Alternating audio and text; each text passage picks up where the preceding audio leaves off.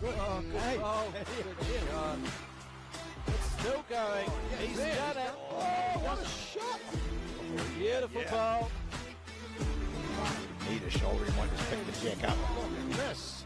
Look at this. Oh, Look at this. Oh, What a goal! look at this. This could Go, be look, good. That is an outstanding ball. Oh, and he's tucked it in.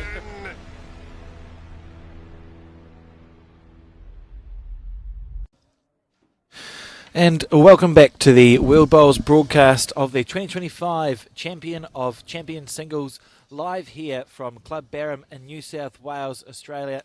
And we're up to the finals day, so it's semi-finals now. We've got an interesting matchup here, Barry, between Norfolk Island and the other people, England. Yep. England's the word I was looking for. Yeah, definitely, mate. Yeah, it's a young superstars of the game in Izzy and Shae. So, yeah, really excited about this match. This is probably what this event is really all about. Young stars winning their national titles to, find their way to a world title. I mean, Norfolk Island and England are a fair way apart, but here they are together today to fight it out in this semi-final. Absolutely. It's been a long road to get here. We've seen Izzy feature before on the broadcast match, but we've this week not seen much of Shae. What can you tell me about her as a bowler? Yeah, Shae's been around quite a while. She does play in all the major events and championships, and comes over to Australia a lot as well. From Golden Nuggets to various other events, and yeah, Shae's spent a lot of time in Australia and playing in all the big championships on the good green. So her experience is really good, and that's definitely helped her come on leaps and bounds. Probably seen her bowling on and off for the last 5 or 6 years, and yeah, just going from strength to strength, and you can see why she's here in this semi-final. Just a consistent player, and as we'll see with one of the things we've spoken about already this week, Alex's unique deliveries and the difference in how people go about it. So we'll see a bit of that here today. Izzy, of course, fairly unique. I was chatting to her family the other day and talking about her delivery, and then you see Shae's a little bit more what you'd call traditional, sort of Australian style delivery. Norfolk Island's not too far away. I've never been. I had an opportunity to go recently, but I couldn't get there. But shout out to everyone over in Norfolk Island. Be on the bucket list.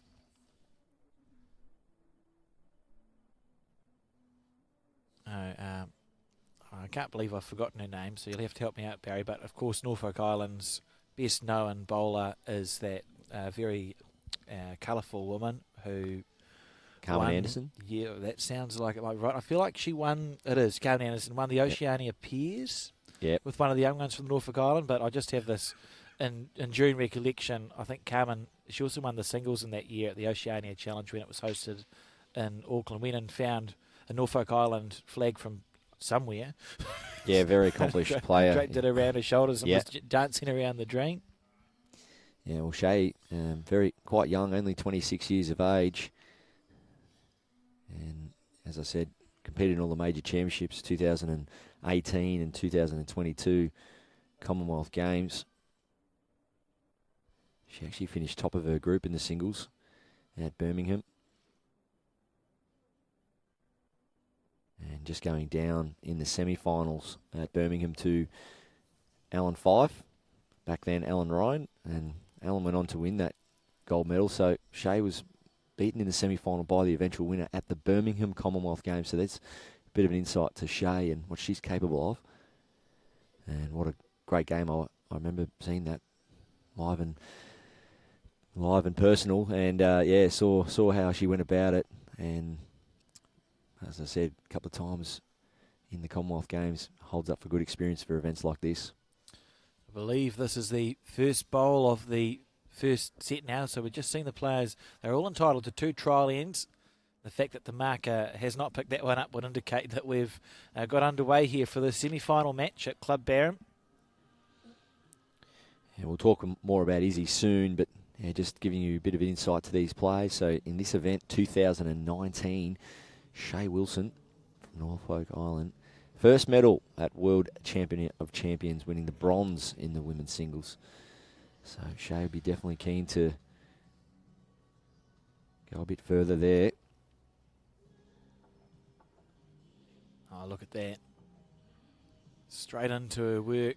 Touch her with the second bowl. Yeah, both bowls right down the spine there. So also competing in the World Championships 2023. And she actually played with Carmen Anderson, the lady we speak of, Alex. And just going down to Malta in the women's pairs there in the quarterfinals. So when you dig deep through their profiles, you start to see reasons why they are featuring here today in this semi-final match.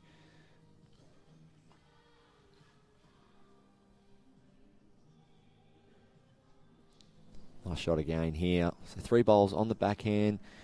Allows you to set up some really good rhythm, hit some consistent line. We have had that opportunity to watch Izzy a few times on this broadcast. Rank and very consistent player. Still, as you spoke, very young in any sport. She's sort of got decades of top-level competition in front of her should she wish to persist. Absolutely. And I just I love that element to the fact that she's come out with her family and friends and a big support, and that's what it's all about. Such at a young age, coming out here all the way to Australia. But yeah, to win that national title, to now go on to represent England, I'm sure she's got plenty of support back home. For those that have decided to stay up. So what time is it in England? It Yeah, must it's be just striking midnight now, so Izzy White off the wing. Well, she's played a big one with her last. Scratched around a little with the first 3, but walked in off the wall nicely there, that little edge. be very happy with that bowl. One red. So 1 to England on the first end of this first set. Showing great composure there. Now you do find bowls followers will get up at unusual hours to watch the bowls. I remember when the Commonwealth Games was in Glasgow, getting up at some ungodly hour to watch men's singles semi-final between Ryan Bester and Shannon McElroy back home in New Zealand. Might have been something like 3 o'clock in the morning. I think I got up to watch that, and not alone. Yeah, I'm a bit that way with my English Premier League or Chelsea. Big Chelsea fan, my favourite football team, and yeah, got up yesterday morning to watch them play at 4:30 in the morning, and I must admit I crashed pretty hard last night. So yeah, it's a bit awkward at times, but yeah, for those that are fanatical about it, it's well worth it. And I'm sure, as I said, right across England right now, there's people staying up, probably laying in bed, watching on the YouTube channel. We'll try not to put them asleep with the commentary. Of course not. Shae leading off on the opposite hand to Izzy in the second end. Yes, that's backhand around the clock for Shae so far, and there might be a few reasons to that. Played on the rink before. As I said the other day, it's always good to remember which rinks you've played on, maybe even jot down some rink notes and find some areas of the rink or certain hands you prefer, and you want to know that at the start of the match ideally and go out there with a plan. Nice shot from Izzy. At an event like this where these players would have played 9 games of section play, you'd be surprised if they hadn't noted down what the rinks do, because it's likely that they've probably played either on an adjacent rink or on this rink in section play. And of course, it's well known too, the other green rolls at least a couple of seconds quicker. So what are you doing with your technique to combat the quicker green and the slower green, vice versa? Are you getting down low? Are you getting hot, standing high? Are you getting more body weight into it? So these players are forever adjusting from rink to rink and green to green. And this is solid stuff from Izzy. Look at that, 3 bowls right around the jack. Yeah, so really pretty much the opposite to what Izzy did in the first end. Just sort of, like I said, just scratch to touch. And then she's doing what Shae did in the first end. So Shae needs to find 4 feet of weight here. It's not there. See by look on her face, she's not happy. Yeah, it's when the pressure starts to build with that 4th bowl now. England holding a good 3. It's a narrow target. You've got short bowls. from the English point of view is a good thing. See what as he opts to play here.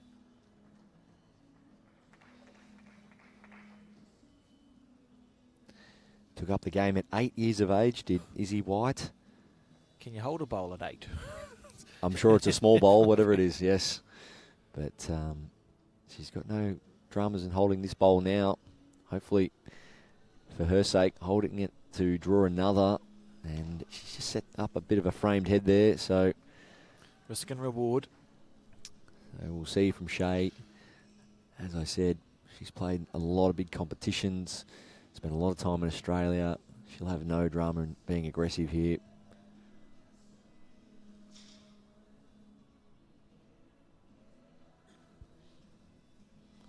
Yeah, it's in the area here. Needs to halve something and stay, or jack clean. Not another hole. We saw too many yesterday. You're kidding me. No, Is it something about this event? I don't understand. I don't think I've ever seen so many bowls look perfect all the way, and then. So if we just keep it on that frame there, Alex, so you'll see those two holes. You know, I mean, if you go through one of those two holes, you are stiff, right? That's the common. But what actually happens though, the less weight you play, the hole gets wider because of the angle of the bowl. So in a perfect world, yeah, Shae does play a little bit more weight there and goes a bit more direct, but still that front end pressure from Izzy created this shot play from Shae, and to go through that hole early day, second end, you're thinking, really? And then that expression sums it up. This is not done a lot wrong there. So let's see. Izzy didn't quite find it on this backhand first end. A few of my pupils from last night did a little coaching clinic. We had about 30 come along for about an hour. It was great. It was great. It was. We were busy trudging along trying to create an obstacle course, Yes. moving the broadcast around. But interesting just to listen in and how some of those basics just to get really set in your game can make a difference. Yeah, it was good fun, and it's definitely a passion of mine. Love coaching, and it's good to see a few people come along last night, and thanks for the opportunity to have a chat to the members. So, great club. Plenty of people around already this morning. Of course, the fields are down to semi-finals now, so it'll be interesting to see how many players get around today. And Expecting a big crowd for the back-to-back finals from 1 p.m. Australian time or AEST. Be quite an interesting atmosphere, I think. I know some players are going sightseeing this morning, I think. yeah, See if they can find a kangaroo or some other Australian wildlife. Shae Wilson, great shot here. Beautiful bowl. No. No, we shouldn't laugh, but you have to, because you just somehow have to smile about it and just go, you know what, it'll change. There's only usually one good thing to come out of being a bit unlucky early on in a game, is because you can say, well, I'll get it out of the way now. When the game's on the line and you need a little bit of luck, you hope it turns then. Yeah, absolutely. Is he willing the bowl on just a smidgen more? Not going to be, so if Shae plays the same bowl again, she'd hope that the bowl or the jack would jump out in front of it.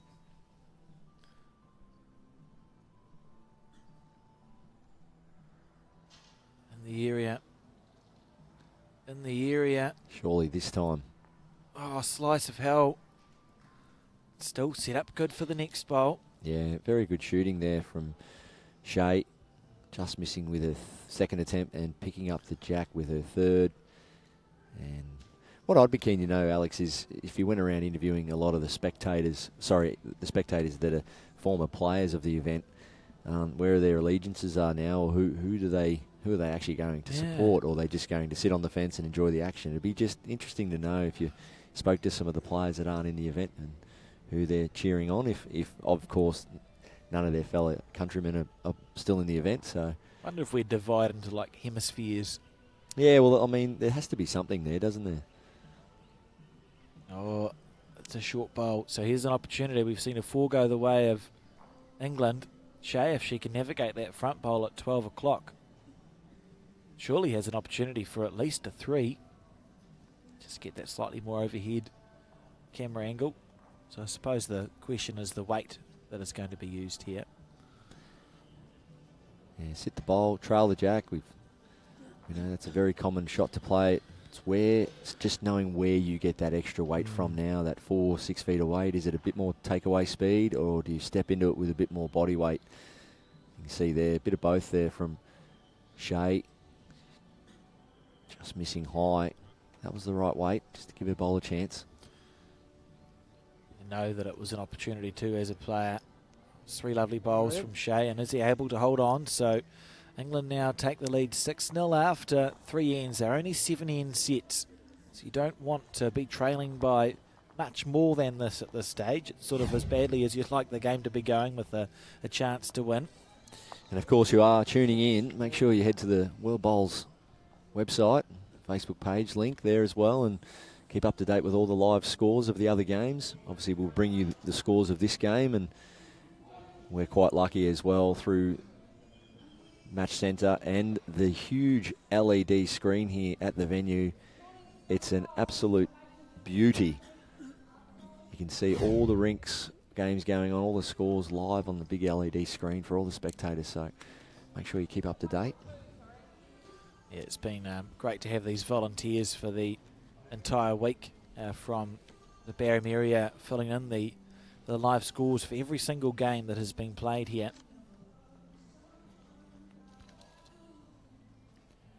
Nice line there.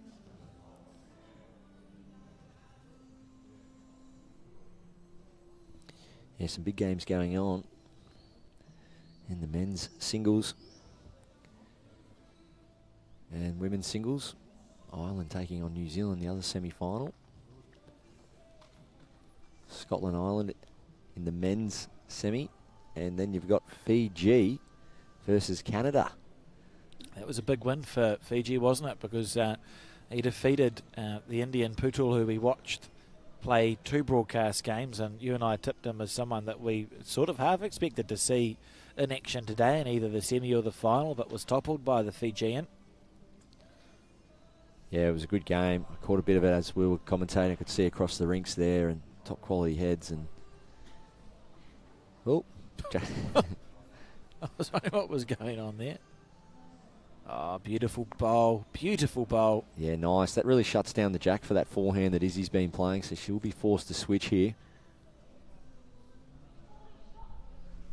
The shot's the one in front.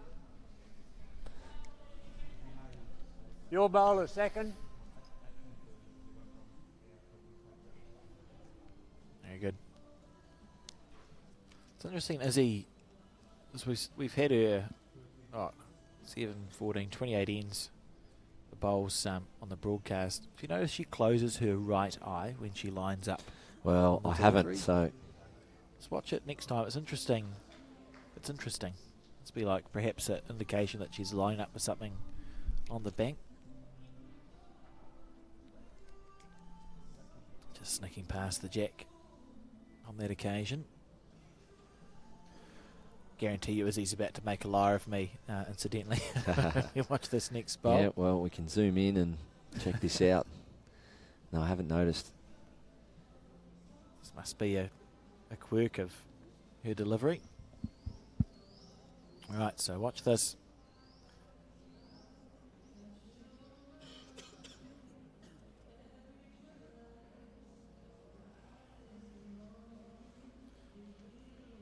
Don't let me down. So it's just like before the release, she sort of closes her eye. See that? Just sort of wink the right eye and then let it go. All right. I'd love to know what, is that just a habit or is it a deliberate thing? I know people that kiss the bowl before they bowl them. I've seen a few different things over the years, but yeah, that's very unique. Yeah. As we've spoken about this week, you will see some very, very different deliveries And that's usually the result of the places where they play. I think of places like South Africa and Hong Kong and Malaysia where I've been lucky enough to play, and you do have to find another way to play certain shots and combat the conditions, and it might mean bigger backswings or rotating the body a bit more for power and so on. So it's the great part of the game of bowls, seeing the different ways people go about it.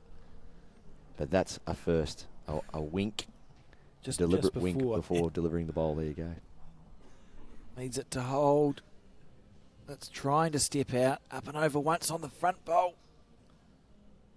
No. She was just trying to maybe turn that bowl of Izzy's out on the forehand there. Just turn it out once. It's another end where arguably Norfolk Island have actually had a better head of bowls. As we see our first score. 1-6 after 4 ends.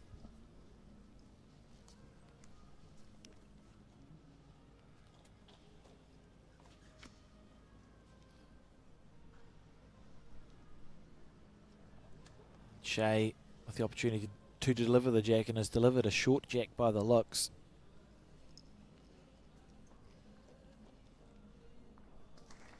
Yeah, Matt up 1 metre.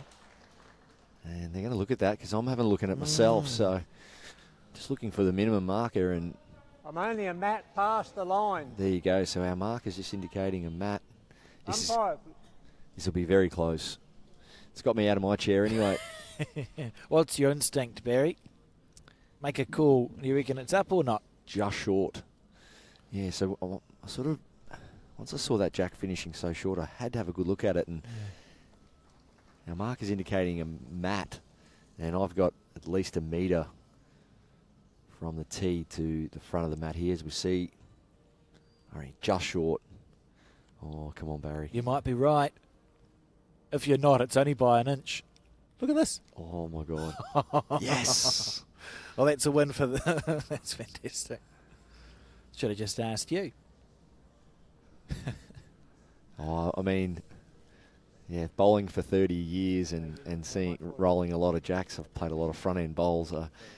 Unfortunately, the reason I knew that was short is because I've let down a few skippers over my journey with a short jack. So apologies there, but well, it's coming useful for the commentary. It's not a great feeling when your skipper stands halfway up the green looking for a short jack and you know you're short. It's not a great feeling at all. So Izzy White leads 6-1, and Shae Wilson from Norfolk Island, lovely weight, just missing under. Must score this end, try and back it up 2 ends in a row. Very smooth release there from Izzy. Young girl from England. Took up bowls at 8 years of age with her dad and nan. There's the current age group national champion, won the Open singles last season, and the I think it's under 26 in England singles this season. How's this for a correction? Yeah, really good, just in behind the jacks. A lovely bowling there. That's what Shae needed. A couple more of those.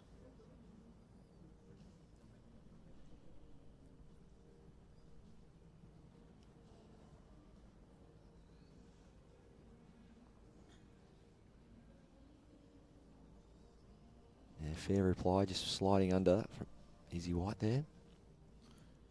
So this rank is rank 5, so it's sort of almost directly in the middle of the green, and looks like it's a more consistent rank than the ones we have been broadcasting on in terms of forehand and backhand not being dramatically different, as we see another great shot from the Norfolk Islander.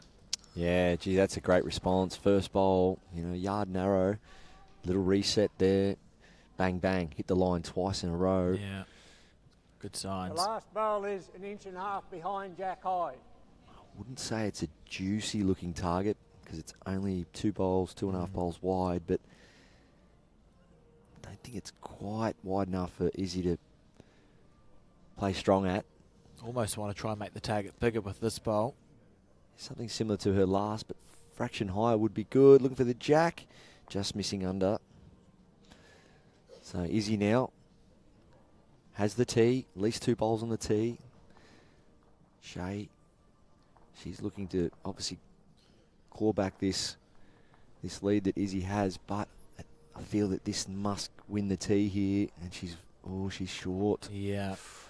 Well, will we see some aggression here from the young English lady? I think we have to, because there's so many opportunities.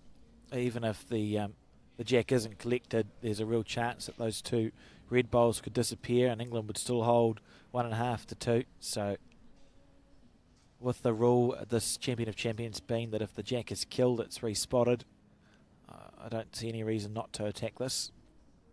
Okay, it's backhand. Let's just look for quicker speed through the arm. A little bit more body weight. Well, just pausing. How much weight will it be? Not sure based on that. Well, it's just through the draw, I feel. Maybe 2 feet. Difficult shot, but wasn't too far away with her first 2 attempts. Needs to hold. Wow. Big effort. So it'll remain 2. It was perfect speed for the shot that Izzy was attempting to execute. Would have been worth 3 shots to England. Yeah, and there's two options there, Alex. You've got to 6 to 3 on 5. you've got to look at it in the way of what feels best for you. A lot of people will just blast that because that's what they're comfortable with. Some people may play the yard, which Izzy chose to do, which she was obviously comfortable in doing. So that's completely fine. But whatever you do choose to do, it must be made up well and truly before you get on the mat, and then tick off on it and then execute the shot. Big effort there. You can't play it much better. Half a bowl tight. Perfect speed, right? You know, it's right in the area. But we do find ourselves in a situation now where Norfolk Island only trailed by 3 shots on the penultimate end of this first set, making her way back in nicely. I mean, it's a fair reflection too, because I think Shae certainly had those 2 ends where she had 2nd, 3rd and 4th shot and just was unable to remove the shot bowl. So had been playing well. It was a surprise to see the score sit at 6-0. Little wink.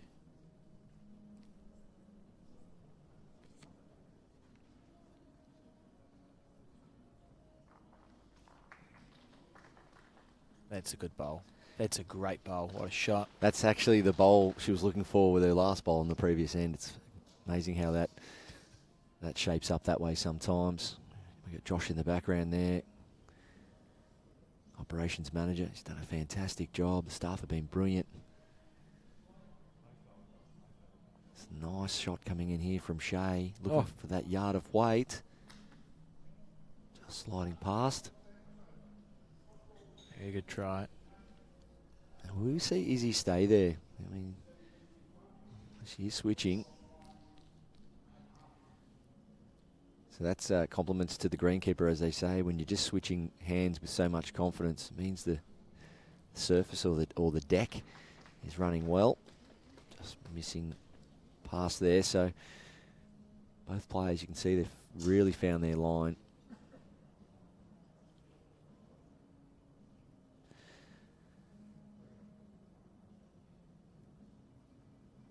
Good again here. Right in the area. Better weight. I think she's done it. Oh, that's class. Oh, what a bowl. A Rest- resting toucher. Yeah, no daylight in there, Alex. That's what it's about. Literally Where is it? perfect. Yes. You're only 1 down yet. Any touch of that shot bowl, and Izzy can be then laying 2 down. She doesn't want to remove her nearest bowl either. So if we see here the way this head shapes, as Izzy looks to play some form of aggression, she doesn't want to chip her front one out and be 2 down. She also doesn't want to just tap it for 2 down. So I feel it's a very tricky shot here. Needs to be careful. Well, might still only be 1, but now it's getting really difficult. It's an interesting one.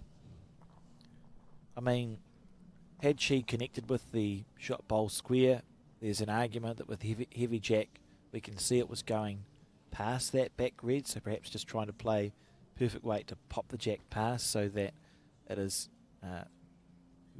that bowl there that would be holding the shot, but she's sort of got half of everything. It's just sprung the jack a foot through, and it's not a nice head for England here. Izzy has to revert back to the backhand, I feel, with her last, unless she's keen to try and plant that bowl out on her forehand. But Shae shut that down on her backhand first. That'd be good for her. So it's on its way.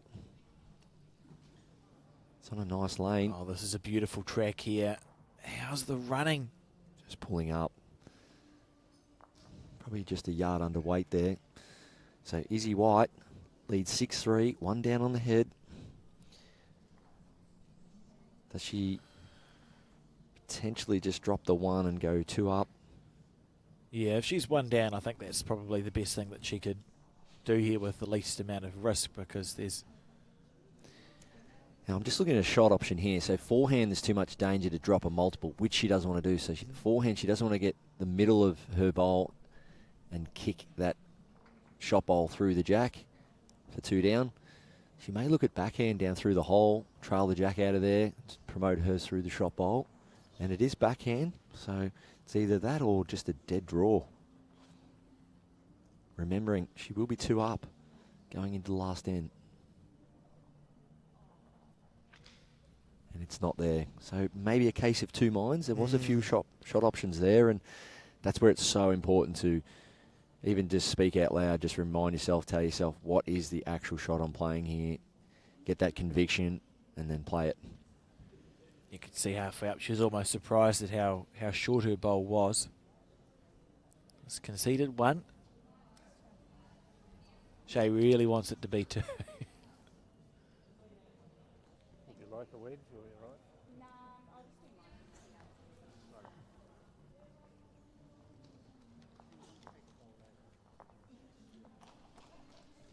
Crowd starting to build. Grandstands in today. First time. They look fantastic. Oh, we're going to get the umpire in. Well, I've had a good look at it from where we are, and I favour it just being the one, but you do often see the bowl laying down with its belly sticking out. You do often see that bowl usually win the measure. That's just sort of the averages, but for me it's still just Izzy's. Hopefully not. I've been right once today. I want to keep it that way. I back you. Yeah, we'd hope it was Izzy's for second shot, because her shot selection looked like it was based on just being 1 down, so she's thinking 2 up, last end, last bowl. It's fine. Yeah, it's a big measure. It's quite a different feeling if you're only leading by 1. Suddenly drawing the set's a real possibility. So our umpire will press the button again to get the reading. There we go. So that reading goes onto the screen and stays there. And then we bring it around.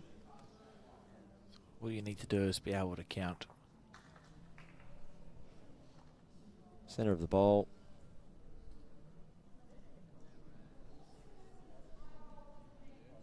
Just level up the marker. So it's in the center. It's coming around. There it is, right in the middle. And press the button again for a new reading. So it is 1. And that means that we go to the final end with England leading by 2 shots. Raced out to a 6-0 lead and has been pegged back by Norfolk Island. Interesting. It's been a well-contested first set here. Yeah, 3 ends in a row now for Shae Wilson of Norfolk Island. We saw early in the match finding a couple of gaps, but that was due to the front end pressure that Izzy was providing. Not quite converting, but you think about that end 1 when Izzy played that big conversion shot with her last.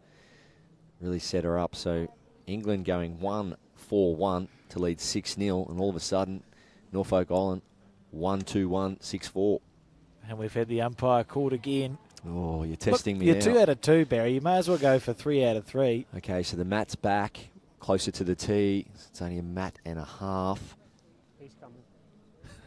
Alrighty. I've got no idea. I've got this one in. Okay.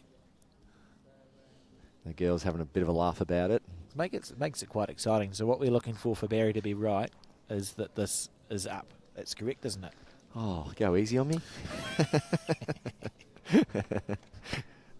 I'm 30 metres away. Well, I mean, you're 2 out of 2, so I back you. Right, here we go. So we have one umpire that walks down to the mat where the player is standing. They hook it on, and then there's a mark on this tape here to indicate the minimum length. Here we go. Oh, my stomach's starting to churn. I'm not... Oh, yes. No. I thought you yes. had it. Yes, no. Yes. Yep. There you go. Well, brilliant.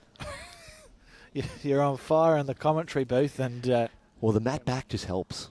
It was a bit further up before, but no mucking around. Shae Wilson straight into it. Oh. So, I quite like that as well. yeah, well, she's got the momentum on the card, scoring 1-2-1 the last 3 ends, and she wants to grab that and run with it. That's a nice start. On the back end. Last end of the set, remember.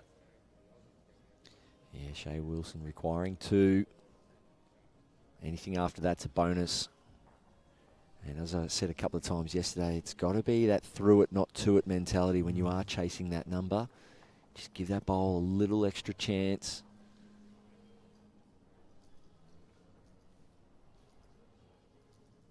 Yeah, this is really good bowling. So after being 6-0 down, it's a big response here from the girl from Norfolk Island. As his heart will be pounding. It's 2 down on the head now. He needs to find 5 feet of weight here, Izzy White. Really good line. A lot of confidence from that. It's not there.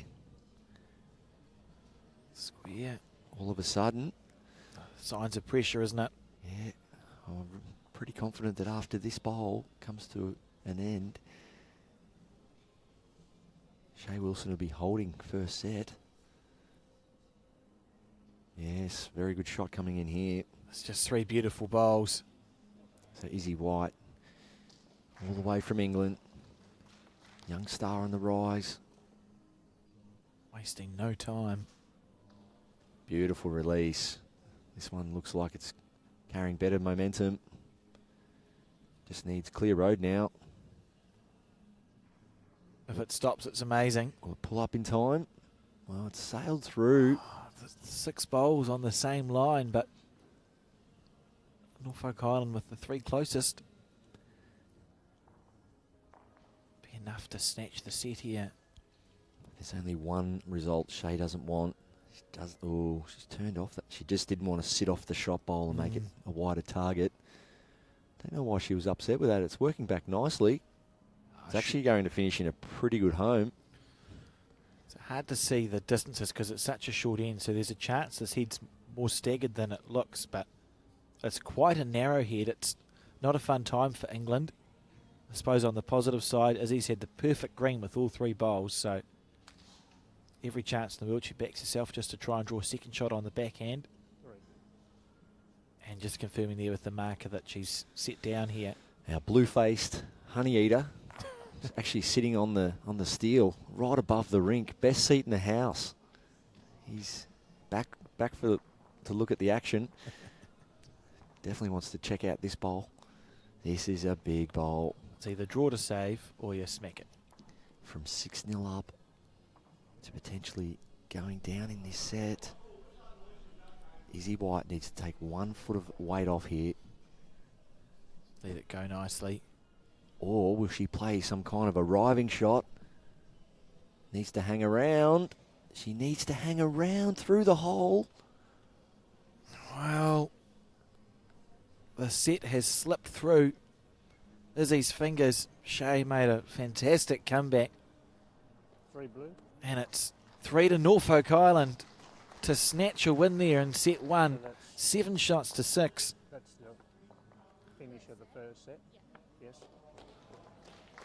Well. We spoke about it early, Alex. Shae went through a few of those holes, and I said if there's one good thing to come of that, Happens early. it happens early. You get them out of the way early, and you shift your focus and try and find some momentum. And unfortunately, there, Izzy played it really well, but she actually went and found a hole. So, but it's a shame for anyone to lose a 3 or 2 there on this head, especially when you've played 3 beautiful bowls down the middle.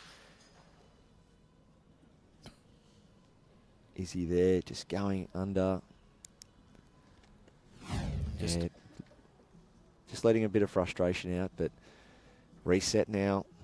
Focus on all the good stuff that's happened this week. To get to a semi-final of a world champion singles, there's a lot of goodness in there. There's a lot of great shots being played. There's a lot of good times.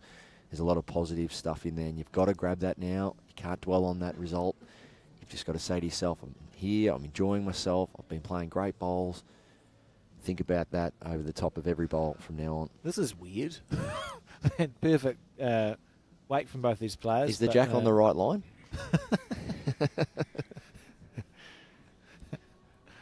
Oh, dear. It looks that way, doesn't it? We had that a couple of times yesterday. Yeah. Jack placed on the wrong, but this is why they're superstars. They've corrected well. That's the difference, isn't it? So 4 ends to Norfolk Island the last set, and 3 ends to England. England winning a 1, a 4, a 1, going 6-0 up. And then it was Shae Wilson, Norfolk Island, kept that self-belief, kept concentrating, picked up a 1, picked up a 2, picked up a 1, and then finishing the set off with a very vital 3 to win that 7-6. So Shae White, all the momentum's with her. And she's got one right on the jack again here. And the common denominator or common theme here is this short jack, mat back, short jack. So be interesting to see here if Izzy White gets that mat back. Will she stretch it out? Sort of half expect that to be the case. Excited to know.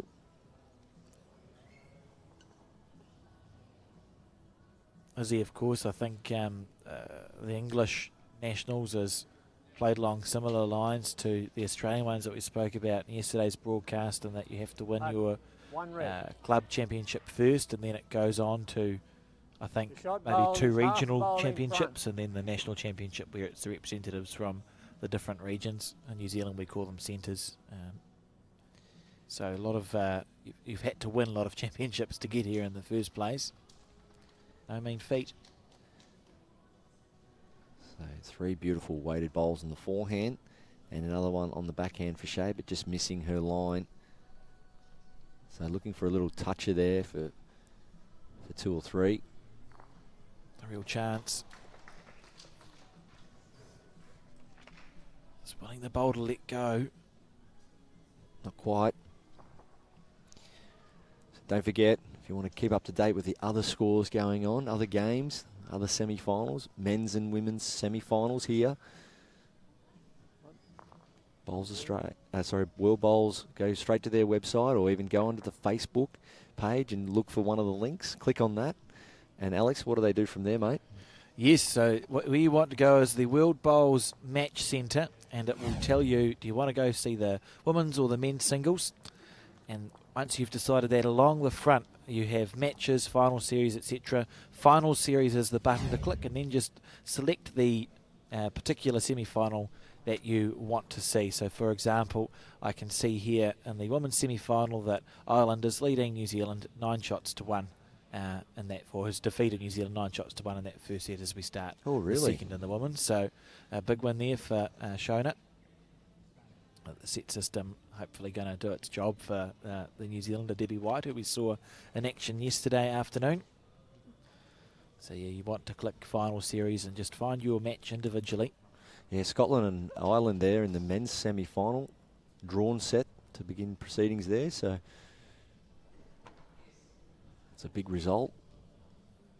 And I can tell you, while we're at it, that Owen Kirby, the Canadian, defeated the Fijian 8-2 in set 1 and is currently 1-4 down in set 2 after 3 ends. So lots of excitement happening here in the semi-finals.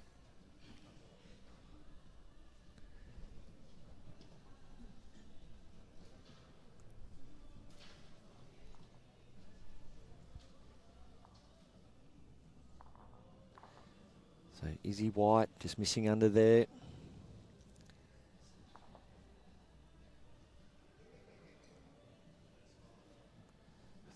That trail of the jack, it's just thrown both players off slightly here.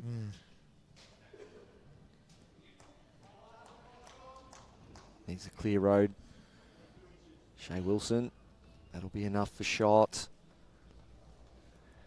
So you'd suspect, yes, it is forehand for Izzy White.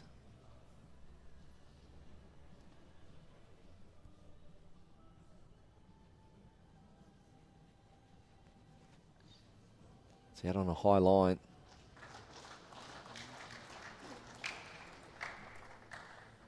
Disappointed with that one. We can see it's just stayed up on the paddock. Oh, the crowd down the other side of this green, enjoying the action between Ireland and Scotland. As Shae Wilson draws another.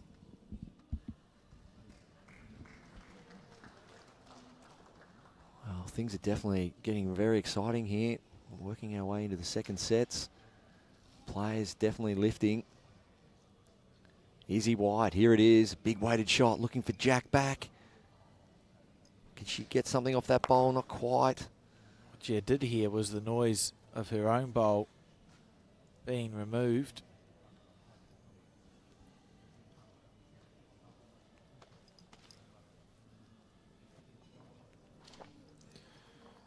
And a big end in the set. Look at that. Yeah, that's great bowling. Good going from Shae Wilson. For a bonus bowl.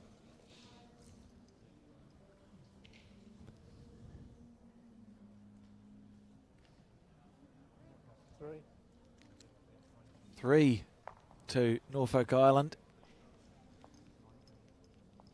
Leading now 3-1 after 2 and just looking extremely comfortable out there.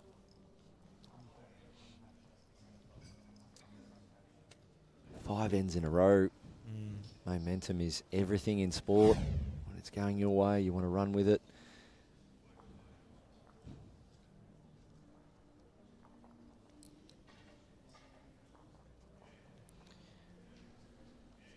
So these players, many of these players out here in the World Champions are trying to showcase their skills in a bid to make the Commonwealth Games team next year in Glasgow, July 23 to August 2. Should be a good games. Great city, great part of the world. Exciting for the sport to be in a space where we're going to be having the bowls in the same place as other sports. So not on a separate venue at this upcoming Commonwealth Games. It'll all be in a very similar space, which is cool, and maybe a chance to expose our game to people who might be there to watch something else and see the bowls on the way. Yeah, the calendar's full. You think of the champions here, then we're off to Malaysia for the World Cup, November 4 to November 8, and then back here in December for the World Ranking Series, which is very exciting.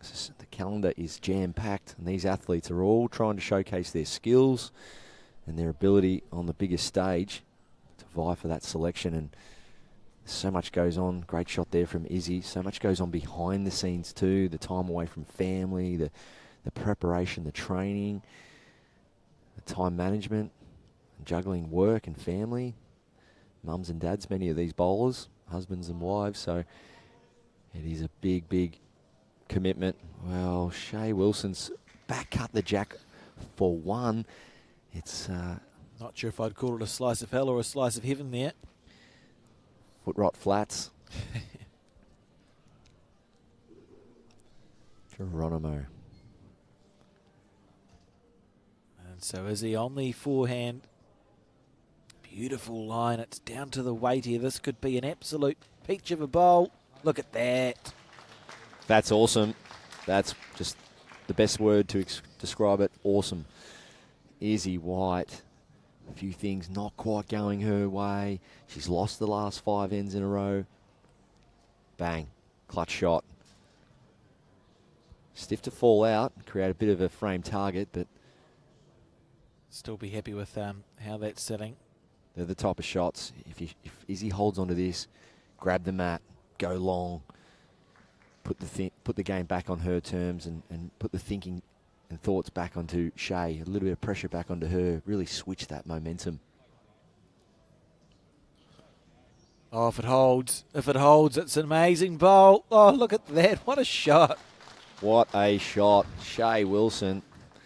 Beautiful. Almost perfect. Wanted the jack clean for 3. Gets a little walk off the bowl, but that's what you get when you're in the area. Beautiful touch. And now, as he's going, well, there's 5 bowls in front to try and navigate on the draw. How do you get there? Yeah, Izzy can't be dropping a 3 here, Alex. Needs to reduce the count, but there is an option just to go straight for the jack here. So it's one of those ones. You've just got to, that's it, back behind the mat, see the shot, get on the mat, play the shot. Opting for the forehand draw. Big bowl this. Needs a clear road. Can she sit something? No, sailing past, so it still will be 3 to Shae Wilson. I think when we reflect on this game, it's going to be that bowl of Shae's when she was 1 down to trail it back for what looks like is going to be 3 shots and take a 6-1 lead after 3. That may make the difference here. That was an exceptionally timed bowl from Shae Wilson. So look at this. Izzy played a bomb. Unlucky that it set out, but still such a hard bowl to play when you think about trailing it back for the Norfolk Islander. She'd been half a bowl narrower. It was no good. Look at this. Yeah, it's 3 threes in a row. On fire. And Izzy, the green that Izzy had was delightful. Yeah, it was. So that's 13-0 across the last 6 ends. So impressive display. And look at this, right on top again. Oh, just underneath the line, actually. Izzy on the backhand. Ball's not over, it just feels, the feel of the momentum isn't ideal for Izzy, but it's only end 4. There's still 3 ends to go after this. There's a way back into this game to force a tie break. It certainly starts, as you said, Barry, with if Izzy can score, we are absolutely going to see a change in length here.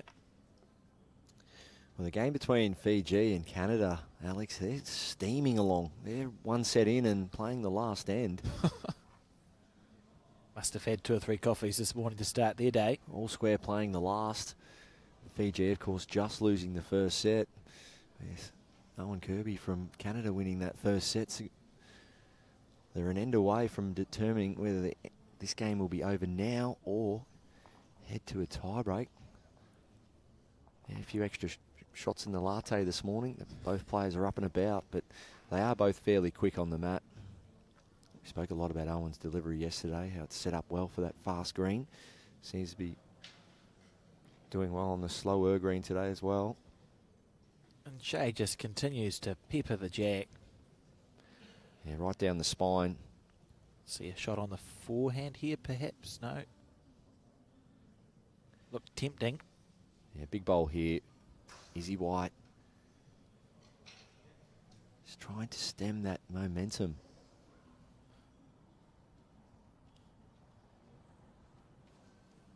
Sort of be interesting here to see. It depends on what Shae plays as to what shot Izzy might be tempted into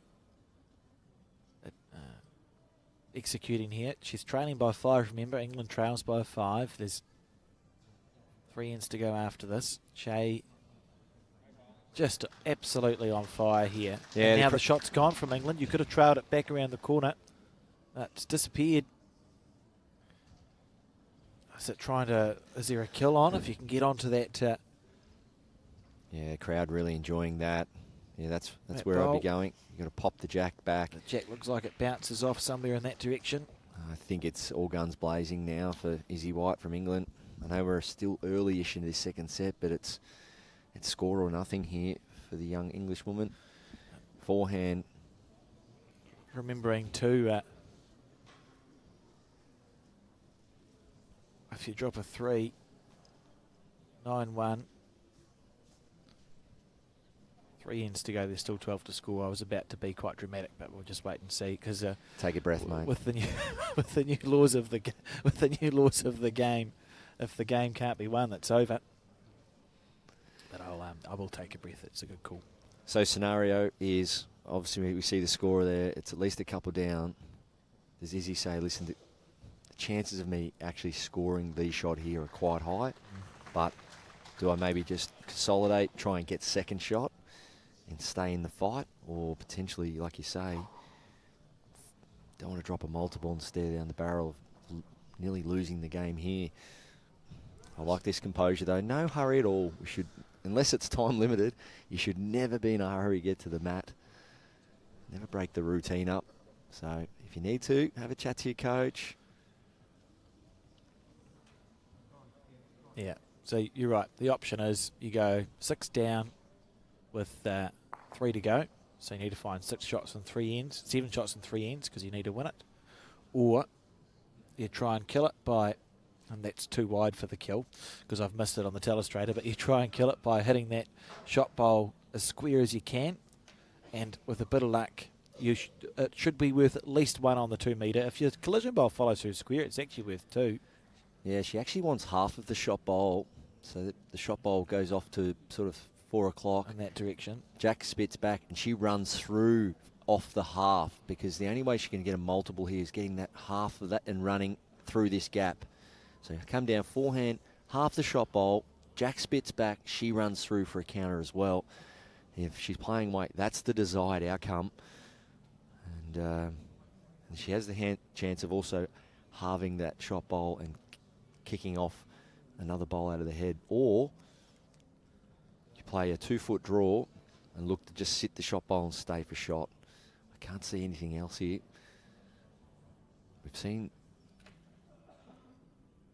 a little bit of aggression. Yes, it is. It's forehand. If it holds, it's brilliant. Oh, there's a second result. Well, May have cut that down to 1. yes. May have cut that down to 1. Courtesy of the weight that she played being enough to move bowls around the corner. It's always exciting when you get something square, isn't it? You get something square, bowls tend to move. And that's why I say you should never be in a hurry to go to the mat. You could see Izzy doing the 360 risk assessment, looking at everything there. And the only way she could get a secondary or third result was to play weight that allowed that. And that's the weight she played, Yeah. and got that result. Whereas if she only had played 2 feet, nothing would have moved far enough. And if she had have overplayed it, the bowls would have left the rink. Absolutely. But it was 2 in the end, so Norfolk Island now take a commanding 8 shots to 1 lead as we start the 5th end of 7 here. So Norfolk leading by 7 shots. If Shae can score 1 on this end, it's over, and she'll be through to the semi-final. Yeah, speaking of which, Fiji and Canada playing the first end of the tiebreak. Exciting times. I can tell you too that in the other semi-final for our New Zealand viewers on Sky Sport, that Debbie lost the first set and is currently leading 5-1 in the second set after 3 ends.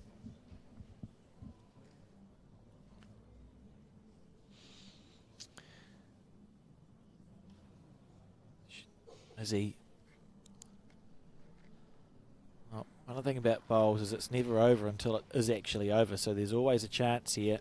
It needs to find something special on this end to kickstart the next 2. 3 ends to go, so technically there's 12 shots of scoring power, but realistically you'd be up in 3s.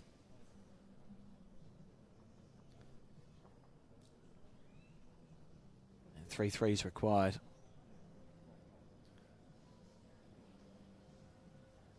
Seen Shae do this a lot in this game.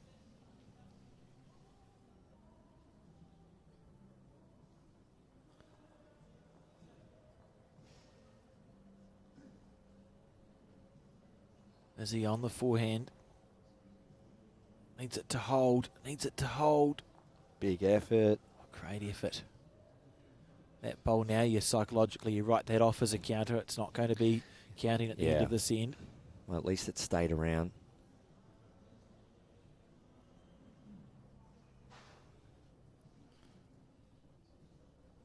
Well, that's 3 very good bowls. Beautiful bowling. Be interested to see if Izzy attacked this on the backhand, if she could get her collision bowl through. She's going to come and have a look at the head now. There's half a chance on the backhand side into there that you get some sort of positive movement. And the good thing is your collision bowl, if you get it square, your collision bowl is going to follow through as well. Yeah, that's right. There is the best option is actually getting split here. So things move sideways versus through the jack. And you just don't want jack movement and bowl movement happening together. Last thing you want is one of these front bowls to run through. So the bigger the better here, because you want separation. You don't want jack and bowl staying around each other. So beforehand, right through this. Drive coming. Yeah, she's played it well. Needs it to hold on. Gee, that got away quick. Well, she's caused to kill it. She's caused to kill it, and that's what she wanted. Needed separation, but not a big chance of scoring a multiple. Yeah. Yeah. That's correct. You look at the head. Izzy's lost her collision bowl, which is what she was hoping she wouldn't do if she could have hit it a little bit squarer. The collision bowl runs through the head square, and then you know you've got your collision bowl on the rink somewhere, but unfortunately it's just shimmied off.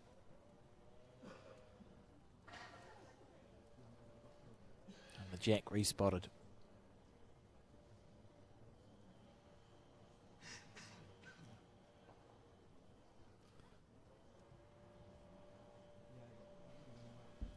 We have seen a bit of everything, though, this game from both players.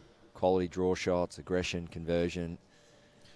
But unfortunately for Izzy, it's just been too consistent from Shae. Yeah, I mean, the most you could score is a 2 here, and it's ridiculous, but you'd almost have to drive this bowl and try and find a 2, and that's still not enough. So, yeah, I don't know. I don't think it's tough. I'm sure Izzy's done the maths here.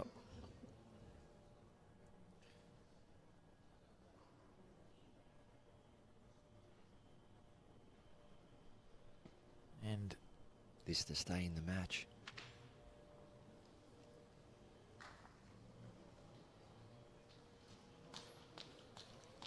Done well. Gets it to hold up. Very good.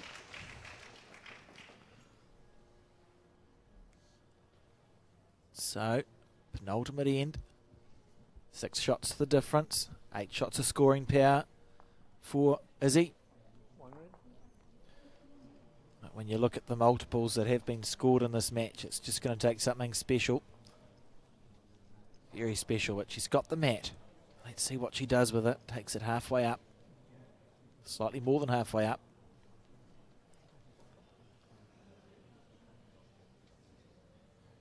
Needs a 3 and a 4 or vice versa. So draw and set is not enough here.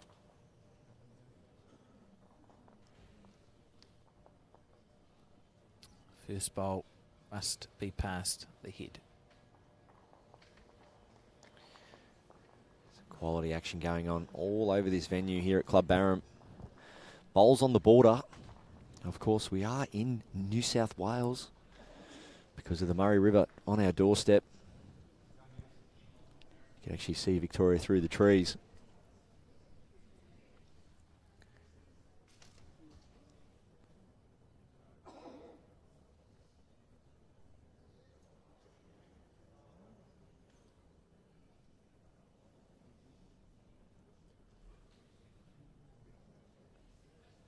Izzy White on her backhand. I started with her first bowl. Jack would be nice. Look at this. Almost. Oh, lovely effort. 2 good bowls there, though. They're in catching positions.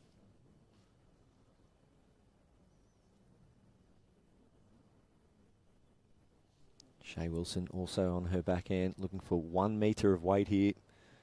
Well, Good speed, just missing under. Almost shot. here's a huge bowl for you. So you can trail the jack back and hold a 3. This is the best head that we've seen to set up for a 4 for England so far. She's got 2 bowls past the head, which are functioning as nice catching. It's a good play from Izzy. Matt up into a new position. Yeah. Jack right up on the tee. This is close here. Trail the jack for 3. Get down a little bit onto the jack square. Beautiful bowl. Unlucky not to have gutsed it a little more than that. But good stuff. Keeps the door open for the ability to get a 3 here. Where there's life, there's hope. As we see Shae on the back end as well.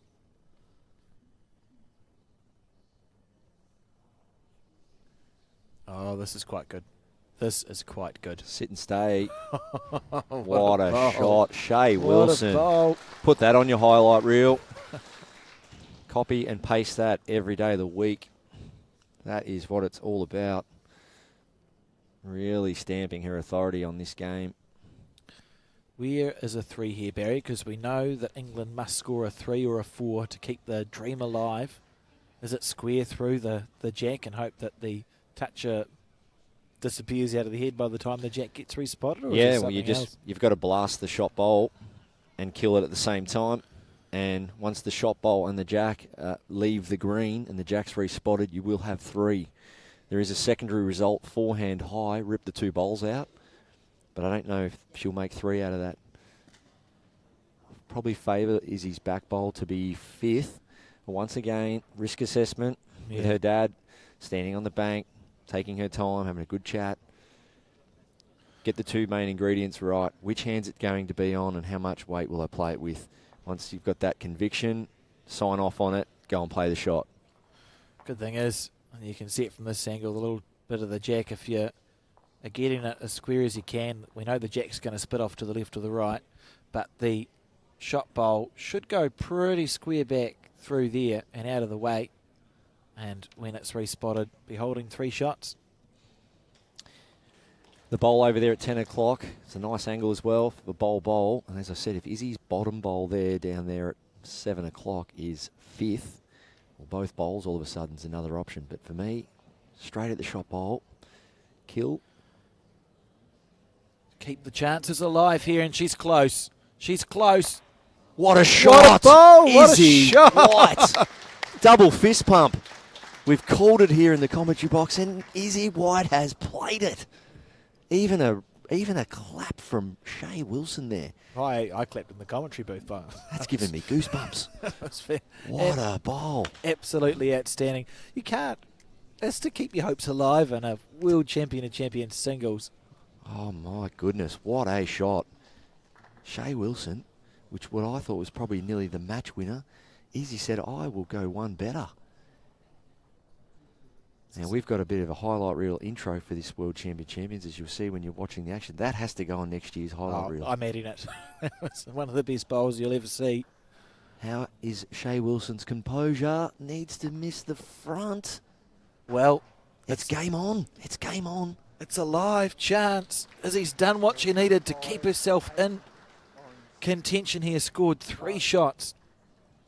That's why you don't hurry onto the mat, ladies and gentlemen. There is so much to be thought about. Plus, you need to control your emotions. Shae Wilson playing top quality bowls to lead this game. 8-5, but to her credit, Izzy White, she's up for it. She's up for the challenge here. She must score a 4. Look how the head's sat.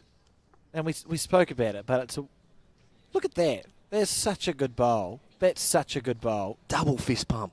Love that. Just outstanding. Yeah, fair enough. Whatever happens from here on in Izzy White's career, she will remember that bowl for the rest of her life. And that will give her so much self-belief at any level, at any stage. She will grab that shot, put it forefront of her memory, and take that into every game she should play. Because the degree of difficulty there was so high. And we drew it up that the bowl squared through the hole. She actually got half the bowl. Yeah. And it went out to the side. But Shae Wilson now needs to go back to that composed, structured bowler she has been for the last 6 or 7 ends. Is he still doing everything right here? Absolutely. Chasing a 4 on this end to force the tie break. She's got a bowl slightly past the head and counting. Oh, how good is bowls? Must reach here, Izzy White. She's done it. So 2 of the 4. Only bad thing about that is any jack movement now is going to make it more challenging, but she's holding 2. Shae Wilson. Just a bit of a momentum shift happening after that bowl. But like she has been for the majority of this match, just composed. And if that goes turning away, that's bowl. Very hidden. Crowd appreciating that bowl. It's probably a cannon coming up with the 4th bowl of Izzy. She'll just draw to add to the bunch with this 3rd shot and then find a way to make and hold the 4. Fiji are through, ladies and gentlemen, in the men's singles final. Rajnesh, what a player he is. Izzy White. Yeah, great bowl. And just lining up that, we'll wait for Shae to play her bowl first. She may take away the shot.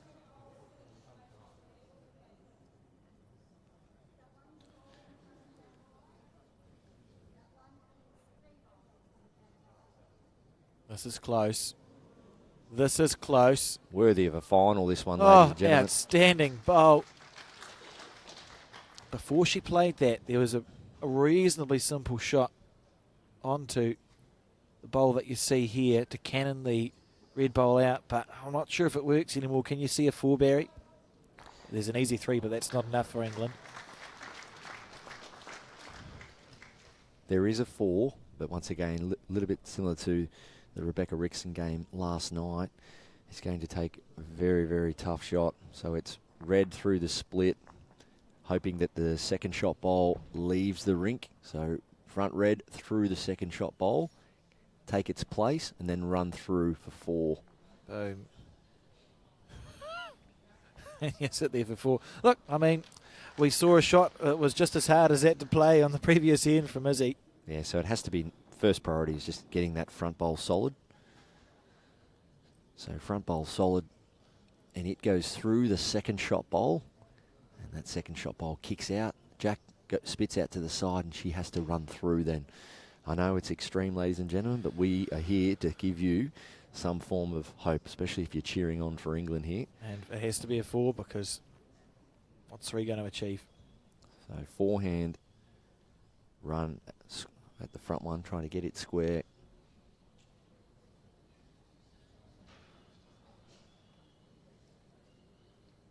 Missing under. And there we have it. Congratulations to Shae Wilson from Norfolk Island taking out the win in that excellent semi-final. Excellent stuff. Thank you very much for joining me in the commentary booth. And we'll just have a look and see what the other semi-finals are doing before we go off here. So I can tell you that in the other women's semi-final between Debbie White, Debbie and Shona are 6 apiece as they drew the second set. So I think we are going to see a Norfolk Island and Ireland women's final. And we'll just wait just a second. There's a bowl coming down from the Scottish participant and the men's champion of champions. Yeah, Ian McLean, just trying to get a good look at that head, just for our viewers that are listening at the moment.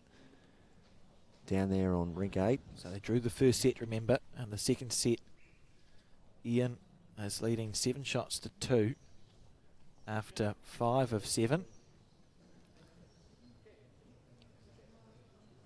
And you can find the results on the match centre. We'll wrap it up here, ladies and gentlemen. We're back at 1 p.m. our time with the final. Sit back and relax and enjoy some highlights from that semi in the meantime.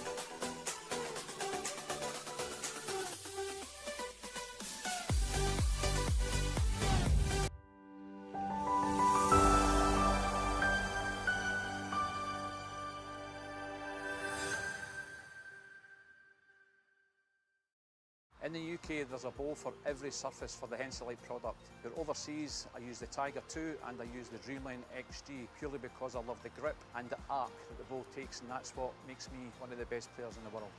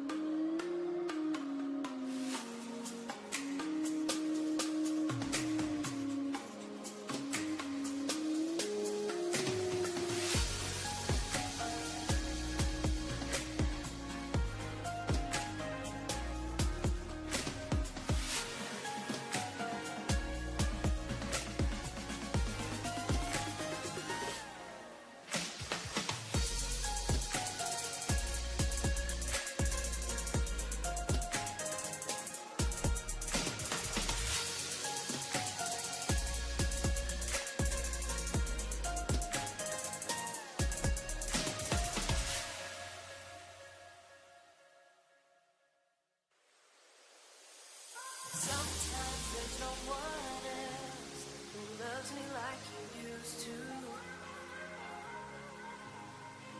Sometimes we're not ourselves.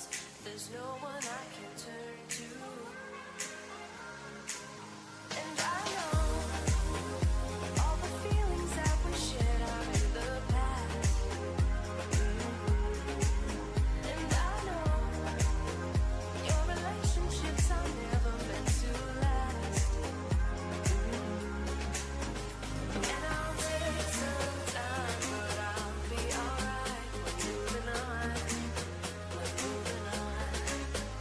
I know times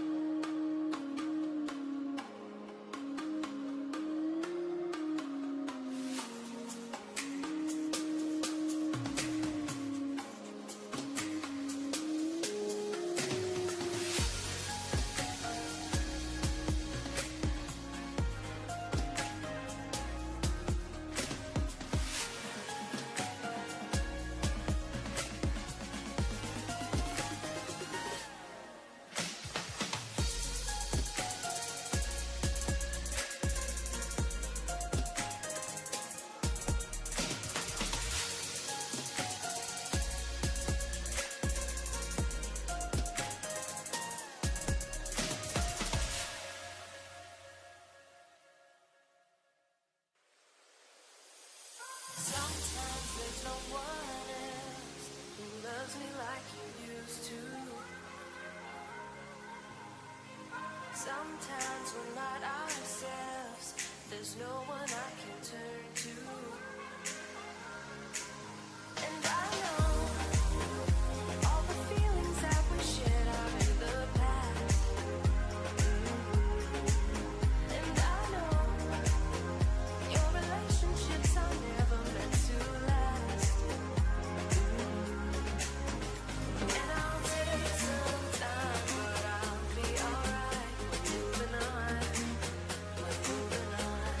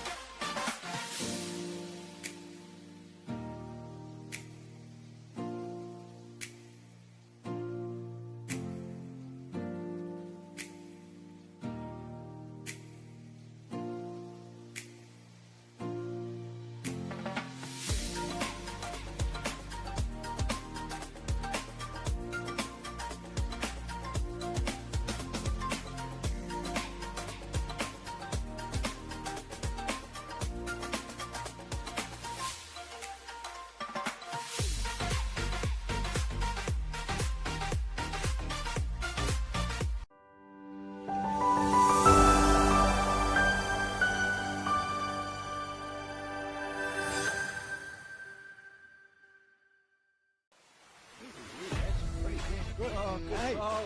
Good shot. It's still going. He's done it. Oh, what a shot. Beautiful ball. Need a shoulder, he might just pick the jack up. Look at this. Look at this. Oh, Yeah, this. oh, what a goal. Look at this. Could be good. That is an outstanding goal. Oh, and he's tucked it in.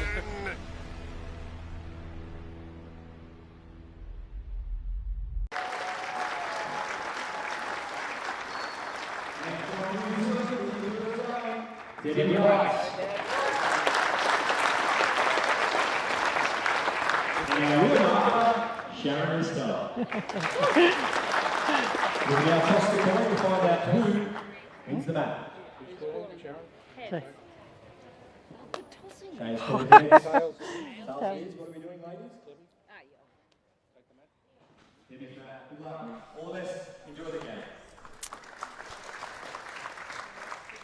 Great stuff, and there we have it, the start of this World Bowls Champion of Champions women's singles final between Debbie White of New Zealand and Shae of Norfolk Island. My name is Alex Reid, and delighted to be joined in the commentary for this one by Barry Lester and our special guest Josh Thornton with some local knowledge to give us for this game.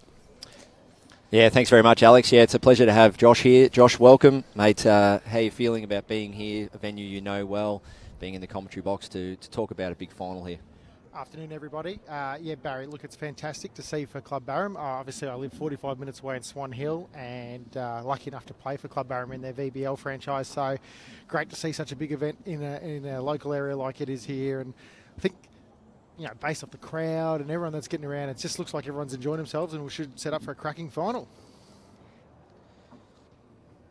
Yeah, I caught up with both players before the game, and Shae mentioned the 2019 that she came close over in Adelaide, and she wants to definitely go one further here today. And the New Zealander Debbie White in the same boat, 2019, just falling short there as well. Debbie White picking up the silver and Shae Wilson picking up the bronze. And both players in the pre-match interview mentioned that event, so one of them's going to definitely go one or two further. Just to explain what's going on here, we can see that it's trial end, so as has been the case for the entire event, the players get to go there and back again before every game. Yeah, it's a good two ends to find where your line is, get that speed. I mean, the speed shouldn't have changed from this morning's semi-finals, but again, from rink to rink, sometimes those lines can change. So that's a good indication of getting what you need to do to be prepared for the start of the match. So let's just have a look at the actual conditions here. 40-metre artificial surface, and the rink width is just on 4.8 metres. Green speed around 14.5 seconds. So they're the conditions the players are faced with, and also a great crowd both sides of the rink, some corporate hospitality, some grandstands, and it's now just up to the athletes to put on a show for the crowd.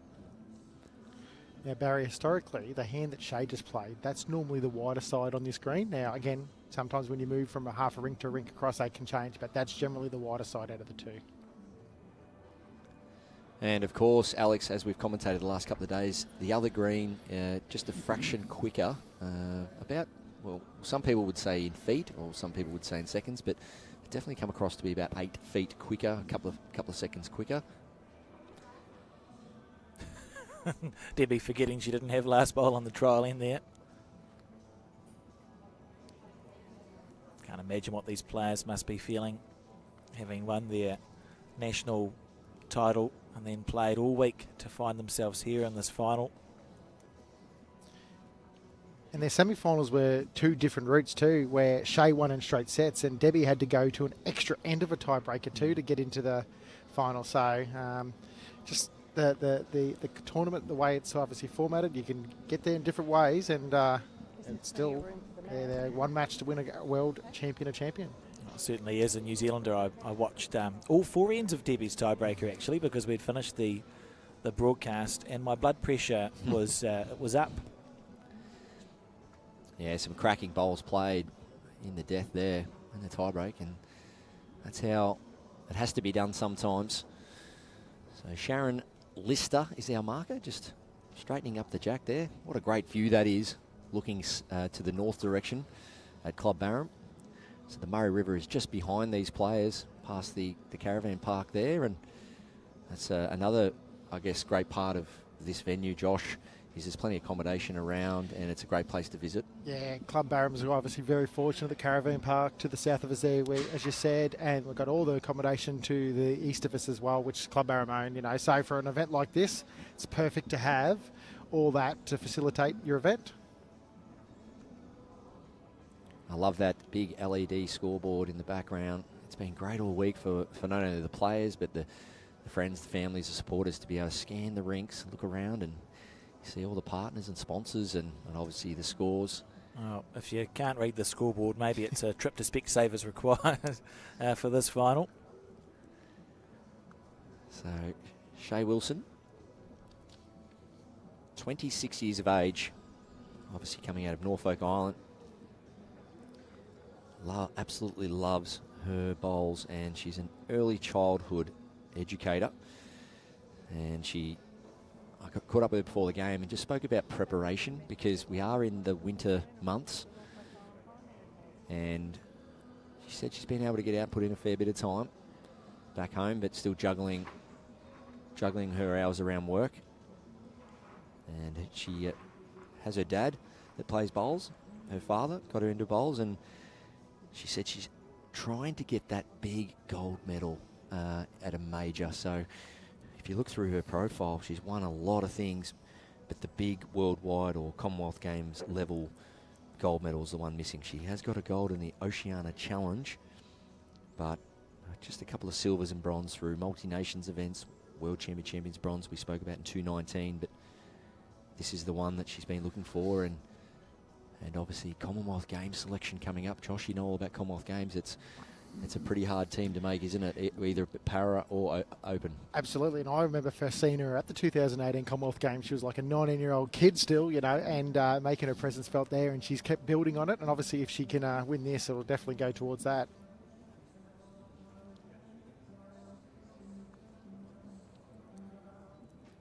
Yeah, she's using Greenmaster bowls. Greenmaster Premier size 3. And Debbie White using the Henselite XGs. And as you see there on Shae's bowl, red bowl with a red sticker. And Debbie's, yes, black bowl with the blue sticker. So it's pretty good going. It's not going to be confusing for this broadcast, right? Debbie White, of course, from New Zealand. And we'll get Alex to do some pronunciations, I think. 62 years of age. Loves her bowls as well. She said she lives and breathes for bowls. And city, country of birth, Cambridge. Tell us a bit about Cambridge. Cambridge. There you go. Cambridge. Cambridge is a little town in the Waikato region, as the crowd claps for this final to start. And she plays her bowls out of the Hinuera Bowling Club, which is not far away from there either, resides in Matamata. And the interesting thing about the Hinuera Bowling Club is that it's a 40 metre by 40 metre green. It's the only one we have in New Zealand, only natural 40 by 40 metre green. So she'll be feeling totally at home here in regards to the distances. Sometimes it can be a bit of a surprise when you're used to the smaller greens. Absolutely. Bank officer by occupation. She does have that bank officer or accountant look, that real steely, focused look. Does Debbie White, and she's been so consistent this week. You see this beautiful technique. It's nice and low, gets that torso forward, beautiful. Setting her up for really good performances this week. Both players said out of the two greens, they just slightly preferred this green. And I'm pretty sure this is why. What a start from Debbie White. Yeah, she's known back home in New Zealand for her ability to play good bowls under pressure. So, as most good bowlers are, when the going gets tough, that's when you get the best out of Debbie White, if she has that opportunity to play a winning bowl. Yeah, for our viewers tuning in now, it went to a fourth end, the semi-final. What a start. Between One down. Ireland and New Zealand, and came down to the last bowl, last delivery, with Debbie White having about 4 feet to draw the shot, and she drew a front toucher. You called it heavy out of your hand too, Barry. It technically was because she did move the jack, so. But I knew it was going to be slightly heavy, but still shot. But she did it. It's great signs early, both players down the middle of the rink, getting their line early. Of course, Debbie on the western side. Shae now delivering another one on the eastern side of this rink. Backhand.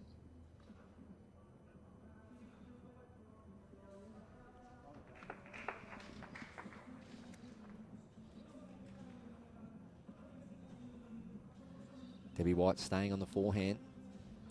Not a lot of correction required. She does make contact with the shot bowl. It'll be very handy. Nice arc back to the centre line. This is the hand you said Josh will generally get back.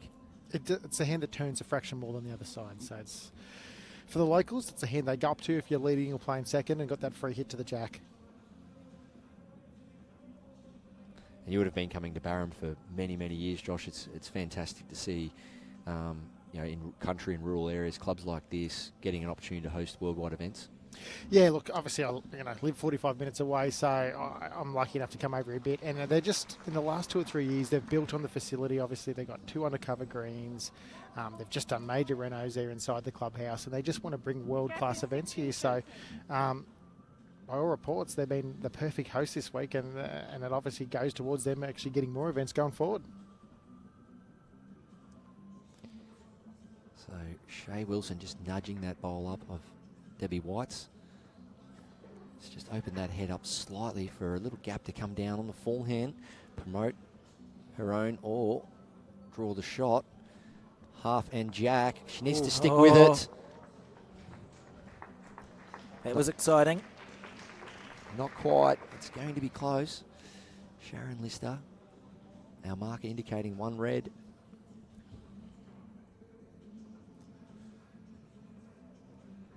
And that's where if you miss long, Barry, it can come in handy like a shot like that.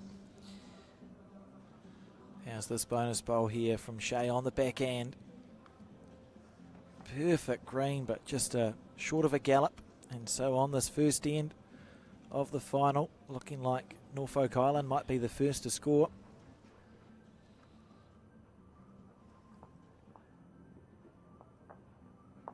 Maybe. Fair enough.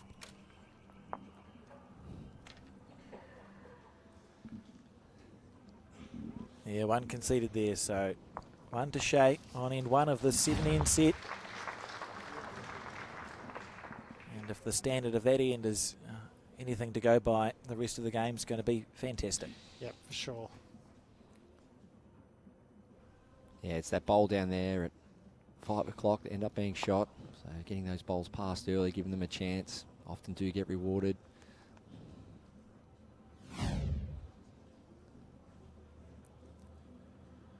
So the jack has been delivered on the shorter side. Earlier this week we saw a lot of jacks that were delivered to the tee, and it just seemed to be more challenging to consistently place the bowl over that longer length. So the players seem to have today and yesterday been preferring those shorter jacks. Absolutely, it's really good to see players doing that, Alex. When there maybe things aren't going their way, just do something extreme, mat up or jack short, something like that. Just take the opposition's rhythm out of things and create a bit of your own. Debbie White there on the backhand. Body language suggests she didn't really like it at release. You can see she's just pushed it high. Decent weight. What I really love, part of this event, of course, we've got players from all around the world. And it's great to see, but 3 of the 4 remaining countries are in the Oceania. Of course, New Zealand, Norfolk Island and Fiji. Great shot there from Shae Wilson. So that's a big achievement. I think that will be definitely spoken about moving forward, that it's not about little countries and small populations. It's about just getting out there and doing your best, and it's great to see, and well done to those remaining countries involved in these finals. Needs it to hold on just a smidgen here, Debbie. Just open the head up. Getting to your point, Barry, about the little countries, it just, if anyone obviously watching at home on the feed, you could be anywhere around the world and you could end up playing an event like this if you have a crack at your sport, you know, so I reckon that's a fantastic pathway. Yeah, well, look at Australia. You know, we managed to beat India in the cricket somehow. We're 26 million people and they got billions. And the man to our right, Joshy, Alex, he comes from a country where they've got 5 million people and they dominate in rugby. So it just goes to show. And we cling on to it too. we do just had a bad game against South Africa, so let's not talk about the rugby too much. Whoops. No, but yeah, it's great to see whether you're a small club, small country, etc.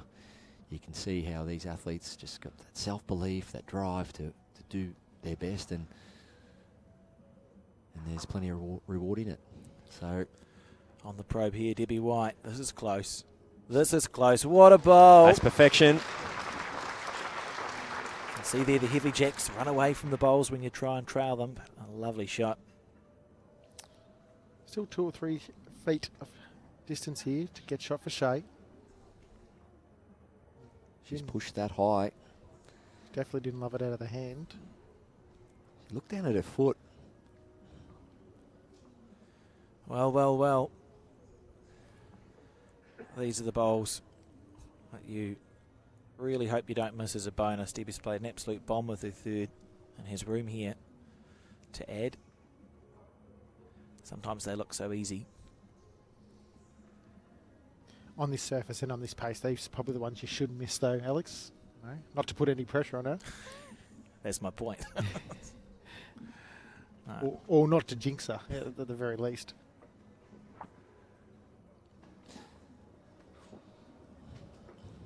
Good bowl. So 2 shots to New Zealand. Or maybe 3. That back bowl of Shae's is further. Sorry, there's food. How good is that for the... 1-2 after 2 ends. Oh, it was 2, yeah. For the corporate things. They've done a great job here, cluBarham, and just making this such an experience.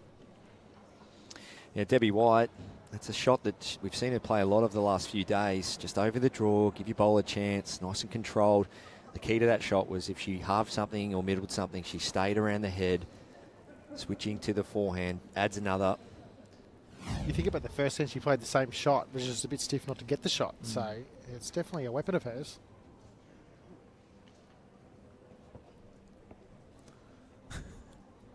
Well, that is great operation. Food out, staff back to their places.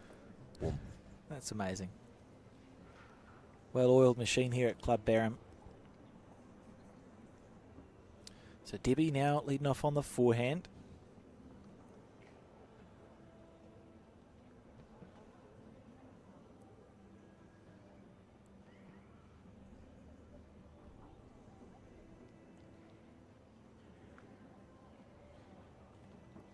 Really nice arc. You can see that black line.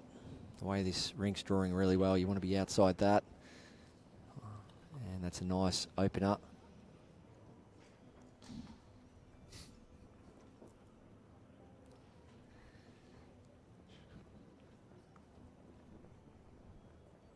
Shae on the backhand side, so leading off on the opposing hand. And it's hung around for a very good first shot. She's done that on a few occasions on her backhand this direction. Managed to get one in close.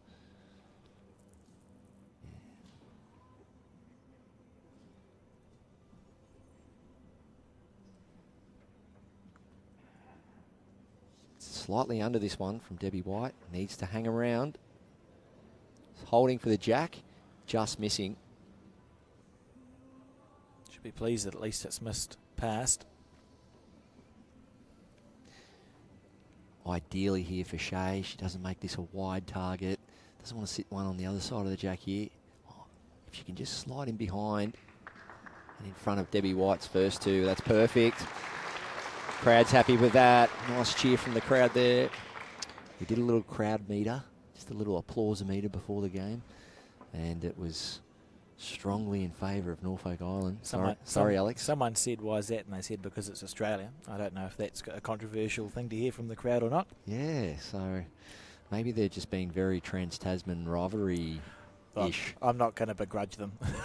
So I think, look, we know that they're both players. There we get Debbie White just missing under, great shot, but I think it's just a bit of the underdog mentality, the small island of Norfolk versus the bigger sister or brother in New Zealand. I feel that anyway.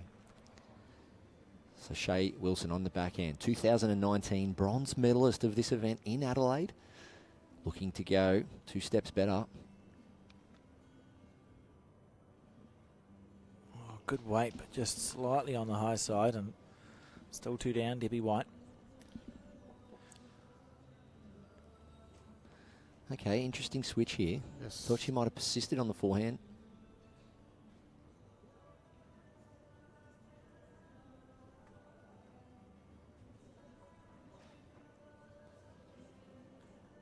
Well, Debbie didn't seem to like it, but it's not too bad. Just missing high. Oh, lovely effort. Good try. And again, we talk about these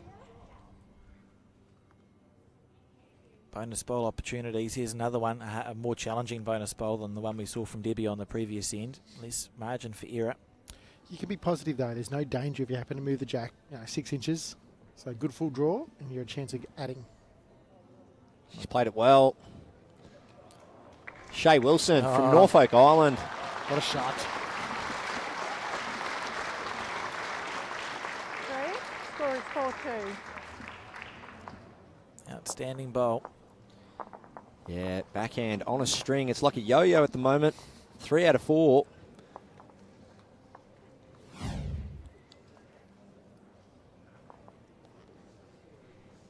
You'd use the vernacular dinner plates, Barry. Dinner plates, Dinner plates. tea towel, pillowcase. Yeah, love the dinner plates. If you're drawing inside dinner plates, you're having a good day. That's inside the dinner plate. 3 of them end up being inside the dinner plate. That's great bowling from Shae Wilson, 26 years of age. She wants to make that Commonwealth Games team next year in Glasgow. She wants to win the gold medals. As you said, Josh, a young star. You saw her in 2018 on the rise. Here she is on the world stage again. Nailing jacks. What a bowl. Barry, how crucial is first bowl and singles play? Oh, when they lay down like that, well, happy days. But definitely, yeah, you know, my theory's always been through it, not to it. And as a lead, that bowl went through the jack then, not to it. And it's definitely important, mate. Yeah, if you're not just on it, you've got to be just behind. And when you look at her consistency, Shae White's consistency, they've been around that marker so far. And that's only been the difference, just causing Debbie just to chase a little. And you know yourself, Josh, you don't really want to be chasing after the first couple of deliveries.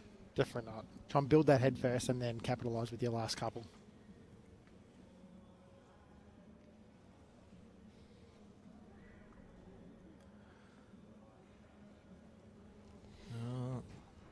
So for rhythm purposes and just consistency purposes, Shae stayed on the forehand, but they're always, when you've got that front toucher, there's a bit of risk of opening it up, but that's brilliant bowling. I was going to think that maybe Debbie might go to the backhand now. It's kind of framed that way a little bit. Yeah, work off the split. And if she does elect to play weight here, for me it's weight definitely to stay on and ideally get to the tee area if she misses. Well, she's on the high side.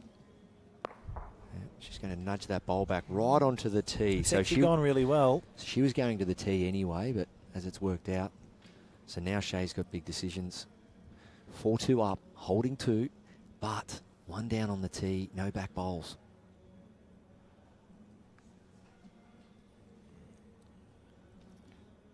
Certainly looks from this angle that the jack's essentially going square back if the front bowler's hit. I suppose if Debbie gets more of the split, it might go back more to the right in the 5 o'clock direction on your screen. It's a bowl jack low.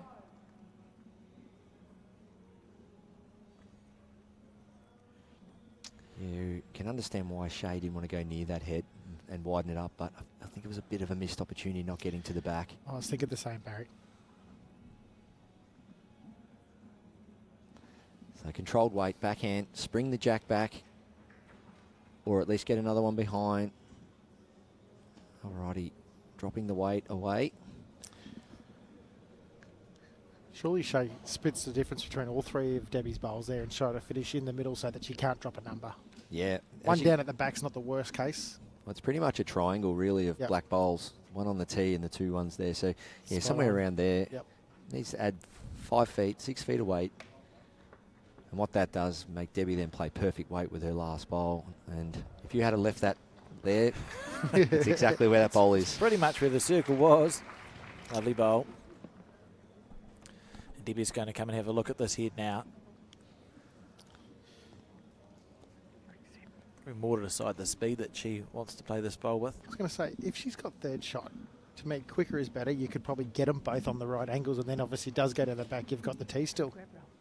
Yeah, exactly, JT. It's actually important to know here whether you got third or not. I'm favouring Debbie's, but that jack-eye bowl might just sneak in. You don't know. Sharon Lister indicating.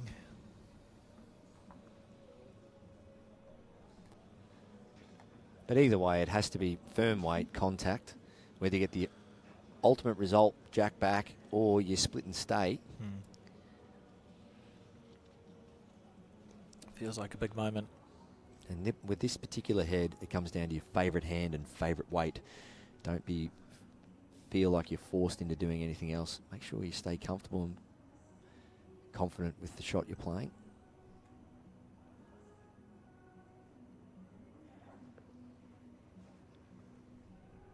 It's on a good line. Is it there? Needs to hurry. She's trying to spring the jack. Big attempt. Lovely effort with that far more controlled weight. It's going to be 2 to Norfolk Island. So this 2. Score is 6-2 after 4. set nears the last part. So in the end, it was just a arrive shot. Look to work off the wing bowl or just turn the shot bowl once and stay.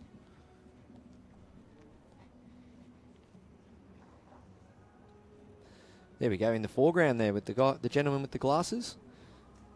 Jimmy Yates. Jimmy Yates. Former world indoor pairs champion. Just inducted into the Bowls Victoria Hall of Fame. Yep, it's a bit of bowls royalty in the house. They could come on as a super sub if one of the players need a hand.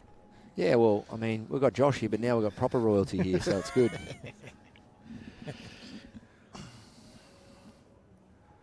Shae just methodical.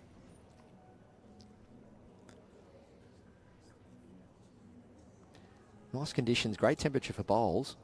It's been a bit cool the last few days. Oh, wow. Nailing jacks for fun. Great bowl.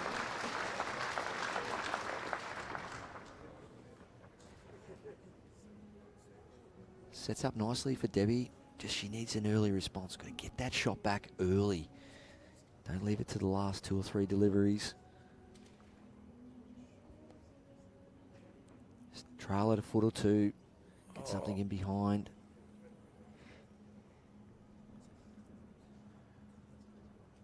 Okay, probably a yard shorter than what she'd like.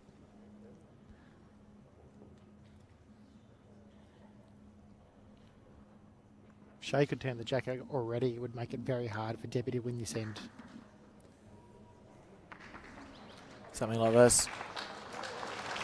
That's beautiful bowling. You say 4 touches, you get a bonus.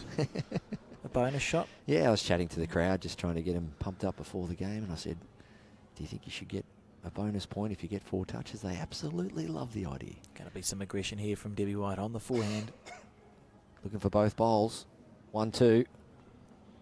No, just pushing it high. That's where you want to be, though. It's good speed, isn't it? Now surely Shae now again reaches, turns her own bowl over, and if she misses, she gets to a good covering spot. Yeah, I'm just thinking if she just gets to the tee now, does Debbie still play big weight? Make her play that hard, fiddly little 4 feet kind of weighted shot. I think so. There's actually a world where Debbie doesn't move the jack if she plays that weight right and gets a good connection on the two red bowls. I think we're going to see a commitment here. Your black bowl? It's close to 3 feet, the gap. I thought it was a pretty good stroke. Yes, she pushed it a bit high, but I thought it was a pretty good stroke. So I think she has to be pretty confident with that actual delivery, the feeling of it and how it came out. So I think stay committed. Rip these bowls out. If she happens to stay for 2, that's a bonus, but at least get both out and go from there. Back the weight off. Looking to play some kind of arriving shot here. It's not far away. This is very close here, Debbie White. Needs to hurry for the shot bowl solid. It turns away. Lovely effort. Lovely effort.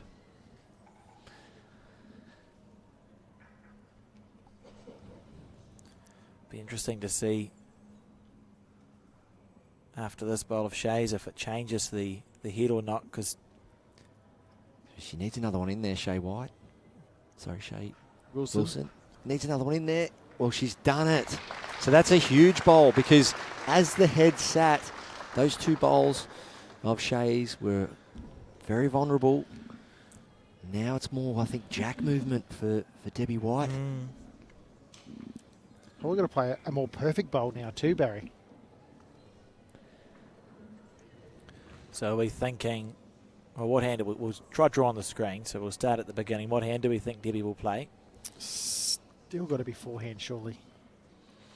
Forehand, there's no reward if you're a bowl narrow.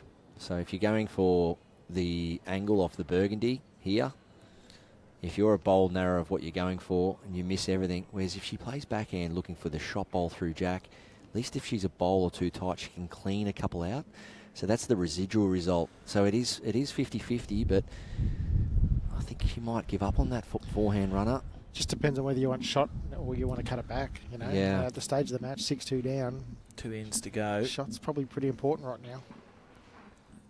Opting to play well, she's lining up like it's going to be the forehand. Has to be more weight. Huge moment in this set. Has to be enough weight that she can still get the wing bowls.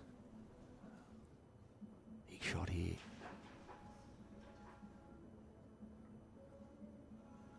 Quicker. And that's not far away. Good Debbie area. White. No, it's going to have to be a hit and run. Well, not getting down in time. It's a lovely effort. 3. After 5 ends, score is 9-2.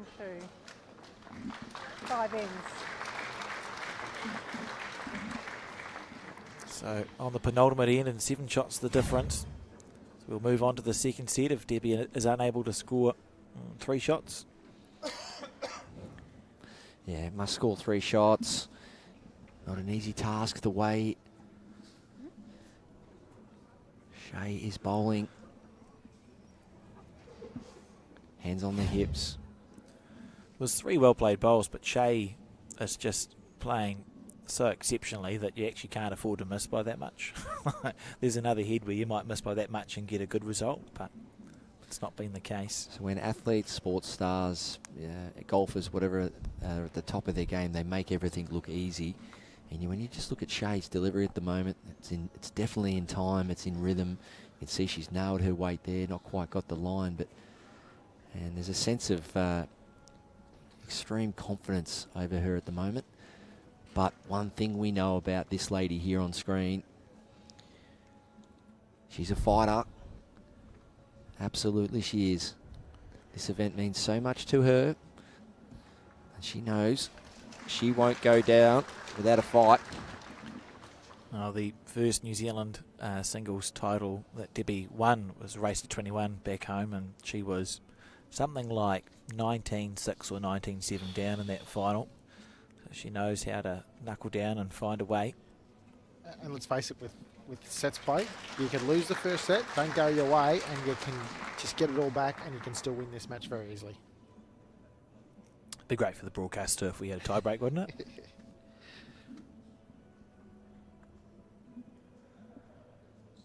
Second bowl from Debbie. Remember, she's looking for a 3 at minimum here. Otherwise, we'll just go straight to the next set. This is close. Down onto the jack. Good bowl. Yeah, well played. So 2 more of those. Keeps hopes alive this set. And big shout out to Debbie's mother, Jenny Simpson, played for the New Zealand Blackjacks back in the 1980s Commonwealth Games in Edinburgh, winning silver medal Yes, there. you can. So good pedigree. Do my eyes not deceive me, but has Debbie got the fern on the bowl as the logo? Yes, she does. Yeah. Yep. Good. Love it. Yep. I believe she got those bowls in 2020 for the World Championships that never happened.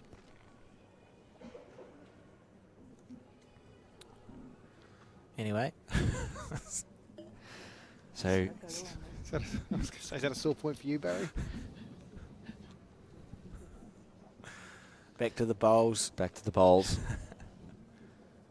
Yeah, Debbie White has represented New Zealand in the development squad. Trans-Tasman Test 219, 224. Didn't get that elusive cap, with obviously World Bowls being cancelled in 2020 due to COVID. But I tell you what, Debbie walks away with, well, I think even a top 2 is pretty good going. She might be on the radar for further honours down the track. Yes, played lovely bowls all week.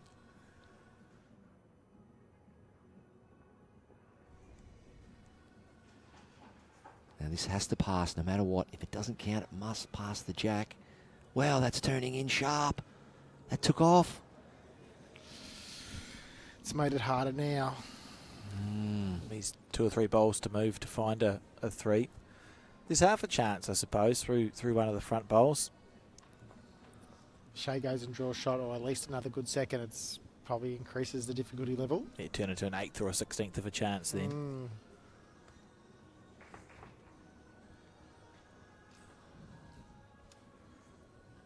Shae just looking so settled out there on the back end.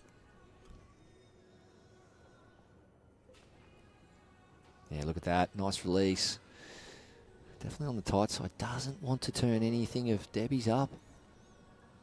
Well, she needs the jack now. groans from the crowd. I love it when bowls is a pantomime.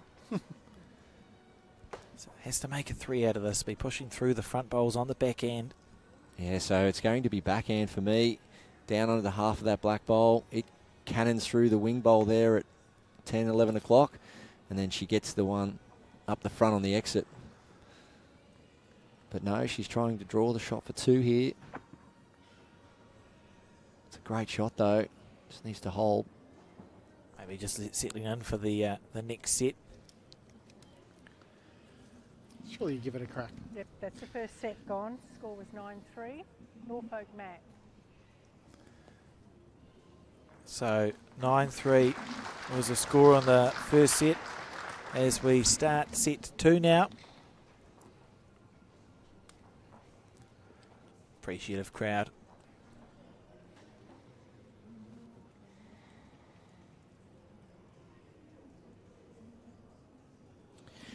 Yeah, just reflecting on that first set. So Norfolk Island picking up the 1 first end. New Zealand responding with a 2 on the second end.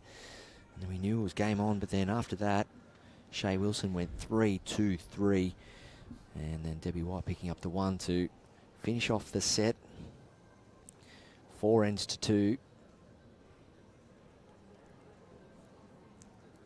As we've seen all game, Shae Wilson really enjoying this.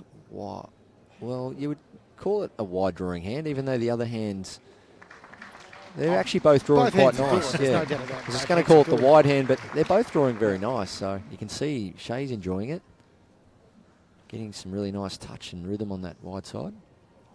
It's one of those quirks of set play, isn't it? And that there's no reason why this should feel any different to the previous end. But certainly if you're on the losing side of a set, it is such an easy way to reset and start again from scratch.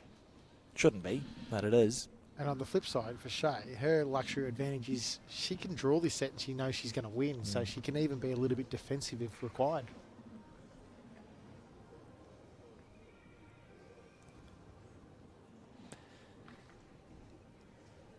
Nice line again.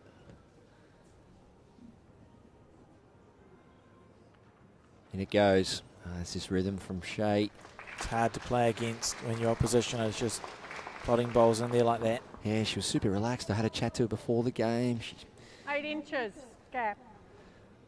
Yeah, she said that she's just in a good place in life and working away and loving her bowls, but definitely has her clear goals of what she wants to achieve in the game, and this is right on the top. This is the one she's after at the moment.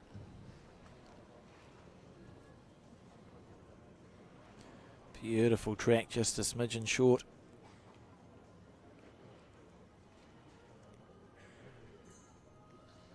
And what about champions, Joshy? You would have won some club singles over the years. Yeah, lucky enough to do that. How many? 7 or 8, I think, or something like that. You know how many. No, I don't, honestly. Great but bowling. Unlike yourself, Barry, I haven't managed to go any further from a state perspective. I think the best result I got was semi-final in the Champions one year at state level. But to me, it's the best event you could win. Starting at clubland, beating your club mates, hopefully, and then obviously progressing all the way through to something like this. And if anybody can do this, they've done a really good job. If that bowl stayed up, could have managed to get shot. It just fell down. Briefly felt like she might have one. Yeah, good perspective there from Josh. A bit of insight to win a club singles and then go all the way to a state singles across most states and territories in Australia. You're looking at somewhere around the 12 game mark, and then nationals another 7, and then all the way to this. So you're well into probably 30 games. There's Shae Wilson. What a bowl. Side resting toucher. There's no daylight in there, ladies and gentlemen. Does she know how to miss? It's been an incredible exhibition of draw bowls from Shae. Absolute rhythm machine at the moment. It's the first end of the second set. Debbie with the last bowl. And the problem for Debbie is that she's got nothing clearly behind either. She could play a good bowl and still be 1 or 2 down potentially, It's a very fine margin for error too, because narrow it all, and I was gonna it's going to say, be 3 light. Yep. She could even poke her own out too, potentially, if it goes wrong. Means you're almost just over the draw trying to get second shot, and if you happen to sit the shot bowl well. That's probably the best shot, Alex. You can sit the bowl on sort of just on the left of the run and surface. It can go out and you just stay there, maybe 2 feet of weight max. I think blow it up. I think get right through it. I think Debbie White needs to make a statement here, show to her young counterpart that she's up for the challenge, rip straight through this head, kick the jack back, run through with it, reduce the count, puff the chest out, try and get some rink dominance back. It's some form of arriving weight. When is it going to turn? When's it going to turn? It's coming now. When's it Getting going to back turn? in time. Oh, just underweight. So if that was with big weight, those bowls leave the green. But what a big attempt. Just not quite happening there for Debbie. That's a very well played bowl. Reducing the count back to 1 at least. Got some of the World Bowls Champion Singles merch on there. That's great to see. Yeah, they look happy. 1 to Norfolk. Yeah, great bowling. It's just that form. And Josh, you spoke about it early in the first set, about that first bowl, how important it is, those first couple of deliveries, just setting the tone, I guess. I don't know many people that if you nail your first bowl in a game of singles, you don't win that game. It's very rare that it doesn't occur. And it just sets you up the whole end. Again, if you're playing to the respot like some formats are, you can then obviously cover early. There's so many factors you can do if you nail that first bowl. And looking through the names, Josh, you've played the high level over the years. Looking through the names, looking through the countries. What about yourself? Is there somewhere you would say, you know what, I might pack the family up and head overseas, or and maybe look to play a bit of bowls? I mean, you look at all the countries here, some beautiful places to go and play bowls. Is there somewhere you'd go, I wouldn't mind giving that a go? at first thought, somewhere in the Pacific Islands wouldn't be a bad place. Yeah. So the Oceania, as we talked about earlier, wouldn't be a bad place to play bowls. Well, they say Niue's beautiful. Sounds horrible. I don't think I'm packing up anytime soon, though, Barry. No? No. No, I mean as in like a holiday or... No, I actually think Fiji could be on the cards in the next See, year or so. there you go. Bulla. Go over there and play a bit of bowls. Family holiday, there'd be no bowls involved. Needs it to hold. Has done so. Well, I mean, that's a bit fortunate, to be honest. Shae was clearly heavy and narrow there, but just a fortunate little sit. And they're the things you need to go your way. Just need a little birdie sitting on that shoulder every now and then. I was going to say, when things are going well, they generally keep going well. And there's only one answer for Debbie White. She just needs to nail the jack. Oh, look at this. Oh, turning real hard at the end of the track. Dived underneath it.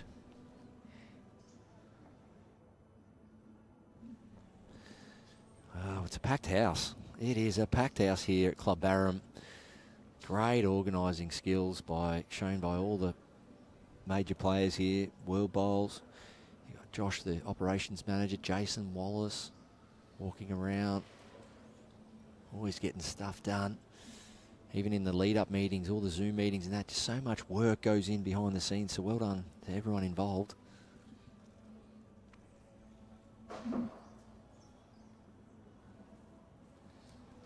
Debbie White, forehand it is. It's been turning hard from there. Giving it room to breathe. It's down to the weight now. Oh, she's forgotten the weight. Beautiful line.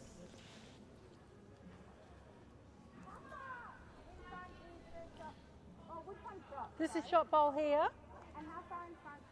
It's actually behind Jack. It's an inch behind Jack high. Still find that confusing. It's Jack High. New Zealanders passed. Your bowl's past the Jack if it's Jack High. There you go. Learned something here today. Thank you, Alex. I think we're the only country that does it, so he must be wrong. So I think the law book even says Jack High is what we would call Jack level. Yeah. And then you have Jack Low. Shae Wilson needs to hang around or might give the shot away here. It's not great. A slice of hell. It is close. We'll see an indicator from Sharon Lister, our marker. Got to be one to Debbie. Oh. No, not still. There you go. We did This talk one's about still camera shot angles bowl, early. yeah. Sometimes you just can't quite pick it. Oh, it was definitely a big effort there from Shae, looking to pick that jack up, but cutting it over Debbie White's nearest bowl. Debbie's a chance of playing the forehand here and moving it 6 inches, and she might make 2 or 3. Absolutely. Our first jinx for the week, Alex. Don't know what it means. Needs to hold on. Work off that shot bowl and flop. Oh, not even that's going to happen. It's a game of millimetres. It's a great effort. Let's see what it was worth.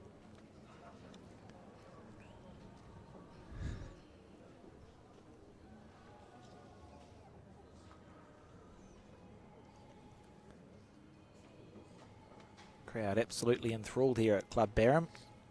Yeah, great numbers. Good to see. And of course, some of the players that are no longer in the event staying around to support the other athletes. It was 1 to Norfolk Island, so Shae takes a 2-0 lead as we start in 3 of 7 here.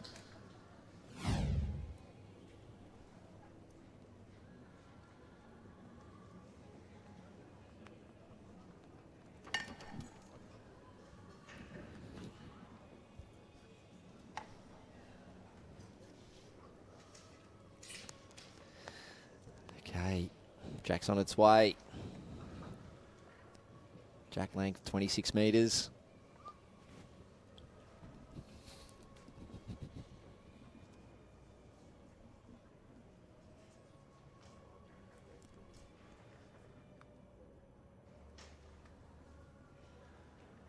And it's another good bowl on the back end.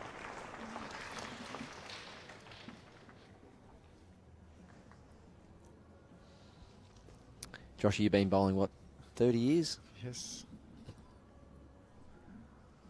There wasn't any canopies around back then? No, definitely not. No I roof? think, No roof, covered maybe even greens? a couple synthetics back when I first started. And how good is it for the sport, mate? Oh, it's brilliant. You know, I know I work for Bowls Victoria. One of our sort of long-term goals is to try and have a covered green within 100 kilometres of every club in the state. Yeah, nice. And so, there's still a bit of work to be done. Obviously, working with local, state, and federal governments to try and maybe get the funding to achieve that goal. But having something like that within 100 kilometres of every club in the state means, rain, hail, or shine, we're going to have facilities that can cater for everybody at any time. Yeah, well said. Shae Wilson, that backhand. It's been on fire. Not allowing much room for Debbie White. It's hard to play against sometimes. Yeah, plenty of roofs going up. Double roof here. Double roof over at Moama. These canopies are fantastic. I was going to say there's another newish one about 3 hours downstream, Kumiala, which is just near Mildura. They have a fantastic facility as well too. So, and yes, I think we're going to start seeing more around the state and the country. Third bowl here, very important from Debbie White.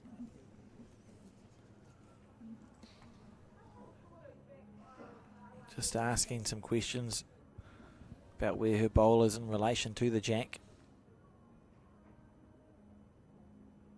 I'm switching to the forehand because of the answer. I'm thinking big weight then. If it's forehand, I can't see anything else. Oh, it's 4 or 5 rolls on the bowl at 10 o'clock to the jack, maybe. Yeah, tough shot. 7 or 8 rolls on this bowl. 7 or 8. 1, 2, 3, 4, 5, 6, 7. Okay, she needed 11 rolls. Tried 12. Yeah, tough shot, that one. Well, Shae, I think she'll run for the hills here.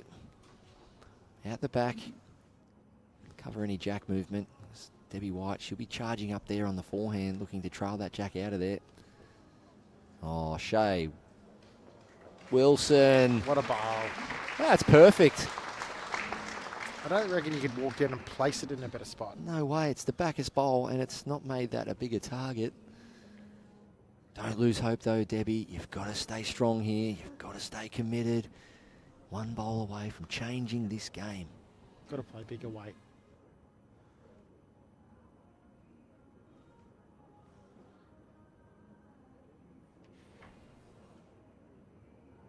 Missing high.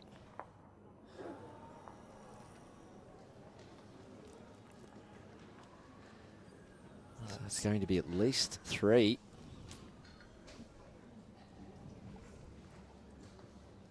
Something special required now for the New Zealander.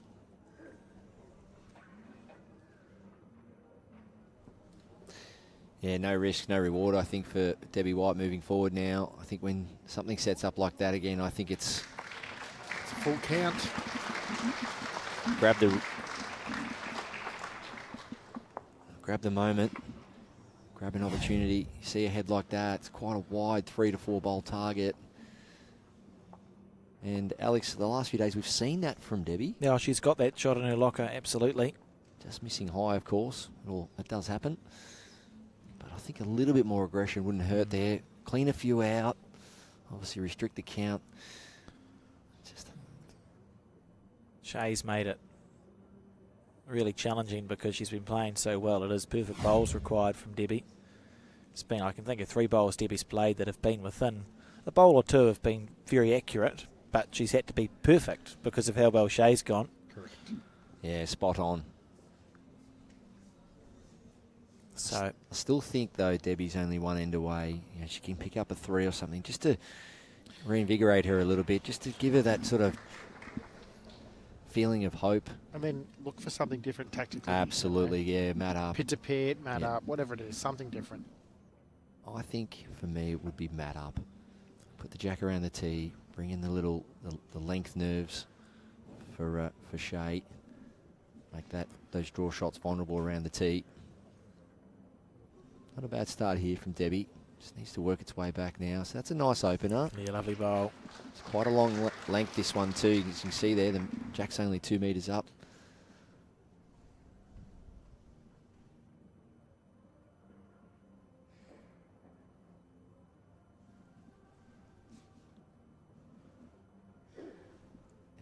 shot there from Shae.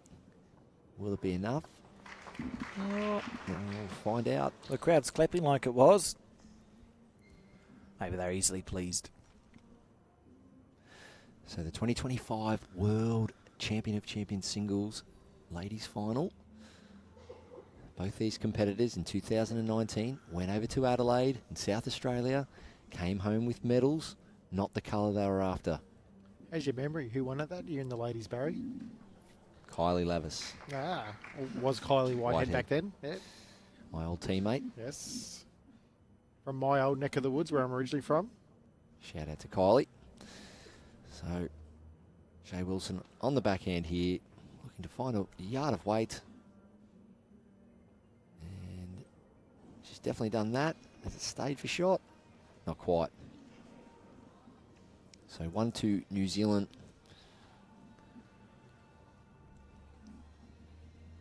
Desperately looking to get on the board here. This is the end for me. Debbie White. Can she capitalise on that little bit of room? Shae Wilson hasn't really allowed Debbie this much room very often. That's been the challenge. Needs a clear road. She's done well. Good bowl, Debbie. Yeah, good bowl rewarded there. Speed was awesome. It's been internally the monologue will be, hold. Please don't turn yet. Okay, Joshy, you're in Shae's position. 9-3 first set, 6-0 up second set. 2 down on the head. Do you go searching for anything here or just back yourself on the draw? I think I'd back myself on the draw, and you get a really good second and make it Debbie hard to add another, and you're still 5 up. The end's decreasing. You know, you're halfway home just about still. So play a good shot, draw it. You can make shot, but if you don't, get a good second. What it would do for, I know she's already playing with great confidence, but geez, that feeling if Shae would happen to draw this. Might even be demoralising for Debbie too. Yeah. But there's still a shot there. There's enough room, that's for sure. On the back end. Smooth as. Needs to hold and hurry. It's missing under. Not to be. No. We saw in that shot before Debbie went and stood next to the guy to the right of the rank. That's her husband, Mark. He's been here all week supporting her, although I think he has taken a break. He went and saw a kangaroo at some point and is the calmest bowls watcher I've ever seen. Said, I've been here and done this before, so obviously he's used to watching Debbie participate and is not too fussed. Yeah, nice confident stroke there. Good body language after the release. Wants this to run it out. She knows she's on a great line. Needs to push. She's done it. Good bowl. Just what was required. Let's see how many that was worth. Perfect timing for a number as well for Debbie, having not yet got on the board in this set, and we're rapidly near the end in these 17 sets. You blink and you miss them. And 3 to New Zealand. Game on in this second set.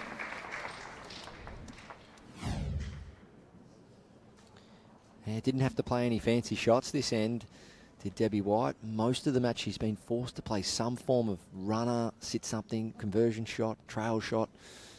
But 3 nicely weighted and drawn shots. She get the reward there. 6-3.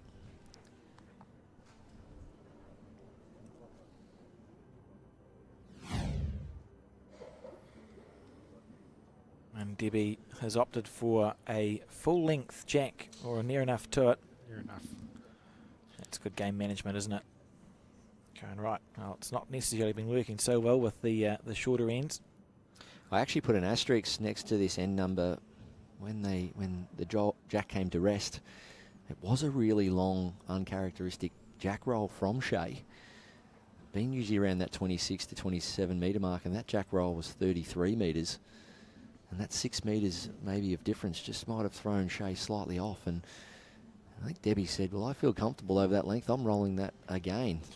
Like I said, from Hinuera, her bowling club is 40 by 40 metres, so I know at New Zealand, the Hinuera club quite enjoys throwing the 2 to 2 metre lengths. 'Cause when we go visit that club, it's unusual for us. We don't know what we've been hit by. I think any club that's got the 40-metre greens tend to use that as an advantage when they're playing against the posting clubs. I know my club has 40-metre greens, and it's something that I often try and get my guys to do as well too. Okay, there you are. Good luck.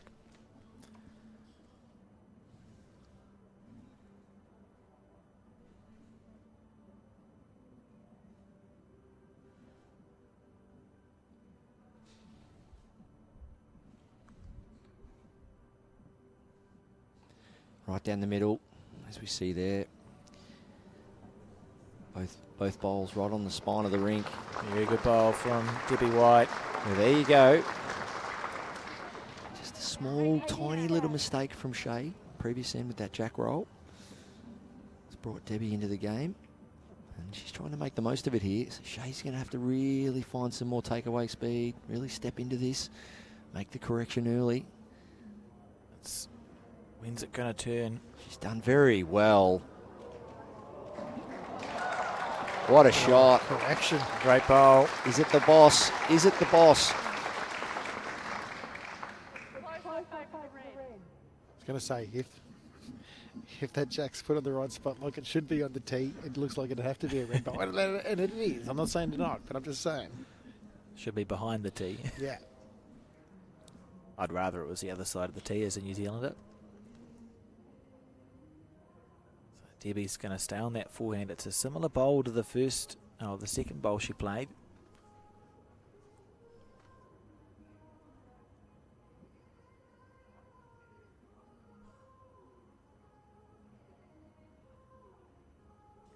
Forehand. 1 yard of weight would be ideal. See that last bowl of Shae Wilson's and stay or promote her own. She needs connection on something now where she's going to turn her own bowl up for a secondary result and stay for one.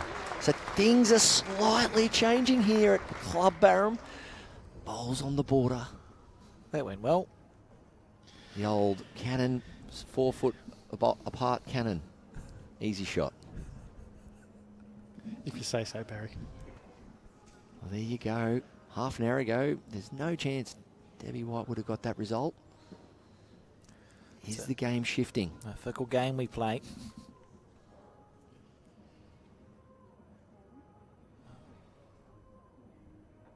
So Shae talking about, what do you think she's talking about here, team? Well, I still think Debbie's got a good shot on if Shae doesn't sort of get another one roundabouts. You know, if she doesn't get another second or third in, Debbie could actually sit that red bowl for 4. So probably Shae's the backhand. She just played a very good shot. Just play a similar bowl. It's getting down there. She could get shot at least another second. There's no reason to think she wouldn't be close either. Yeah, it's got to be living strongly in her mind that she can play that again. That backhand draw, something within about 18 inches, gets her second or third. When is it going to turn? This is close. Just a bit heavy. Oh! Wow. Wow. The whole venue were holding its breath. Now, ladies and gentlemen. Flick the jack enough to make it. Now, what she did there was take a coat of paint off the jack. This is the moment. This is the moment. First set, 9-3. Now all of a sudden, Debbie White can make a full count here, or at least 3. Sit that bowl of Shae Wilson's, and she could be leading this set. And the pressure's really on for Shae's last one.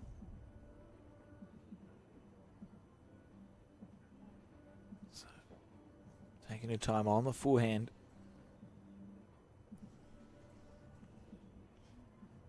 Yard of weight max, I reckon, Alex. Yeah. Yard of weight makes your bowl hang around if you get it right. Absolutely. Giving it room to breathe, this bowl. How's the weight? Let me get the curling broom out on that one. Not to be. It's clogged up the forehand, I suppose. So for Shae, it's reasonably simple. You play the backhand again. Well, how close was she with the last? So, Very. just a fraction weight off and you're getting down to it. You almost don't even give yourself the psychologically. She's just playing the same bowl, isn't she? You back yourself to miss it by a millimetre, and you're going to be okay. Why bother trying to change something?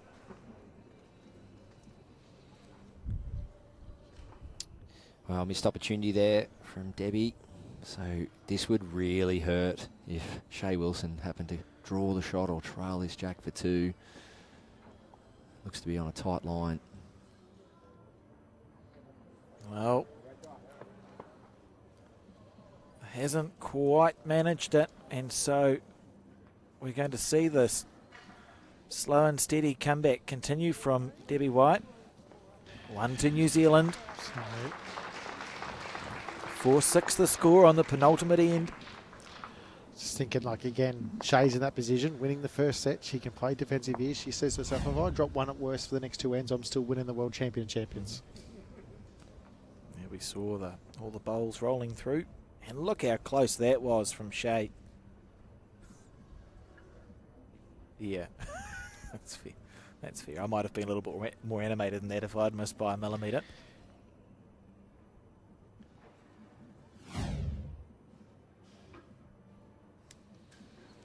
Yeah, great crowds. See there, plenty of spectators. And what about the show rink itself? What a great setup. It looks fantastic here at cluBarham, doesn't it? Advertising, LED screen in the background. Shae there just having a bit of a laugh and relaxing on the bank. That's probably something she's done all tournament. Spoke with her partner, had a bit of a laugh. Don't change anything in the final. She definitely doesn't want to change anything now because it's been working. So I think her body language has been terrific.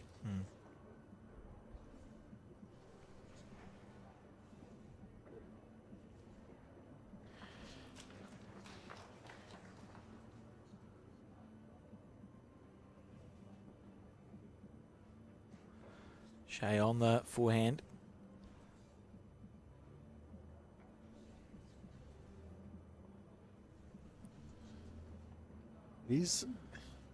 Debbie changed the length again. Alex as well too. She didn't go for that longer end again. She's opted for a more medium length. It's interesting, There's different theories out there. Sometimes you go, if you're playing someone who's drawing really well on one length, you vary it and back yourself to get there first. And get their rhythm off too, so.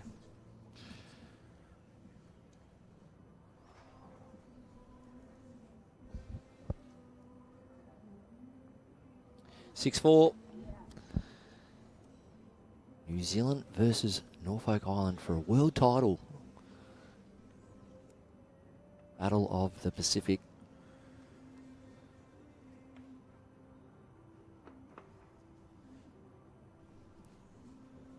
I expect to see Debbie perhaps tempted to switch to her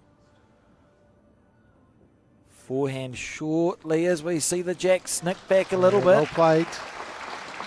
Good bowl. Some emotion.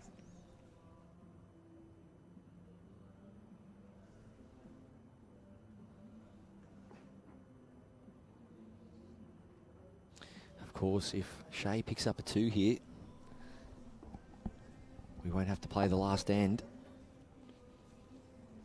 And if Debbie White can manage to pick up any number really, but ideally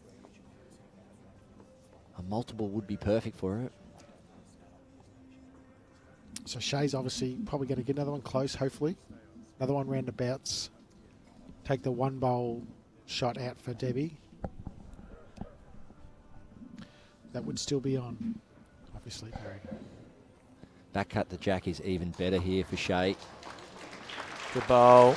Very good bowl. There's a shot here for Debbie. There's a big shot on.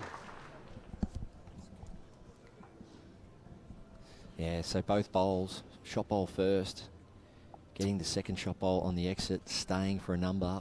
All jack and the pit still pretty good. And you can see where our marker's standing there, Sharon Lister. Jack back into the corner, but as it sits, yeah, good call, Barry. This is the world match. title on the line right now.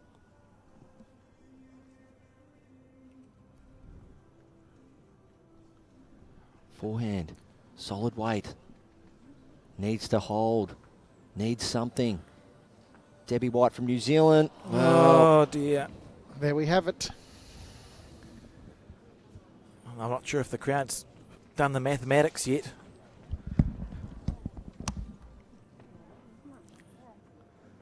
Debbie's done the maths. Yeah, there we go. She knew. And what a moment for both of these players. But congratulations to Shae from Norfolk Island, crowned the 2025 World Champion of Champions singles winner. What a moment. We'll stay with it. I think Barry's hopping out onto the broadcast rink now. While we're waiting for that, thank you, Josh, very much for joining us in the commentary booth. It's been great to have your comments here. Thanks for having me, Alex. It's a fantastic match, and yeah, enjoy the men's final coming up shortly as well too. Cheers. So we'll just stay with this for the moment as Barry.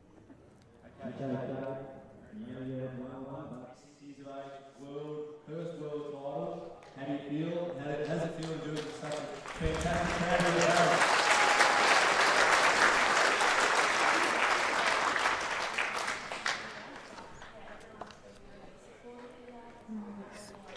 Congratulations.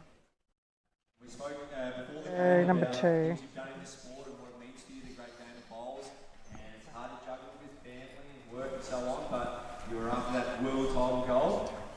Must feel very Yeah, no, it was really good. And Daddy was great at playing a tournament and really loving the play. the game itself. You came out, especially on your backhand, you really knowing the line, really knowing the length. Was that a pre-match routine or some kind of goal for you? That was just purely based on the previous game. I felt like I was getting panicked up and had to do better, so I thought just stay there and stick to it. Yeah, paid off. Shae Wilson from Norfolk Island, world champion of champions for 2025. Well done.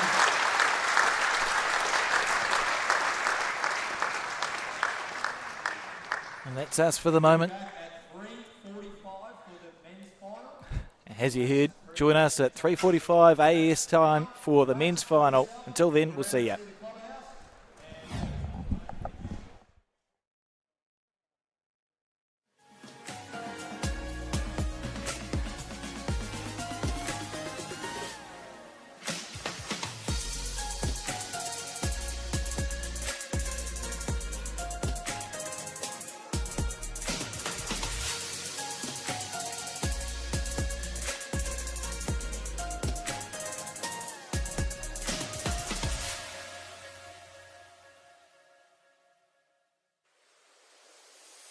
Sometimes there's no one else who loves me like you used to.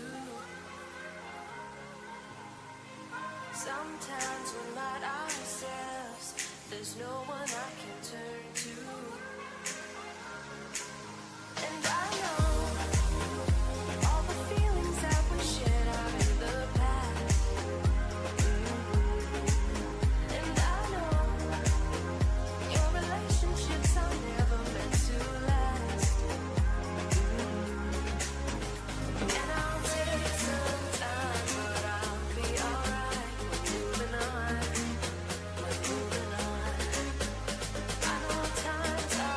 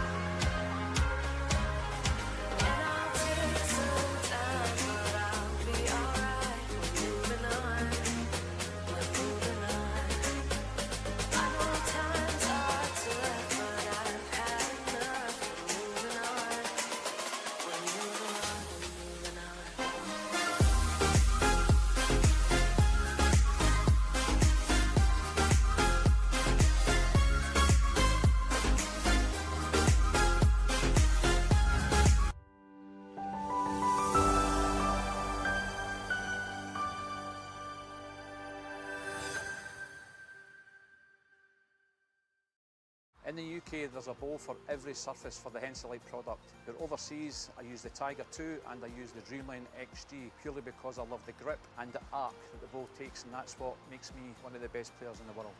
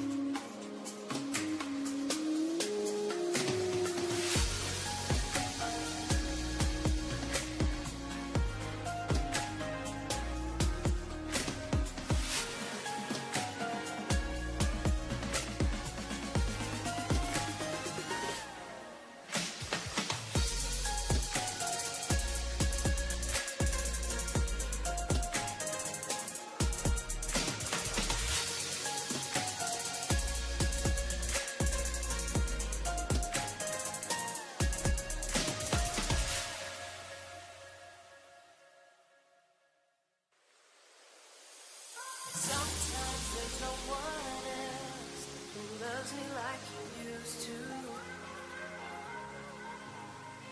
Sometimes we're not ourselves. There's no one I can turn to. And I know all the feelings that we shared are in the past. And I know your relationships are never meant to last. And I'll take some time, but I'll be alright. We're moving on. I know times are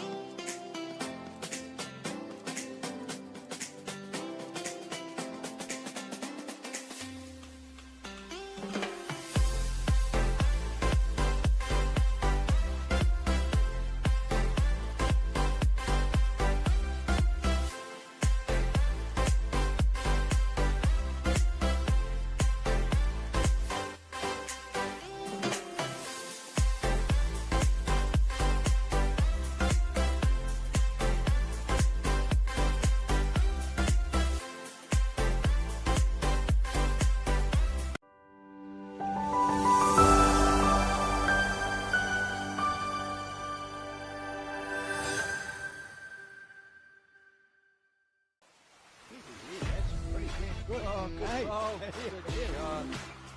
It's still going. He's done it. Oh, what a shot. Beautiful ball. Need a shoulder, he might just pick the jack up. Look at this. Look at this. Oh, Yeah, this. Oh, what a ball. Look at this. Could be Look, good. That is an outstanding ball. Oh, and he's tucked it in.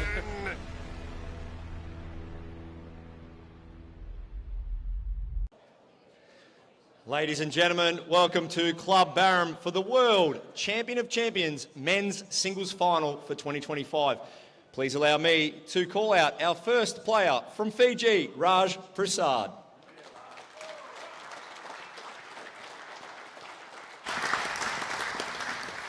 And from the Northern Hemisphere, the country of Ireland, David Copeland. And our marker today is Mr. Rodney Bates, and our umpires Sue Hogg and Bobby Carson. Round of applause for our umpires as well. Can I please call up Neil Gorey, the Murray River Council Deputy Mayor, to toss the coin.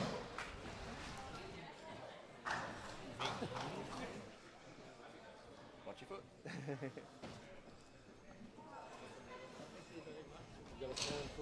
We've got a coin there. Raj, you can call.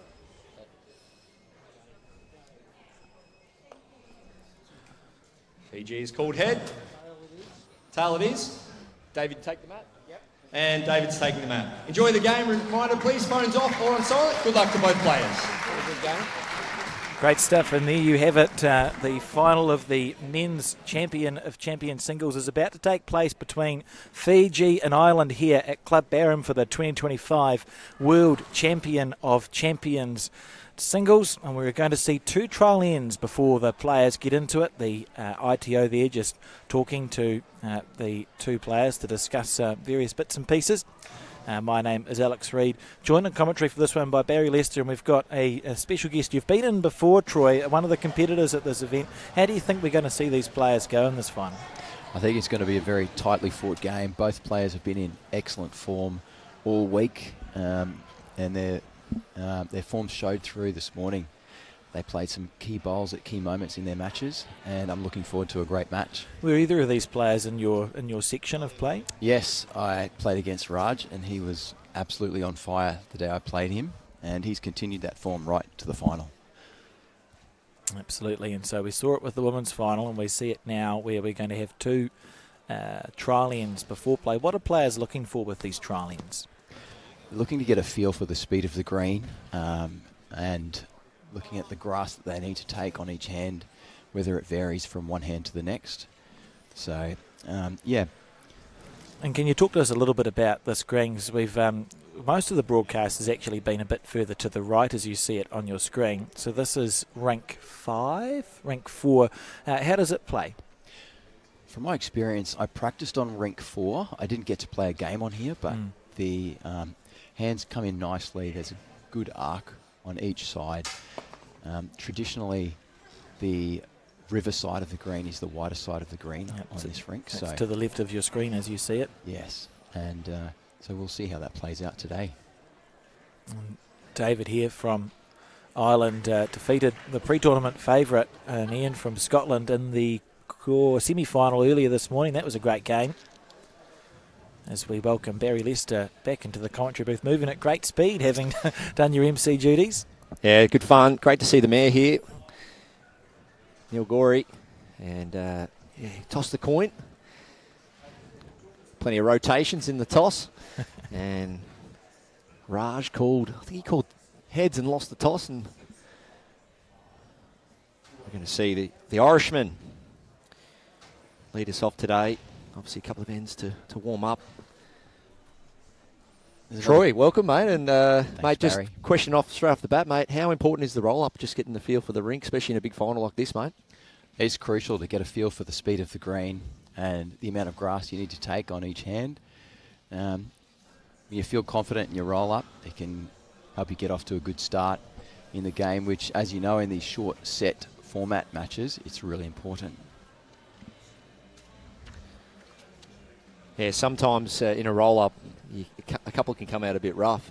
and you're like, oh, I hope I'm not in for one of those matches. But like you say, if a couple come out nice, you can just remember them in the early ends of the match and run from it there. Have you enjoyed this week, mate?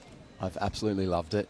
It's been amazing experience in a fantastic facility, and we've been really well looked after by World Bowls and cluBarham. The facilities are first class. And as a player, even though I didn't make it through to the knockout rounds, every match was hard fought. Everyone here is a champion, so there's never an easy end in any match. Yeah, well put. Yeah, it's a great facility. Your first time here? It is, yes. First time at cluBarham, first time at World Champion of Champions as well. It's not bad when you can go for a bit of a walk and know that you can go from one state to the other, Victoria across the other side of the river, and it literally is bowls on the border, and yes, you can see the amount of people. It's crazy how many people I've spoken to throughout the last couple of days have travelled fair distances to be here, way down in Melbourne and interstate and all that, so just because they love bowls and they wanted to come up and check it out. But the club's done so well in advertising the event and with World Bowls, so has it felt that way as a player as well? Yes, it has. And as a player, we've also felt really welcomed by the whole community. On the tee. There are signs up through the town. Everyone's gone out of their way to make us feel welcome. And as you can see, there's a big crowd in today. I did enjoy that the sign welcoming the competitors to the World Champion of Champions singles was originally meant to be on the bridge on the way into town, and they made the sign and then realised it didn't fit. so it was repurposed to be put on the playground, which is just as good. You do see it on the way in. Ah, yes, I've seen that one. Something you'd see It's on a an nice episode of The Office or something. Yeah. No, it's great. Everyone's excited for a big final this afternoon. As you can see, it's a great setup with the corporate tables and the grandstands in behind. So that's the bridge there, I think, where the sign is. Someone told me there was a bridge there once. Car just went over it.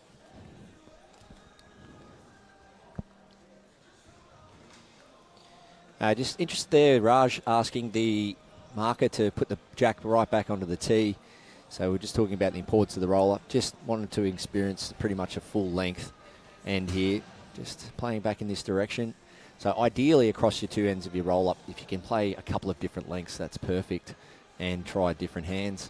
Don't want to leave it to any guesswork in the first few ends of the match. Yes. David Copeland can't miss his bowls. Bright orange with the blue stickers. And Raj, as you can see there, dark blue bowls with the red stickers. Yes. Davey using arrows. Is that right? Yes, he is. And Raj has got, I think they're tailors, is that right? From memory. Yeah, and they're both using them very well. They are. Aero groove size 3.5 for the man from Ireland. Look how smooth they come out too. It's one thing I noticed to him all week. Just nice release of the bowl. That was a bad time for you to say that, Perry. That's the worst the worst release I've seen from David. Well, yeah, and it's still pretty good, isn't it? Yeah, it's amazing. I'd be happy. He's delivering them quite well.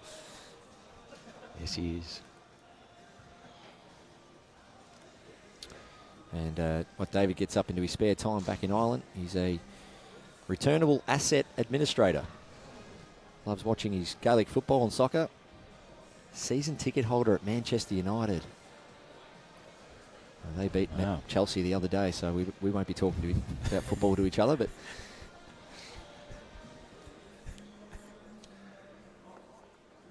I noticed some Chelsea bowls during the week. I think they belong to a Spain competitor. Yes, yeah. He saw my post on Facebook and decided to get the same. So did he? Yeah. It's amazing what you can do with the logos these days. So green speed, 14.5 seconds. And with you'll notice with David using the aero groove, we'll be taking a much higher line if you've tuned into the last match than what we saw. Bowling, wide drawing bowl. Good bowling, Raj. Rodney Bates, our marker, wishing both players well.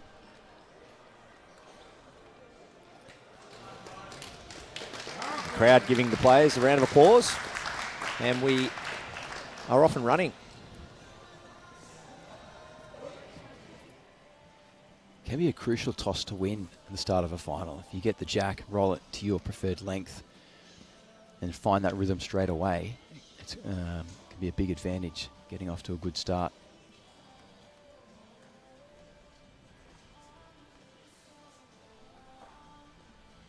So about a 3/4 length here. We just watch David's delivery here. Yeah, bowl nice and square at release. And these bowls, you'll see they draw a beautiful high line. Prasad, very accomplished player for Fiji. Using the Greenmaster 4 heavies. Home club, the Sheridan Bowling Club in Fiji. So shout out to them. Started bowls in 2011. He's an experienced campaigner. And what a beautiful start from Raj. Yeah, lovely bowl there.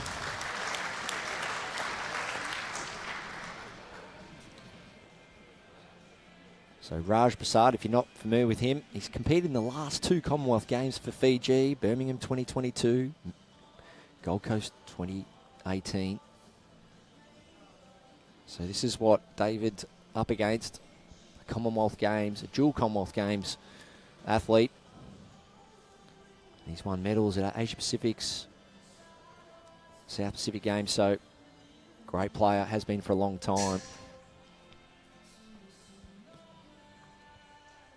I believe he actually got to the semi-final in the last Commonwealth Games as well. Another great bowl here from Raj.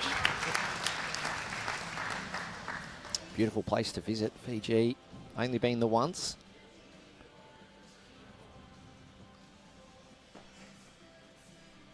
David Copeland on the forehand. Can he just turn that shot bowl off the jack, open it up, or even turn the jack out of there? You'll see this bowl turn away sharply from there. So David just getting a feel for that rink. All 3 bowls nearly identical in line. Might force Raj to play the other hand here. Bowl in front, that far short of jack high, 40 inches.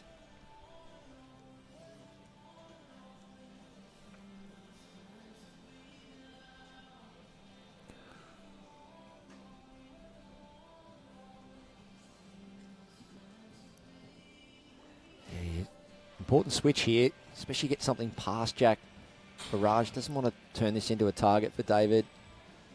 Oh, that's great going. He's done that. Lovely bowl.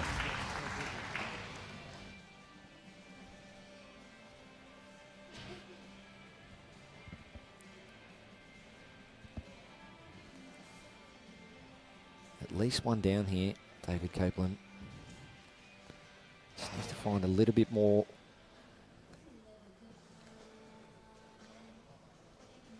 Far away here. More grass. Is that enough? Yes, it is. Well, there was a silence in the crowd anticipating a big bowl there from David Copeland, and that is massive for his confidence. Not quite finding it with the first 3, coming up with the big one with his last bowl. And that's what I call, ladies and gentlemen, a pressure act. What a shot. And as a player, if you can execute those shots under pressure, it gives you a lot of confidence going forward to the next end.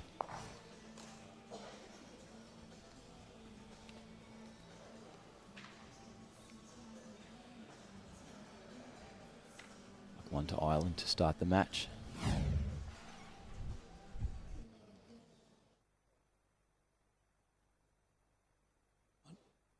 One blue.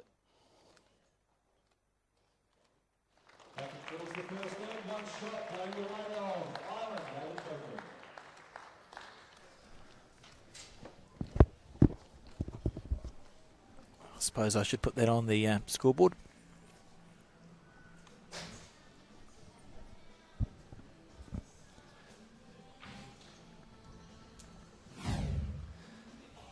Yeah, Troy, you're just talking about confidence there. So after David's first 3 bowls, might have been easy with his last to say, you know, I'll just try and reduce the count here or that. But how big is it to back yourself, important to back yourself early on and say, well, no, I think I can play this shot. And that really sets you up for the rest of the match.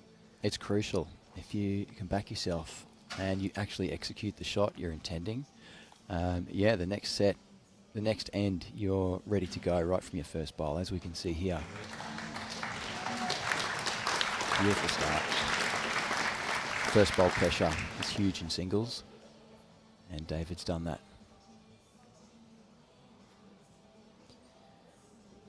Yeah, that's how you want to start, especially missing your line with the first 3 deliveries in the previous end. To nail it with your first and the next end, that's where you want to be. Nice response there from Raj. 1 inch gap, shot bowl, 1 inch gap to the jack. Our marker, Rod Bates, very experienced campaigner.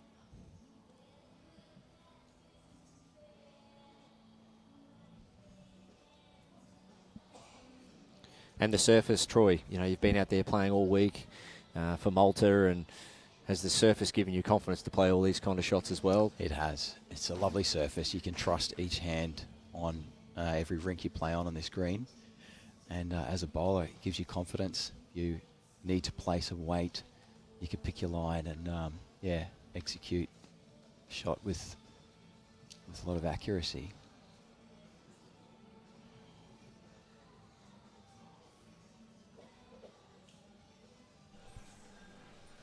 David Copeland staying on the backhand here.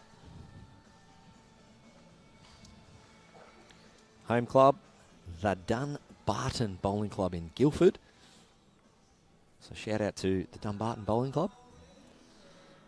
And talking of clubs, it's Yarra Glen is where Rodney Bates plays out of, the marker. Sure does. Wherever Yarra Glen is. So people back in Ireland this morning, just tuning in, just waking up, stirring the coffee and making brekkie, 7 a.m. back there. Trying to cheer on David. Raj missing high. Well, he's hit that across. I think it already counted anyway, but he's won the tee. Very important. Yeah. Is that a tactic that you try to stick to as well, Troy? If you're looking to play some kind of aggression or are holding, you really make sure you cover that tee? Yeah, that's really important with the respot rule. Get that tee covered. Gives Raj options with his next shot now. If he fell short of the head then, Looks he like would 3 have to been me, Dave. pretty hard pressed to find a shot. With 1 ball to go, he's still in this end.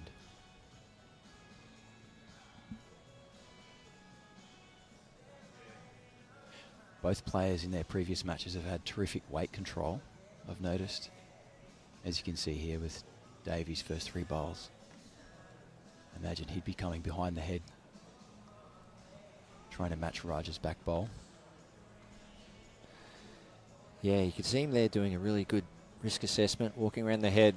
Look at all the places that the jack may end up if contact's made. I don't know about it killing, but I do envisage it definitely going into the ditch. So I think winning the backest bowl is the key here. And he's going to get the tee and potentially the backest bowl. So Orange bowl is closest to the tee. that may force Raj into just arriving now, kicking the jack back a few feet. But for me, I think still load up, get right through this, cut it back.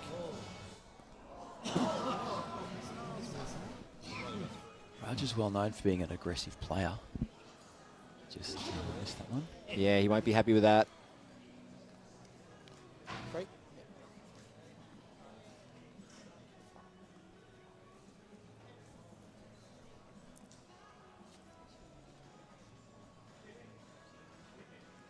We think it's 3, but wanted you to check. Happy. Looking like it's going to be 3 to Ireland.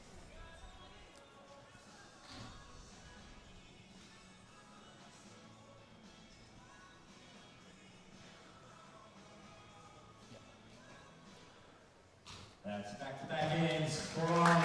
David Copeland is 1-3 and leads 3-0 after 2 innings.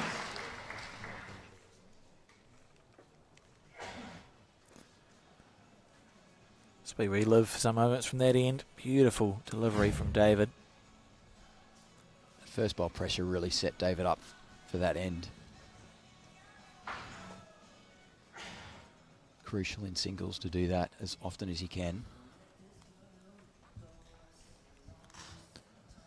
I do actually like the fact that, well, in this case it was Raj's turn, but he's got that drive out of the way now. Sometimes you may hold back from playing it throughout a game because you haven't had one yet, but at least early days, he's had that drive, knows what it felt like. He's got it out of the system. Yeah. Yeah, he's traditionally very good at his drives, Raj. Very accurate. So that's something in his arsenal that he'll look to bring out if needed during the match.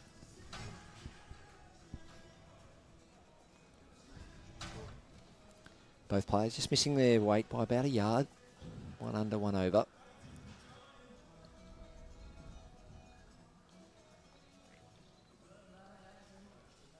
We saw on the first end, David having 3 narrow bowls in the draw.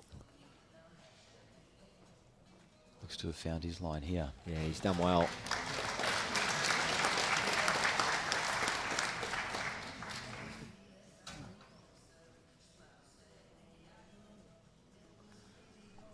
Sure, both players will display their nerves differently, but there has to be some nerves.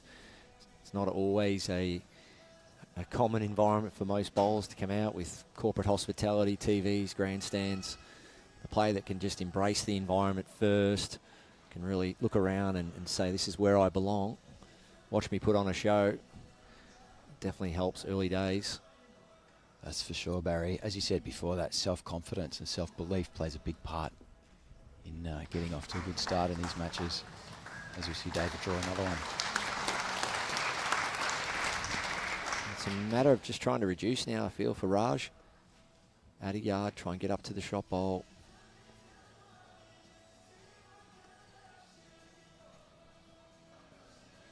Nice line again. Might be able to sneak under. It's trying hard. Close here.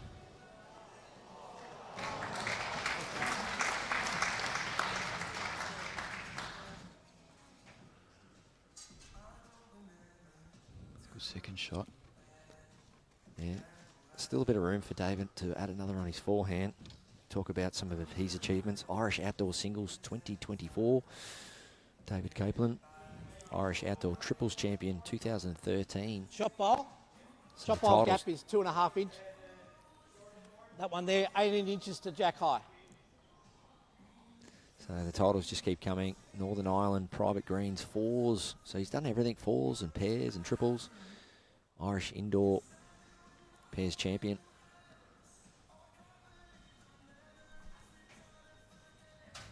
So he's definitely got a great resume, indoor and outdoor. It's a pretty hard thing to do. Two very experienced bowlers here.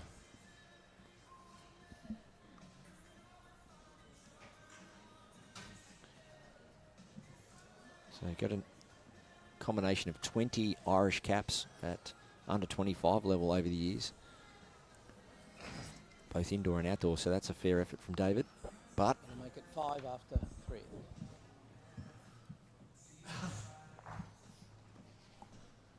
One to Ireland there. As we start the 4th end. Long walk back. The one makes it 5 after 3 ends. One shot in the way of David Copeland from Ireland. Now leads 5-0 after 3.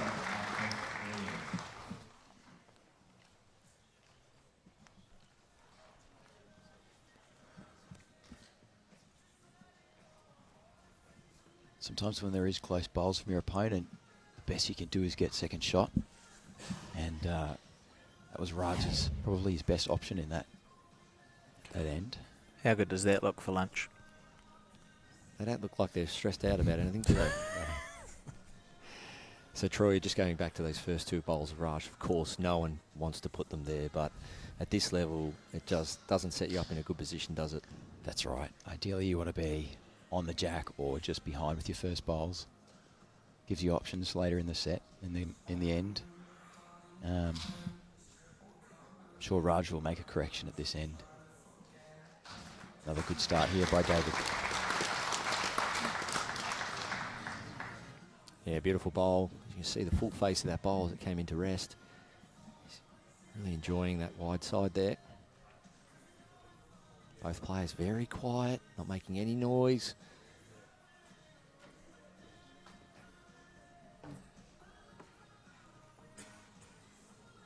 unfortunately, Raj is just stuck in a bit of a tight situation here in terms of probably with his delivery, his biomechanics, a little bit of nerves, a little bit of pressure. I think he just needs to probably change the mindset here. Look to play through a target or just open up his shoulders a little bit.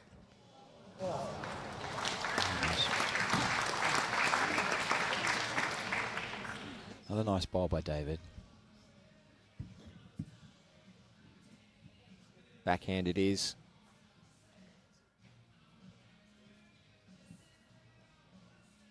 Needs to hold.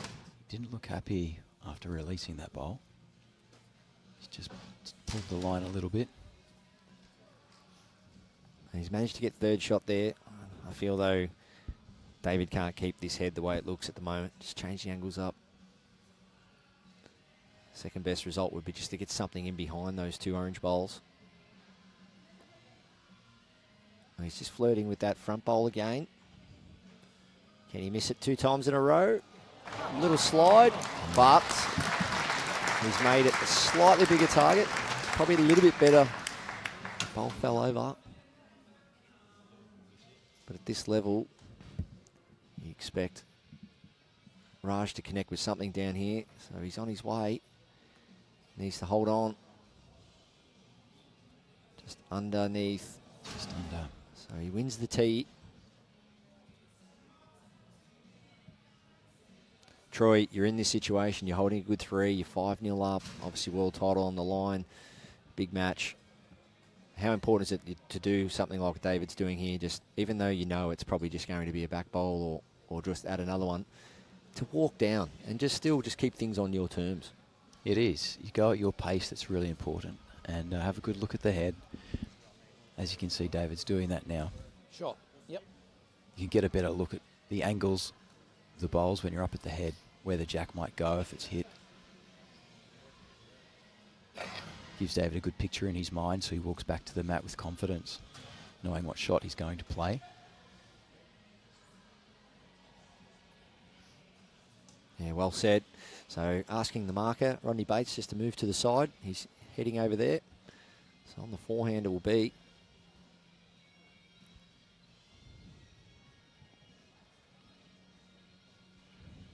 Just looking to cover that area over there where he is actually 1 down.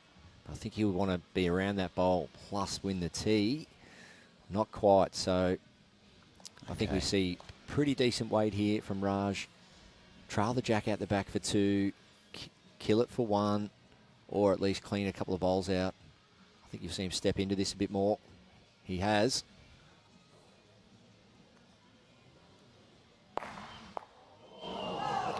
Well, when you play weight, you can get results.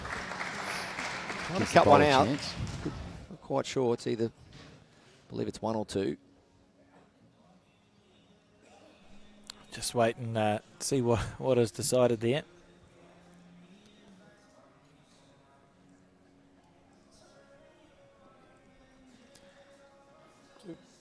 And it's going to be 2. 7 after 4 is. 2 shots in the way of Copeland from Ireland.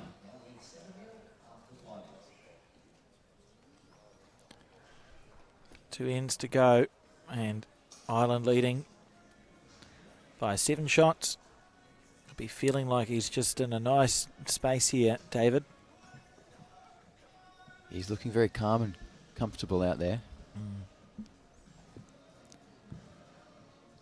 It's a big end for Raj. If he can win this end and get a multiple.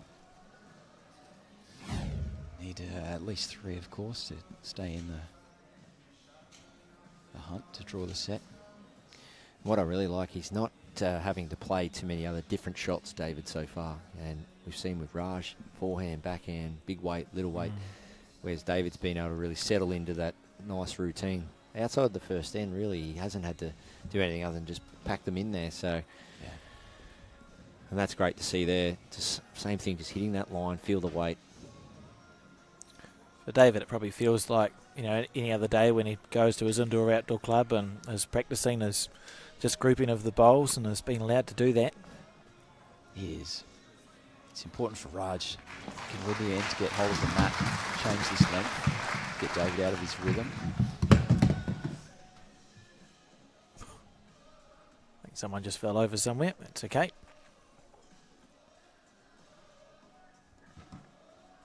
And they're fine.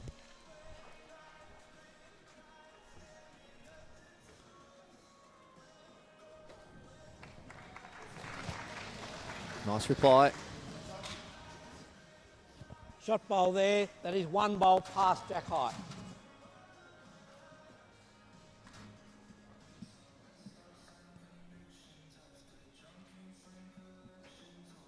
Well, not happy with that, Raj. Looks to be on a good line. Just hasn't sent it.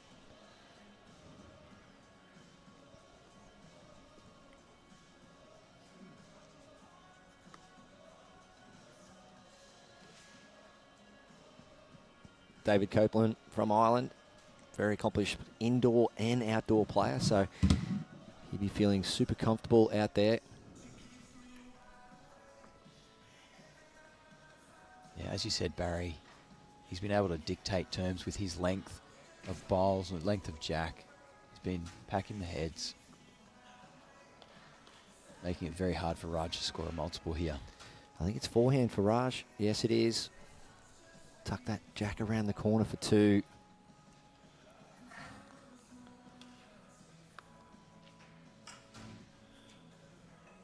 It's out there. Will it get back in time? Weight's great. Even a clear run would be good. Well, not quite, but does help a little in case the jack does get moved. I think that's David Copeland's program. Down on the forehand, trail the jack. Can make 3 or 4. Or does he switch over to this backhand? Look to sit the bowl for 2.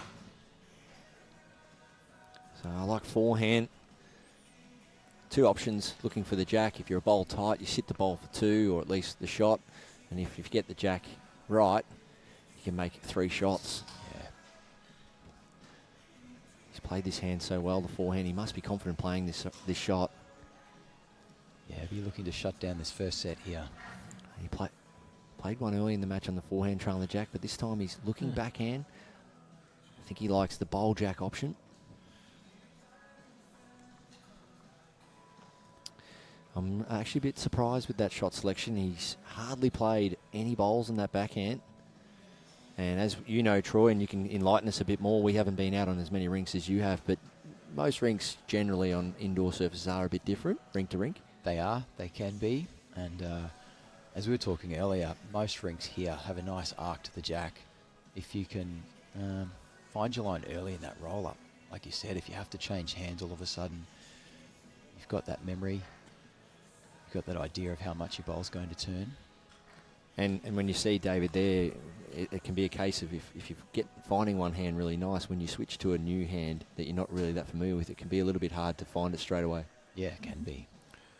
David briefly forgetting the fact that there's cameras everywhere. That's okay, we switch to the right one, and that's a good bowl.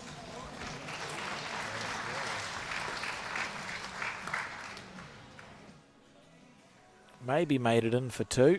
Certainly looked like it. Just wait. Oh, David saying, I think it's just the 1. Just wait confirmation. I believe 1. Really thought he had the running for 2 shots there, the Fijian. Might as well see an umpire out there. 1 makes it 1-7 after 5 ends.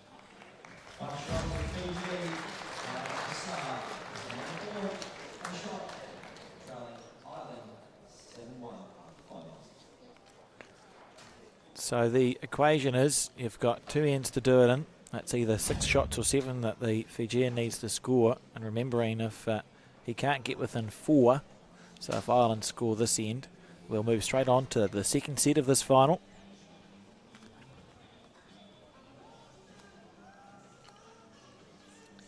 Okay, will we see anything different, Troy? So just, have you got a bit of a tactic yourself, like from a hand or an end or a length or anything where, okay, yeah, you might not be going as well as you would like? Have you got a go-to length or anything?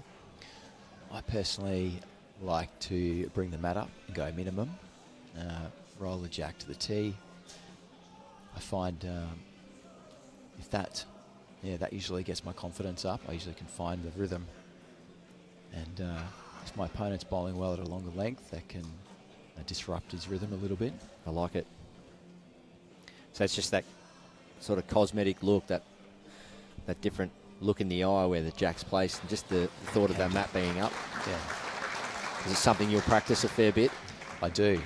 Practice rolling the jack, minimum, maximum length. So you've got that option in a match. If your opponent is finding it on short ends, you can stretch it out, go tee to tee, and it can help you get a bit of an advantage sometimes.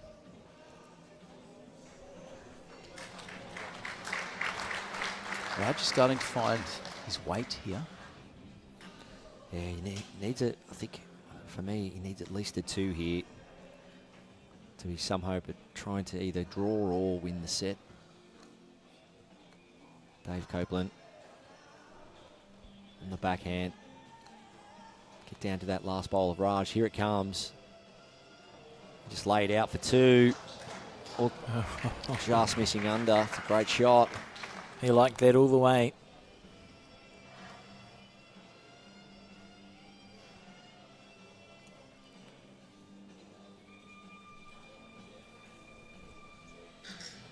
Raj Prasad on the backhand, looking to add another one here.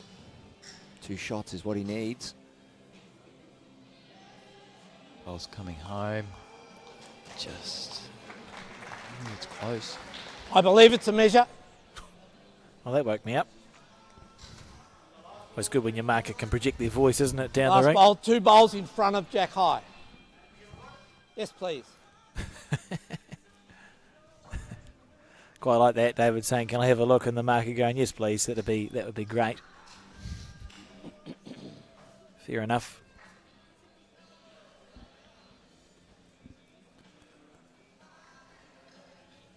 Where else would you want to be on a Thursday afternoon? Down at the local bolo, enjoying a wine, or looks like a little some kind of chicken or beef burger, watching World Championship level bowls. The patrons have been well looked after here this afternoon. I'm still impressed when they brought the food out. It was like 30 people just walking all in time with the platters of food. In between the bowls it was during the first game. Yes. Right, let's have a look at the head. What do you see David doing here, Barry? You think he's going to drawing out another? Put the pressure right on Raj? Well, if he does play a tight draw, he can sit that shot bowl of Raj's over there at 9 o'clock. So he's looking to play this shot. He's not going to get there, though. So that's probably the lines. You see that bowl there of Raj's, he's nearest. Come down, trail the jack for 2. If you're a bowl tight, sit the shot bowl, or what could be the shot bowl. So either jack there, or Raj is nearest and make a 3. Yeah. And, well, Raj, it really depends for him if he's holding or not, because if he's holding, I think the only thing he's got is just a slight little draw, touch the jack around the corner. Or if he's down, he probably needs to be a fraction aggressive to really force his hand to make the 2 he needs. On the backhand. Good area. It's working back That's where nicely. they're coming from.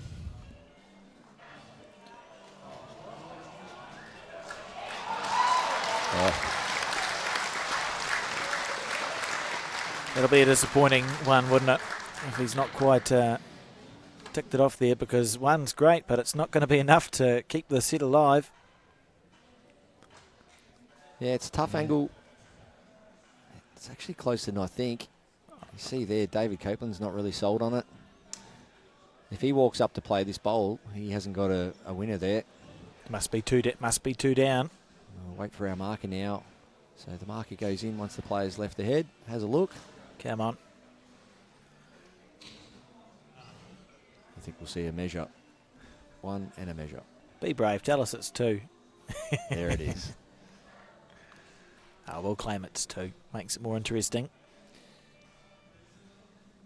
There's only one bad result for David. That's the absolute outside of that shot bowl, kicking the jack across for 2 down. But that would be stiff. He has to reduce the count here if he is 2 down.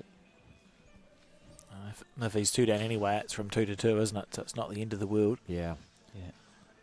Good zone. What did you say, Barry? Outside edge of that for 2 light. Well, who'd have thunk?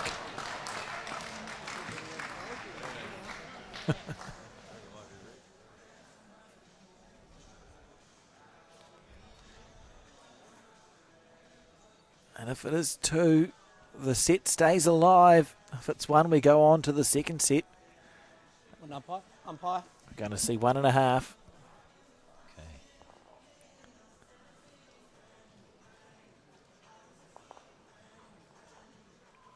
Oh, I see calipers have come out and the chocks in just to make sure the bowl doesn't move.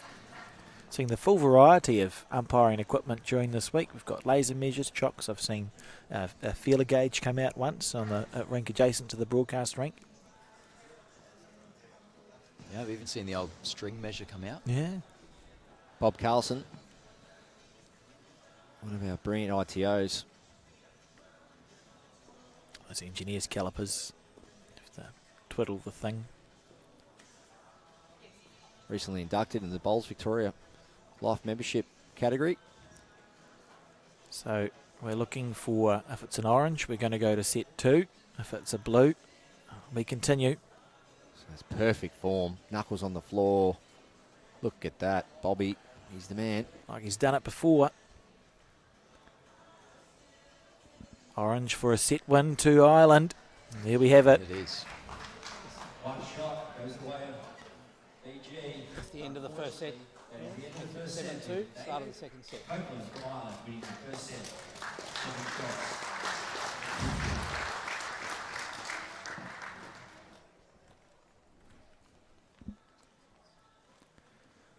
So we begin again here at cluBarham.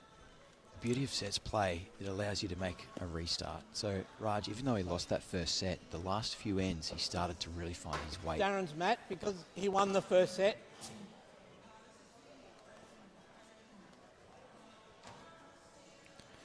Look at this. Thank you. So this was enough in the end from David. We thought it was going to make it too light, but it's just moved the jack back towards the camera enough. Look at the reaction here.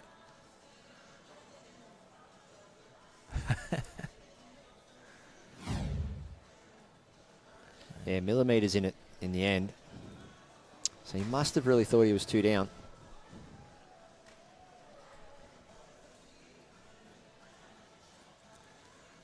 It's looking settled. So 45-minute set. So on a pretty good pace.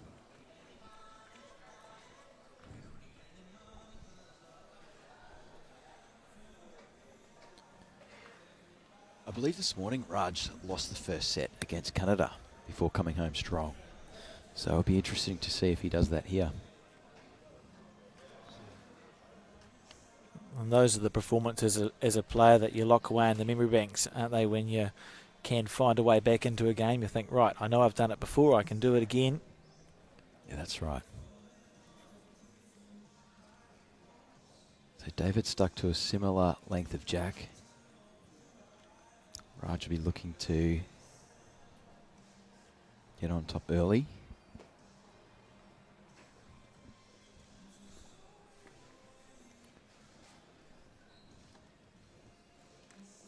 Both players just a little bit heavy. That can be the result of anything. Just a little bit of wandering thoughts. Just thinking about, you know, David's case, winning the first set.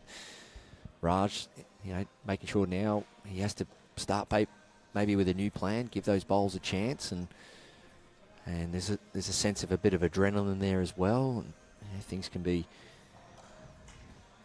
played on a bit of emotion the first few bowls, but I'm sure both players will settle pretty early. Oh, look, if this is a good bowl, it's the best chance Raj has had of scoring a number in a while. Yes, he's trailed it back. That's a nice shot from the Fijian.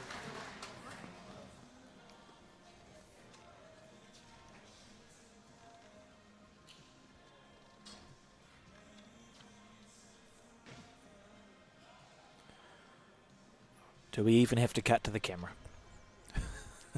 That's not a man who looks happy with his bowl, and I'm not sure what's wrong with it. Actually, what's wrong with it? home nicely. Oh, maybe it's disappointing for a man of his talents, but I'd be quite pleased if my bowl was that close to the jack. And of course, the winner of this match will be winning the title for the first time. 2 new winners this year. Shae Wilson taking out the women's final over Debbie from New Zealand. And that was a big experience for both players. But for Shae, young Shae at 26 years of age moving forward, only helps her career. And you look at Shae there, life's just changed. Shots there. Catching up on all her messages, and we got a wave. Rebecca Rickson catching up on all the social media and all the love from players that she would have and friends and family. So that's great to see. I remember in 2006, I was with Calvin Kirko when he won his gold medal in the singles, and his phone literally blew up because back then there was only one way of contacting people. There was no social media, and his phone literally seized. He had that many messages coming in. Speaking about former champions, Neil Mulholland from Ireland was the one and only male winner from Ireland to win this title back in 2015 at Helensvale. And David Copeland joined him, so shout out to Neil Mulholland back in Ireland. Good bowl here from Raj.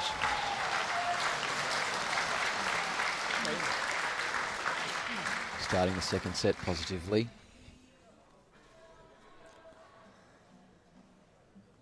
Just wait for confirmation as to how many that was, but as you said, a great start for Fiji. Only scored 2 shots in the entire first set and 3 to start the second.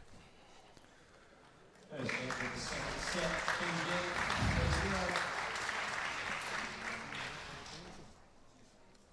think Ireland currently participating in an Atlantic Challenge being hosted in Canada, Scotland, Ireland, Canada and the USA. So I'm sure, I don't know what time it is over there, but I'm sure there'll be an interest from the Irish team in this final.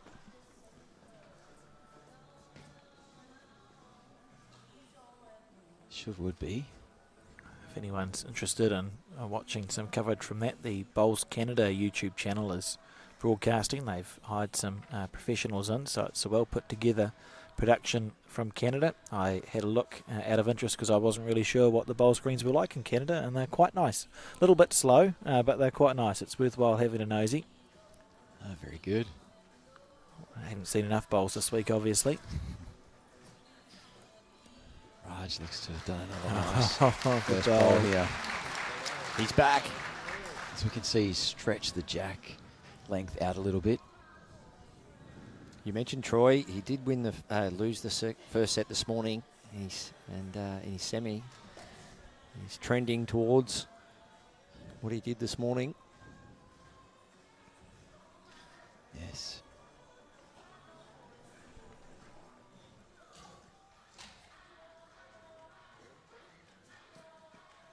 Let's see if he can get another close one here and put the pressure on David.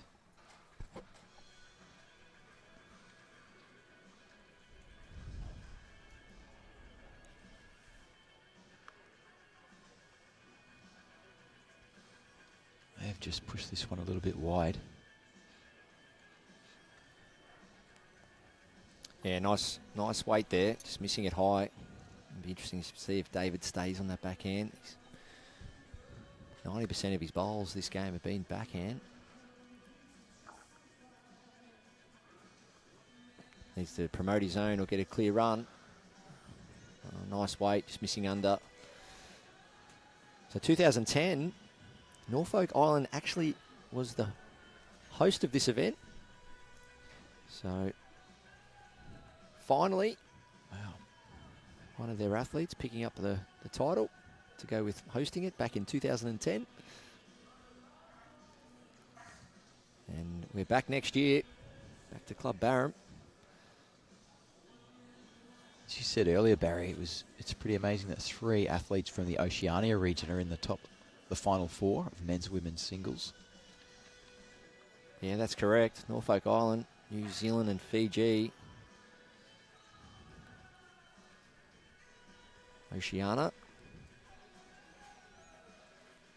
Not far away here. He's played it well.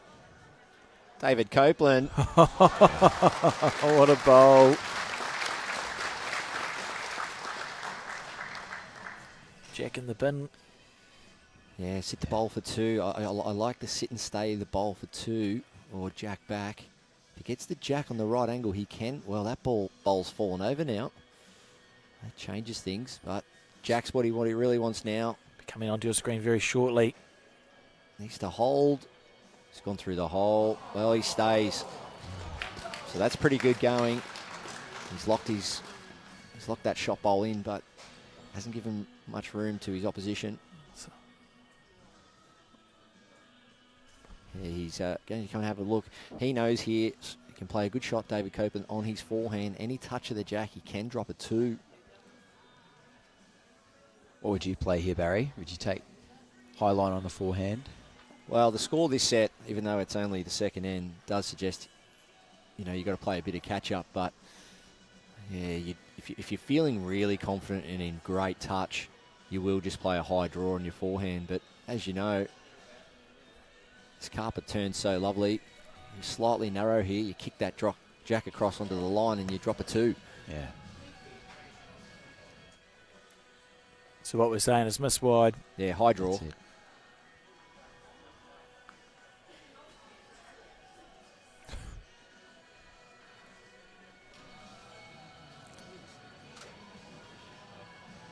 One, Raj. I'll make it 3-1. One. One.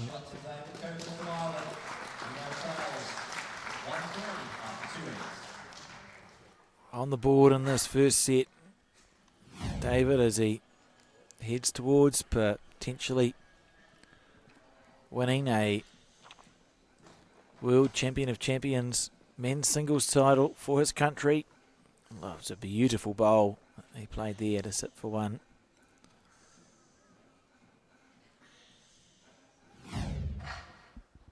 Happy with it too, and fair enough. See, David's gone back to that shorter jack length, brought the mat up a little bit.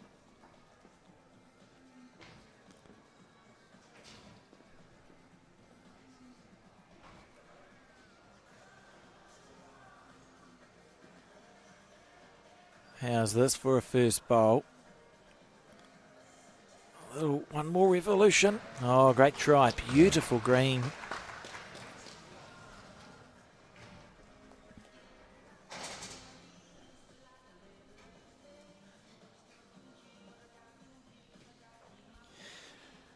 Well, as the temperature cools, this game does heat up. Both players just tightening up a bit here. This one just sliding past, not far from the jack, but this is the real business ends now. Gap is 20 inches. It's a crucial part of the set here. If David can score another 1 or 2 here, puts him right back in the set. If Raj can extend his lead, he can approach the last 3 or 4 ends with confidence. Beautiful green again. Just short, a little bit of a push. Sometimes that can be a sign of anxiety. Tighten up. So can this. How's the weight? Is it going to come back? Yeah, it's working its way back. Not quite for shot, but definitely second.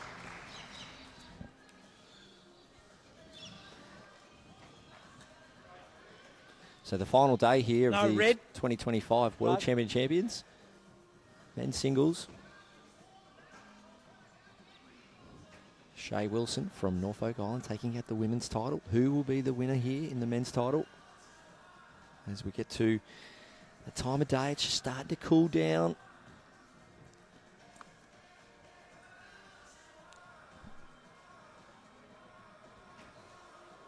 David Copeland's not cooling down. He's drawing shots. And sit against the bias. May have only be one though. Might have just dragged that jack. My apologies. Okay, backhand. Be looking to sit bowl or trail jack here, Barry. Yeah, that's right. Bowl clean and stay or jack back. He's very close here. Raj Prasad from Fiji. Absolute classy shot. Perfect weight to make sure he didn't trail it too far away from his nearest bowls. It's looking quite calm. The heart rate will be going on the inside though, won't it? What a shot that was. Yeah. That's why we play, isn't it, Troy? It is. It's a great feeling when you execute shots like that. I'm surprised that that front right bowl's not close to the count. Our marker put the 2 paddles up pretty quickly. Thought it may be a measure, but David Copeland, he's got a really good thing going for him here. He's played 3 bowls on this forehand. He just needs to hit that line again, find another 4 feet of weight. How's the puff? Looks like he's out on a good line. Oh, good bowl. And a good fist bowl. pump. And a fist pump. These players, they've left their families behind, they've left their jobs, they've travelled all this way to be here on the big stage. It means a lot to them. Can see how much of that shot bowl do you think? Great to see that fist pump there from David Copeland. Absolutely. So backhand, quicker the better here. Secondary results, as we see down the middle of the rink, he can get the toucher through the shot bowl. He can come off his outside blue through the shot bowl. He can get the shot bowl through the jack into the ditch. Needs to play solid weight here. So because we expect this to come at pace, we'll just stay on this angle behind the player. But it's forehand. Oh.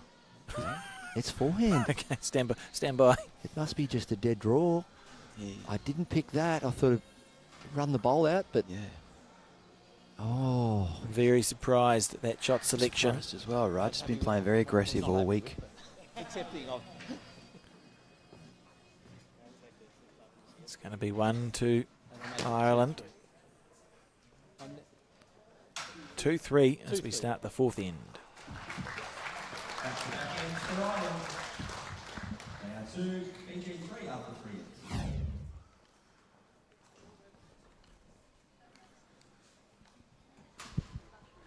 So Troy, I've seen Raj around the traps at international competitions over the years. We know he has that weighted shot. Were you a little bit surprised then? He didn't sort of play some kind of a weighted shot? There was, when I played against Raj 2 days ago, he was very willing to play running shots and he was deadly accurate with them.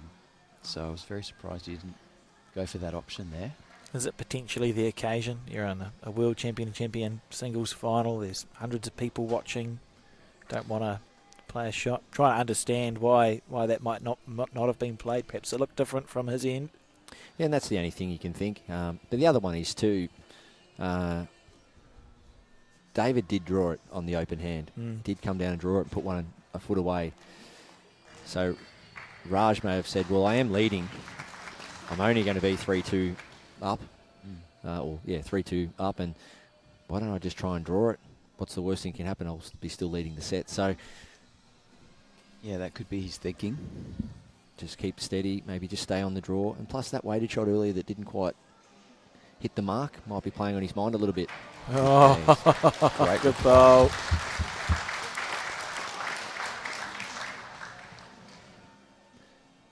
Really good stuff.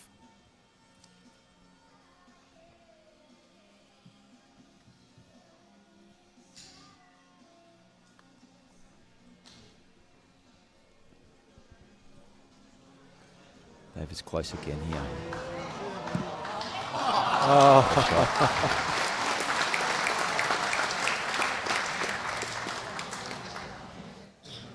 Gap's about 1.5 inches to the shot bowl.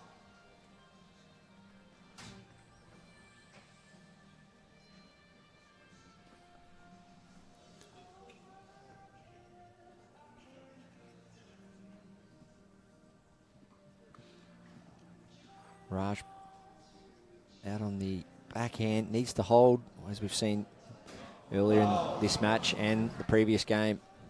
Nice strong turn there.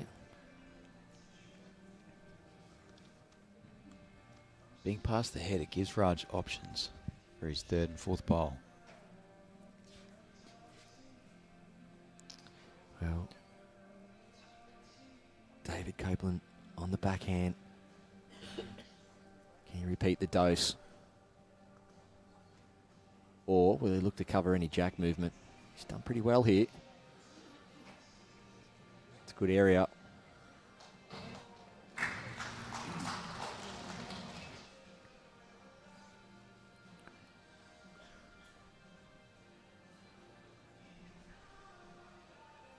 Six feet of weight required, maybe even a little bit more. Push back to the tee here for Raj Prasad from Fiji. Needs to hold. Needs to change this setup. No jack would be perfect. Well, he's actually probably made it slightly worse, but the only good thing to come out of that is David doesn't have much room to count here. Yeah, Raj has second shot. So, I was going to say that's how the head looks. Well, that's how a head looks, I suppose, but it's not the one we're looking for. It's your head, so you can stand where you like.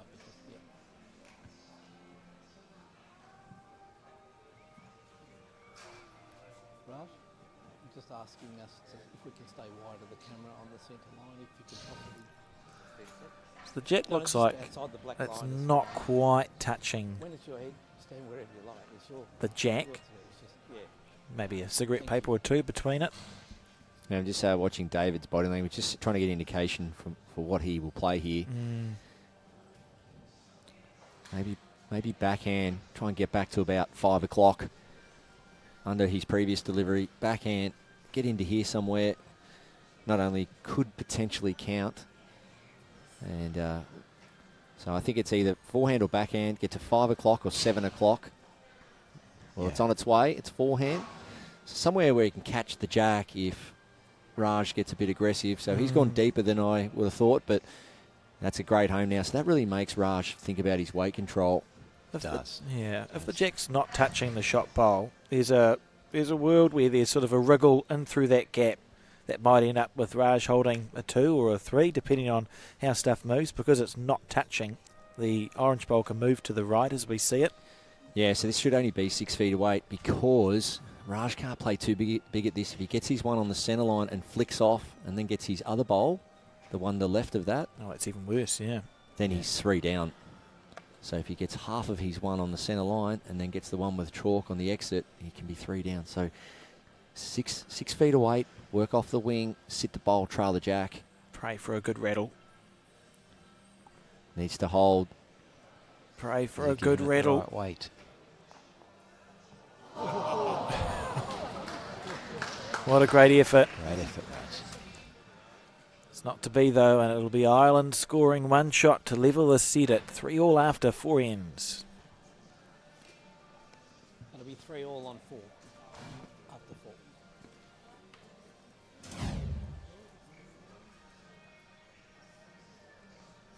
There's the 1 down. It'll be 3-all after 4 ends. Well, that squares things up after 4 ends. Fiji in 1.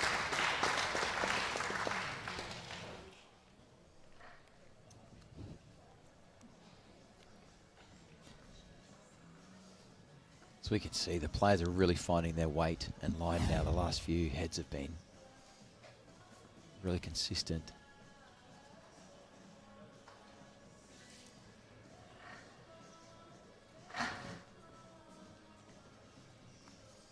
Great set of bowls, this one. On the jack delivered. A couple of metres up from the tee.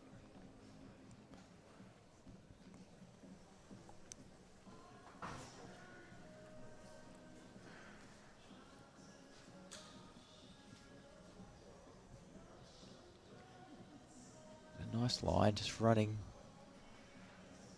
fast.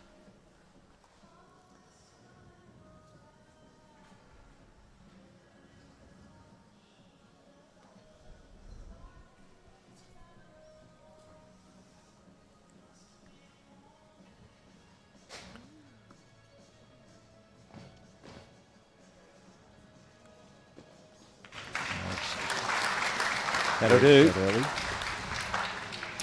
So So the crowd's got a real hush about it now. They know we're right into the deep end of this match.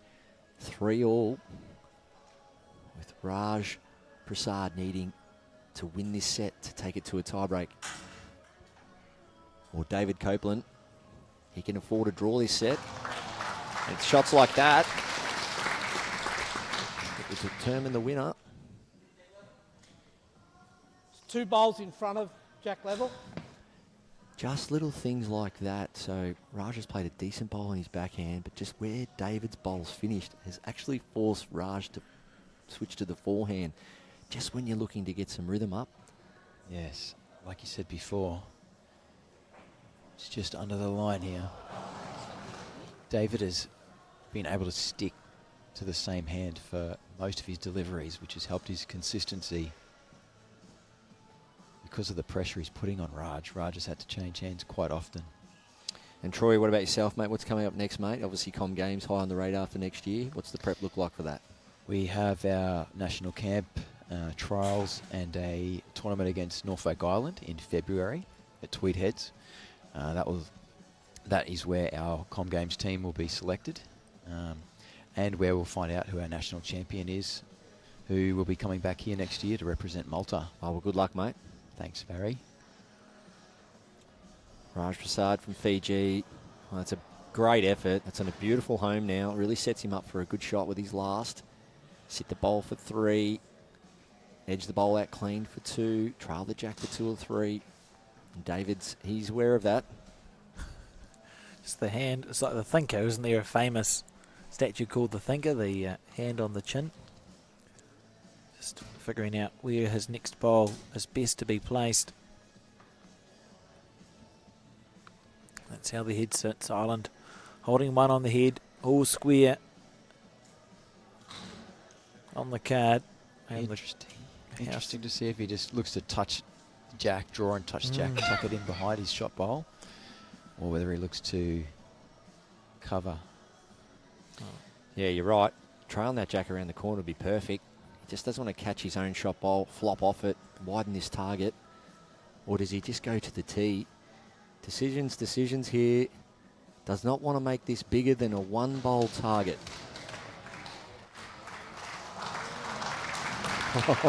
That would be a 2-bowl target. Well, it's actually a 3-bowl target if you include the Jack. So it's gone from a very small target to now 3 bowls wide.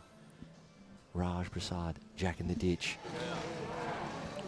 Oh, he's tight. He's missing everything.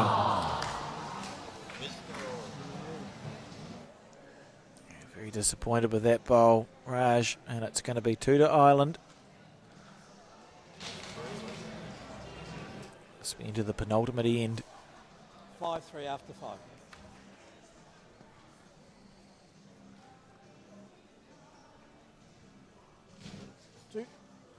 Makes it 5-3, 5 ends. That's 2 shots to Ireland. They now take the lead. 5-3 after 5 ends.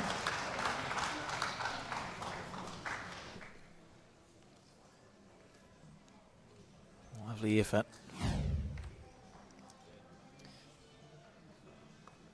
Raj be disappointed with that. He's been, as we were saying earlier, very confident and deadly with his drives during the week.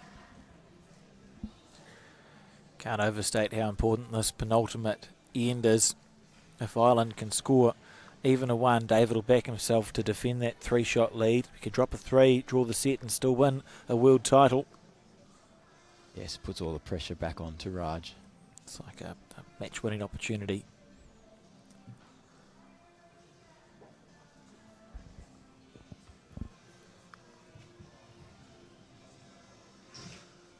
For those watching all around the world, just to let you know what we will do at the conclusion of this game, as we will sign off on Sky Sport New Zealand.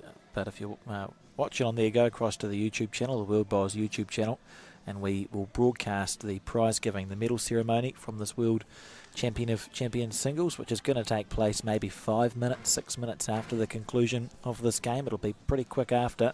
What you'll see is highlights from this match and a couple of adverts, and then we'll be back with coverage of that medal ceremony. So just because the game is finished doesn't mean you have to stray too far from your television set if you want to see your country recognised with the medal. Hang around. David Copeland, as we've seen so far, that backhand is a weapon. That's great shooting. And Raj, well, when you're chasing a double or even a single, can't afford to be short. This one must get up there for at least second shot. Warning bells are ringing here. Yes, David has been relentless with that first bowl pressure.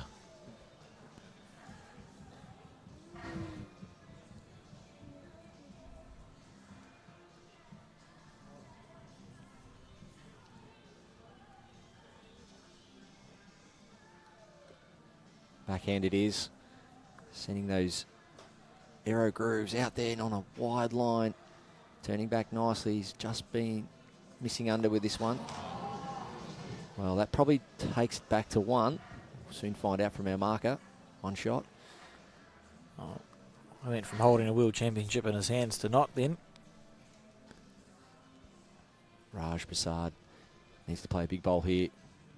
Really needs to win this end. You don't want to be chasing a big figure in the last end.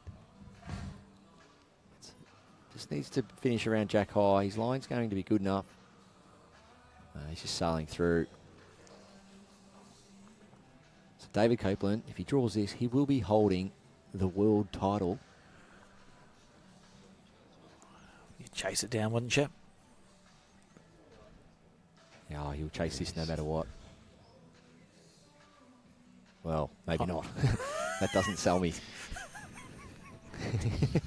Oh dear. I'm thinking that he'll get down after this for sure, but okay. So from where we're sitting here with the camera angles, we feel it's just the one. So go to the last end Bowl here for regardless. Raj. Raj really wants to score. if he draws this, it'll literally bring down the roof, but that's impossible. But well, he needs to stay away from the orange. Needs to stay away from the orange. Oh. Not to be, and this game continues to plod on. It's going to be 1 Ireland, who will take a 6-3 lead as we go into this final end of the second set. I think if it's 2, it's all It's over. 2, it's game over.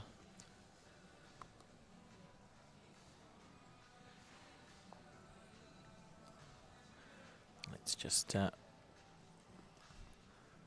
wait. What? So 1 conceded. Made us wait. So 1 to Ireland there.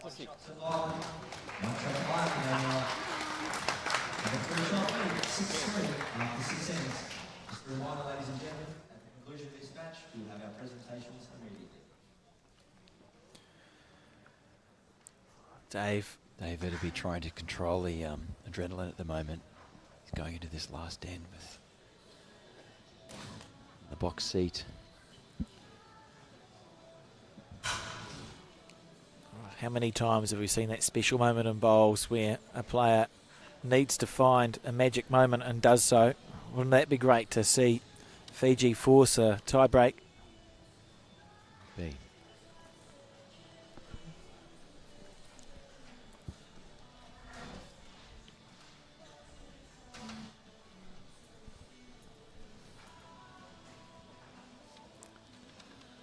Always want a tie break for the broadcast. Every game I've ever filmed, I want it to go as stressful as possible for the players involved. Yes, more exciting for the viewers as well.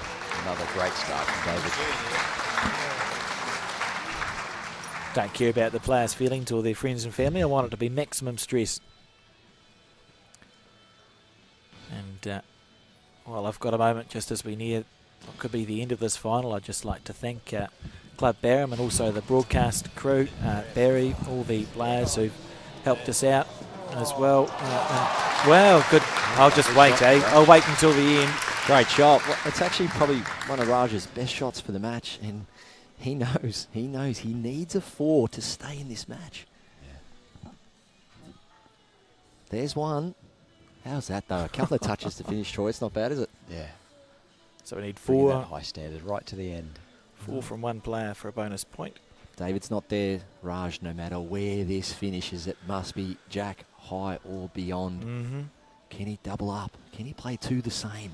It's one thing he's just struggled to do, just be able to play two the same. Let's check out the body language. It's pretty good. Maybe saying he's heavy. He needs to pass the front. Well, that's in the game. Close. It's a chance. Oh. He's a chance. Is it a magic moment? There's two.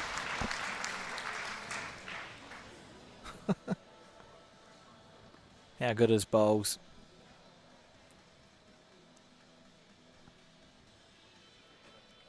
David on the backhand. Badly wants this one to count. Badly wants deadly on this this one to backhand. count. He's jogging after it. David Copeland needs to hang on. Well, some late drama brewing here. We can't begrudge him from standing in front of the camera. There's a lot going on in that man's mind. Raj Prasad, dual Commonwealth Games athlete from Fiji.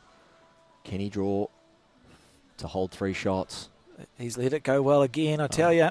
He's on a great road. Needs to work in now. Again and hang around. Oh, that's pretty good as well. Yes. That's an excellent bowl. So the way this head shapes up, you can see David Copeland there. So you can see the way that head shapes up. Raj, if the head doesn't change, Raj can trail the jack down into 7 o'clock and actually make 4 shots. So it is actually available. But does David Copeland take that away? Backhand, swing, clean a few bowls out. Troy, yourself? Yeah, that looks to be a good option there. The only other option he might do is look to add a few feet on his last one to sit, shot bowl, move jack just to take that 4 out. I think you'll see him playing some weight here. Yeah, I think it's backhand arriving. Only has to remove 1 bowl out of the head. Sets him up in a good position. He's out on a good line. Even if he gets to that last bowl of Raj Prasad's, he's played it well. That's a great bowl. That's a brilliant great bowl. What a shot.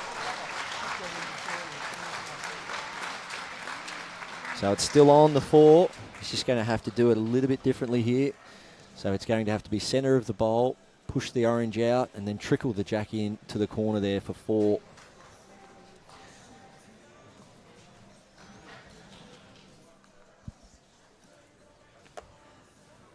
What a shot that was under huge pressure. So he's been playing really well, not cruising, but feeling confident this entire game. The Irishman blinked, was 3 down, 3 down, looking down the barrel of what could be a tiebreak. What composure that was. It's a big bowl under pressure. Now here's Raj. Can he answer back with a big bowl of his own?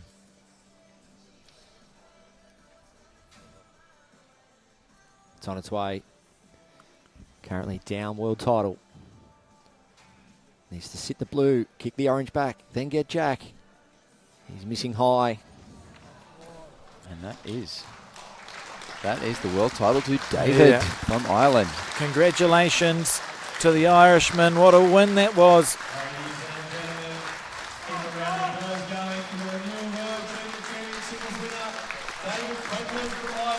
Congratulations. David Copeland. Very confident performance. Rightio. You see who's won. We'll go to the highlights now. We'll be back with the prize given after this. Well done, Ireland.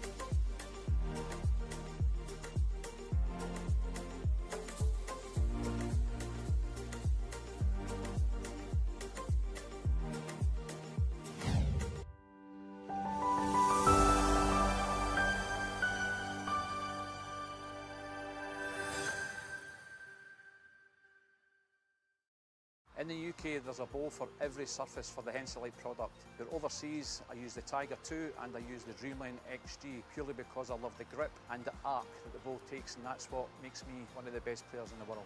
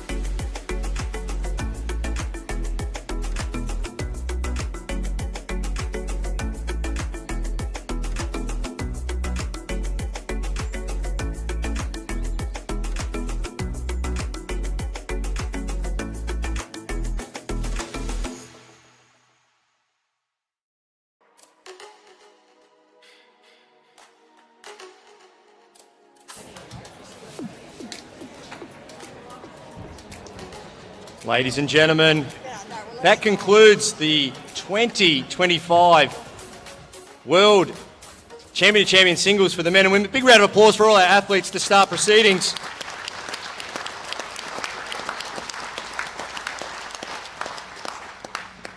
There's been a tremendous showcasing of lawn bowls for the last 4 or 5 days here at this beautiful establishment in cluBarham. The amount of players that have travelled all around the world. We see 57 entries, 33 nations, and there can only be 2 champions that can come away with these fantastic trophies. So well done to all our competitors and well done to our champions. Let's please start by acknowledging our dignitaries, athletes, officials, volunteers and our sponsors. Councillor Neil Gorey, Deputy Mayor of the Murray River Council. Round of applause, please. Councillor Gary Pappen from the Murray River Council. Steve Fullerton, Chair of cluBarham. Jason Wallace, CEO of cluBarham, and Neil Dalrymple, CEO of World Bowls. Ian Evans, President of Bowls Australia, and Matthew Kennedy, CEO of Bowls Australia. Round of applause, please. Well, we can't go through all the highlights. You'll have to replay them through the YouTube, but there's been so many, and it's great to see from the age of 23 right through to the age of 79, athletes from all around the world competing. What an amazing effort. Well done.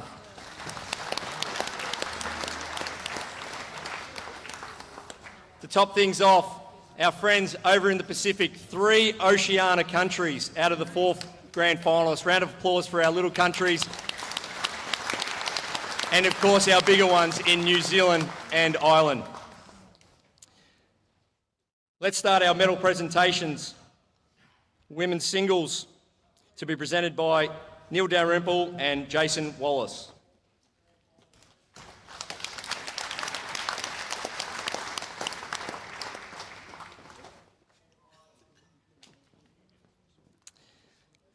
Can I please present our bronze medal to Shauna O'Neill, Ireland, and Izzy White of England.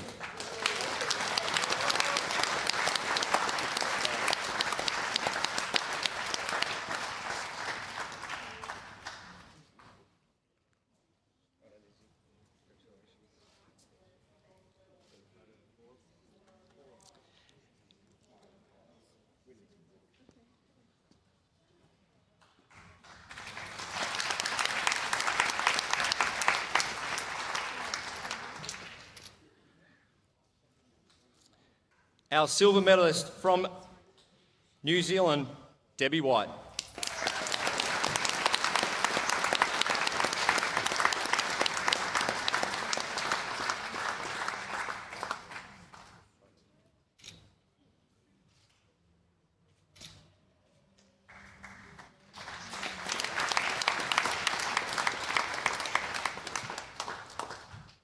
And our women's champion for 2025, Shae Wilson from Norfolk Island.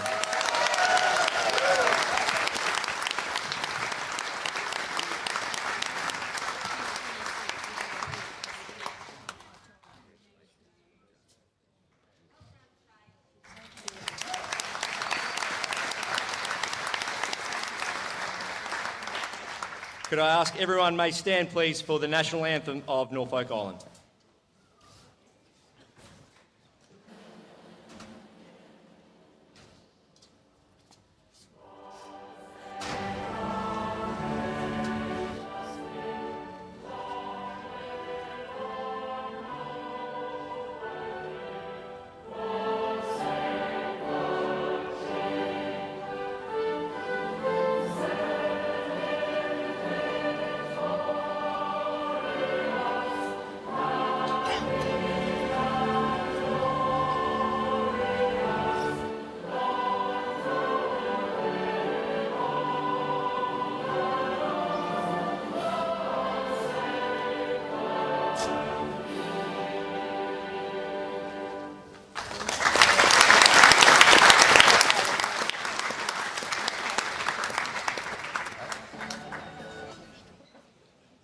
Whose is that one?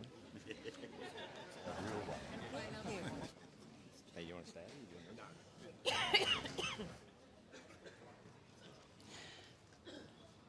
In our men's singles, please can I ask Steve Fullerton and Neil Gorey to present our men's medalists.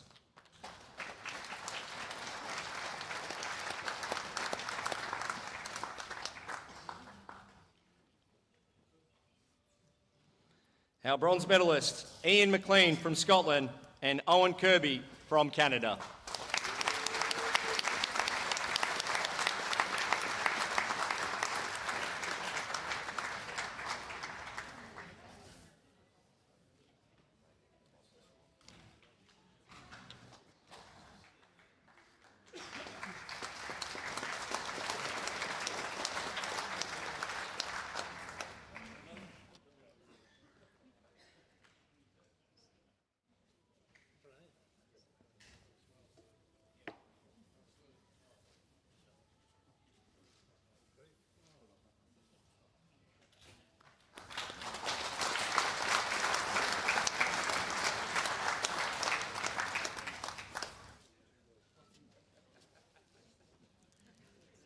You're famous.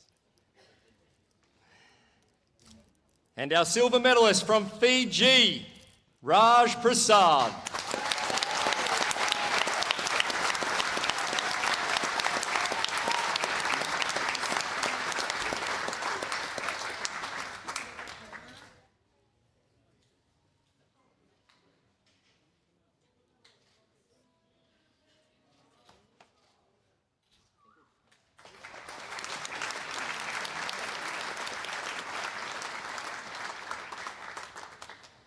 And our men's gold medalist from Ireland, David Copeland.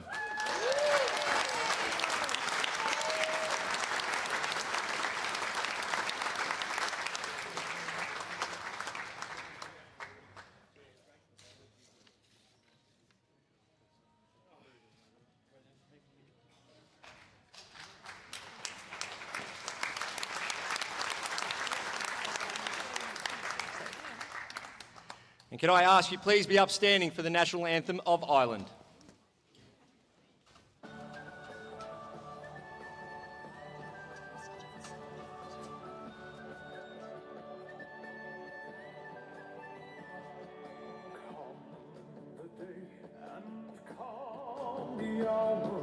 Come, the power and the glory. We have come to answer our country's call. From the four proud provinces of Ireland.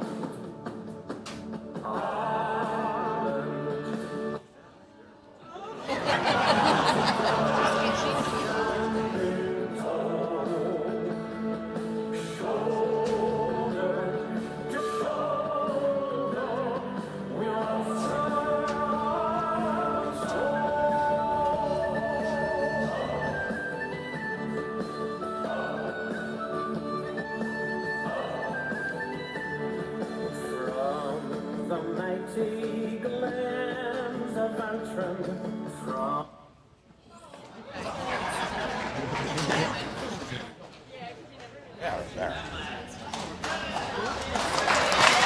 Congratulations, David.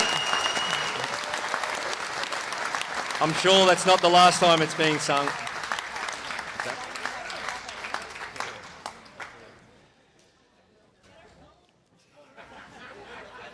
I've got a feeling that cup's going to be full of something tonight. May I invite to the microphone our women's champion, Shae Wilson, to say a few thank yous.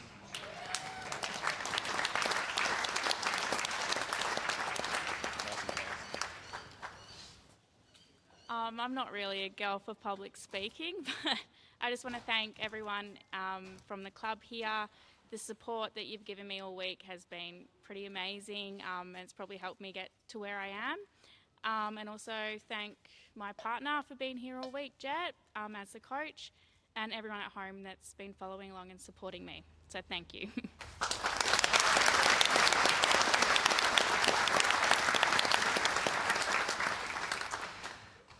And I'll ask and invite our men's champion, David Copeland, to come up and say a few words as well.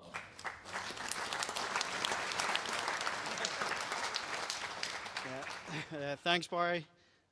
Pretty much like Shae, really. I'm not one for public speaking, so I'll just follow her lead. People I'd like to thank, obviously, can I thank cluBarham, the people of the area as well. Your hospitality's been second to none. I said it in an interview earlier with Karis. Whoever gets to come out here next year is going to be very, very lucky people. Yous are top class, brilliant. I'd like to thank my support group this week. Brought my best mate along. Wife couldn't make it. The Gary, the boss, without a doubt, and Shauna. This wasn't possible without the 3 years. Not a chance. The people at home, my wife, daughter, 2 sons, coming home a champion.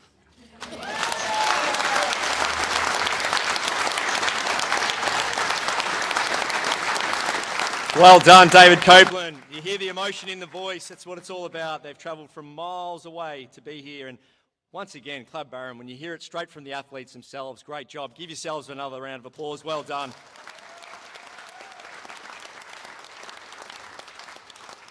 Just like to invite to the microphone to make a few speeches, Murray River Council Deputy Mayor to speak, Mr. Neil Gorey.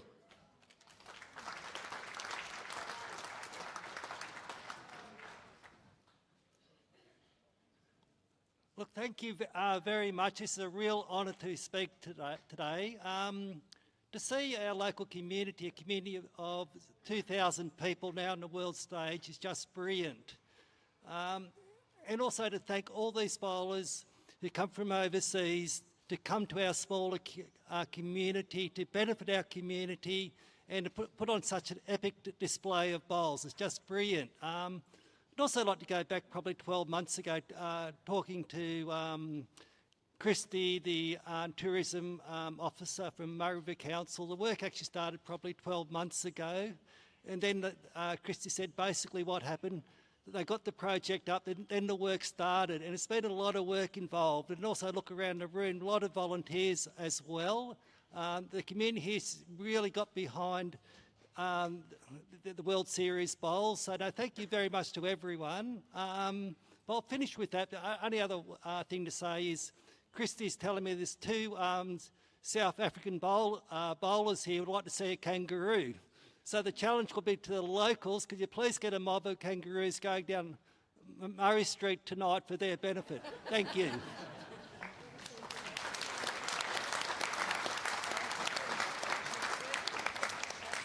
Well said, yes. Plenty of wildlife in the area. We've been blessed with that.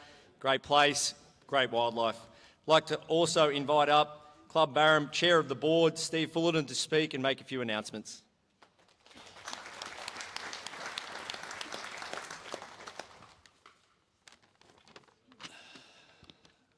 Thanks very much. What can you say from a local's perspective after a few days of bowls and the impact it's had on our small town? On behalf of cluBarham Board, I'd like to thank a few people for the input in the organisation of the competition. Firstly, thank you to all the participants and all the officials for coming to Barham. I hope it's lived up to what you may have had expected. Being a small town, I've got no idea what you expected before you got here, but when you got off the plane and probably jumped on the bus and travelled for 3 hours through a bit of bush and flat land and not much else, and you probably had no idea where you're going. But so hopefully it all came out well at the end. Congratulations to our winners, Shae and David. A great final and a great spectacle. And obviously you are the singles champions. While there are only 2 medals, or sorry, there's more than 2 medals, but while there's only 2 winners, I think all the participants can class themselves as winners for the fact that they got here and they were here and they enjoyed it. Thank you. I'd also just like to acknowledge in attendance Ian Evans, President of the Bowls Australia, Matthew Kennedy, CEO Bowls Australia. Thank you very much for being here for the final, or for the bowls. I'm not sure whether you're here previously, but thank you for the day. Also like to acknowledge our Murray River Council Mayor John Harvey. He's done a lot of work for us on behalf in previous days, both on this event and previous ones, as well as Neil Gorey for his few words before. Thank you to Neil Dalrymple, CEO World Bowls, and the team at World Bowls for allowing us to hold the event here. It's when we first discussed whether we could do this, I mean, the first thing was, well, shit, we're only a small town, how the hell are we going to do this? But to the credit of all the organisers, I think it's turned out really well. Thank you to our CEO Jason Wallace and the cluBarham team for securing, organising and delivering what is obviously a premium event. Jason's enthusiasm and passion to be a leader and an innovator is greatly appreciated by the board, and sometimes we've got to throw a rope around him and try to hold him back because he's always got a million ideas of what he wants to do and where he wants to go, but obviously this is a good choice and a good winner. Speaking to a number of people over the period, I haven't heard anyone say that they haven't enjoyed the experience. So I think that's a plus on our backs for the event that it's turned out so well. Thank you to the YouTube crew. I've been watching a bit on the tally at home, and thank you for your expert insight and also the promotion of our town. I think it's gone a long way for a lot of people that didn't come out. As we come into the close, I hope everyone can enjoy the rest of the night. Those that are travelling, wherever you're going, safe travels, and we look forward to seeing you next year. Hopefully in December the weather will be warmer and people will help enjoy the weather when we're having the inaugural World Bowls Series final. So thank you for that. Look after yourselves, travel safe, and all be well. Cheers.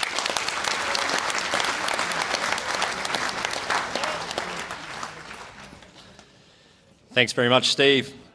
I'd like to call on the World Bowl CEO, Mr. Neil Dalrymple, to say a few words. Thanks, Barry. Look, wonderful end to this event. As Steve said, there's a lot of planning gone into an event like this, and I'd like to mention a few people in a moment. But first of all, just to acknowledge the Murray River Council for their great support. Thank you very much, Deputy Mayor. It's been wonderful.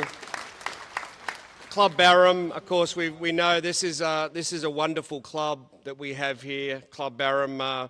To Steve as chair of the board, especially to Jason Wallace, CEO, and his team. They've just gone out of their way to help us all, both from a World Bowls point of view, but players, officials, they've been fantastic. Jason, please pass on our thanks to all your team. Wonderful people. Thank you. Great to work with you.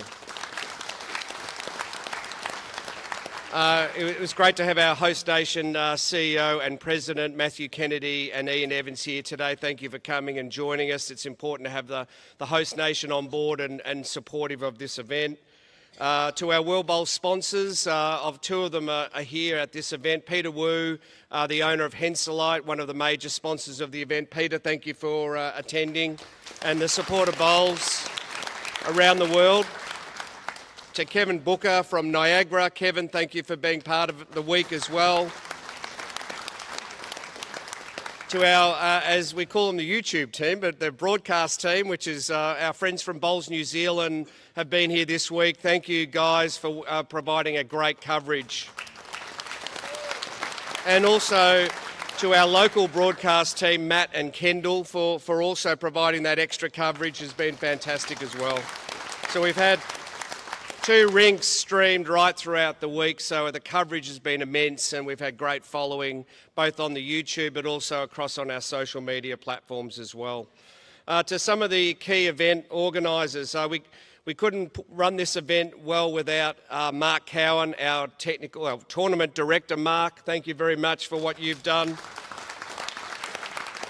To our Chief Technical Officer, John Roberts, and the team of technical officers that have come from around the country. Thank you, John, and to your team, wherever you are. Our official photographer in front of me here, Steve Watson. Thank you, Steve, for taking lots and lots of photos. And also to David Allen, who's been here from Inside Bowls, and also other people covering. And I mean, cluBarham have also done a great job covering. Well done, David, and your team. And to cluBarham. Look, we've had a wonderful week of bowls, and it's been a great end to the tournament. I just want to acknowledge again, it's been mentioned before, but players and officials have come from a long way around the world to get here. We appreciate the fact that they've made the effort. There's a huge cost in doing this, and so thank you to the players and the officials for attending the event. And last but not least, the spectators and people that have travelled. Not everyone here is from Barham. I know there's people come from different parts of Australia and also around the world to actually come and watch this event. So thank you, spectators, for attending.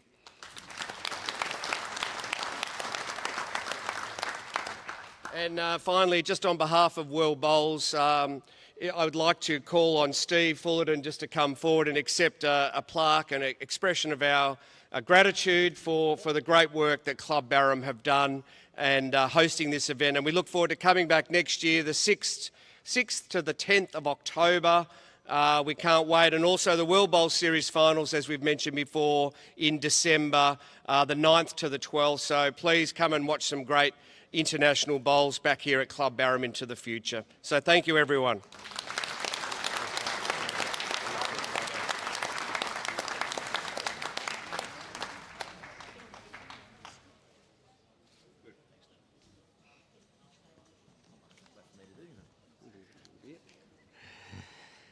For those spectators that would like to join our champions and all our friends and families that have travelled with our medal winners and any other bowlers, if you'd like to come out and in due course and have some photos, meet the players, please stay around the club. this afternoon and into the evening and mingle with them, get to know them and have a really good time. As Neil did mention, we will be back here in October next year for the 2026 World Champion of Champions Singles. So please put that in your calendars. That will be October 6 to 10. For those travelling, please travel safely and we look forward to seeing you next time. Thank you.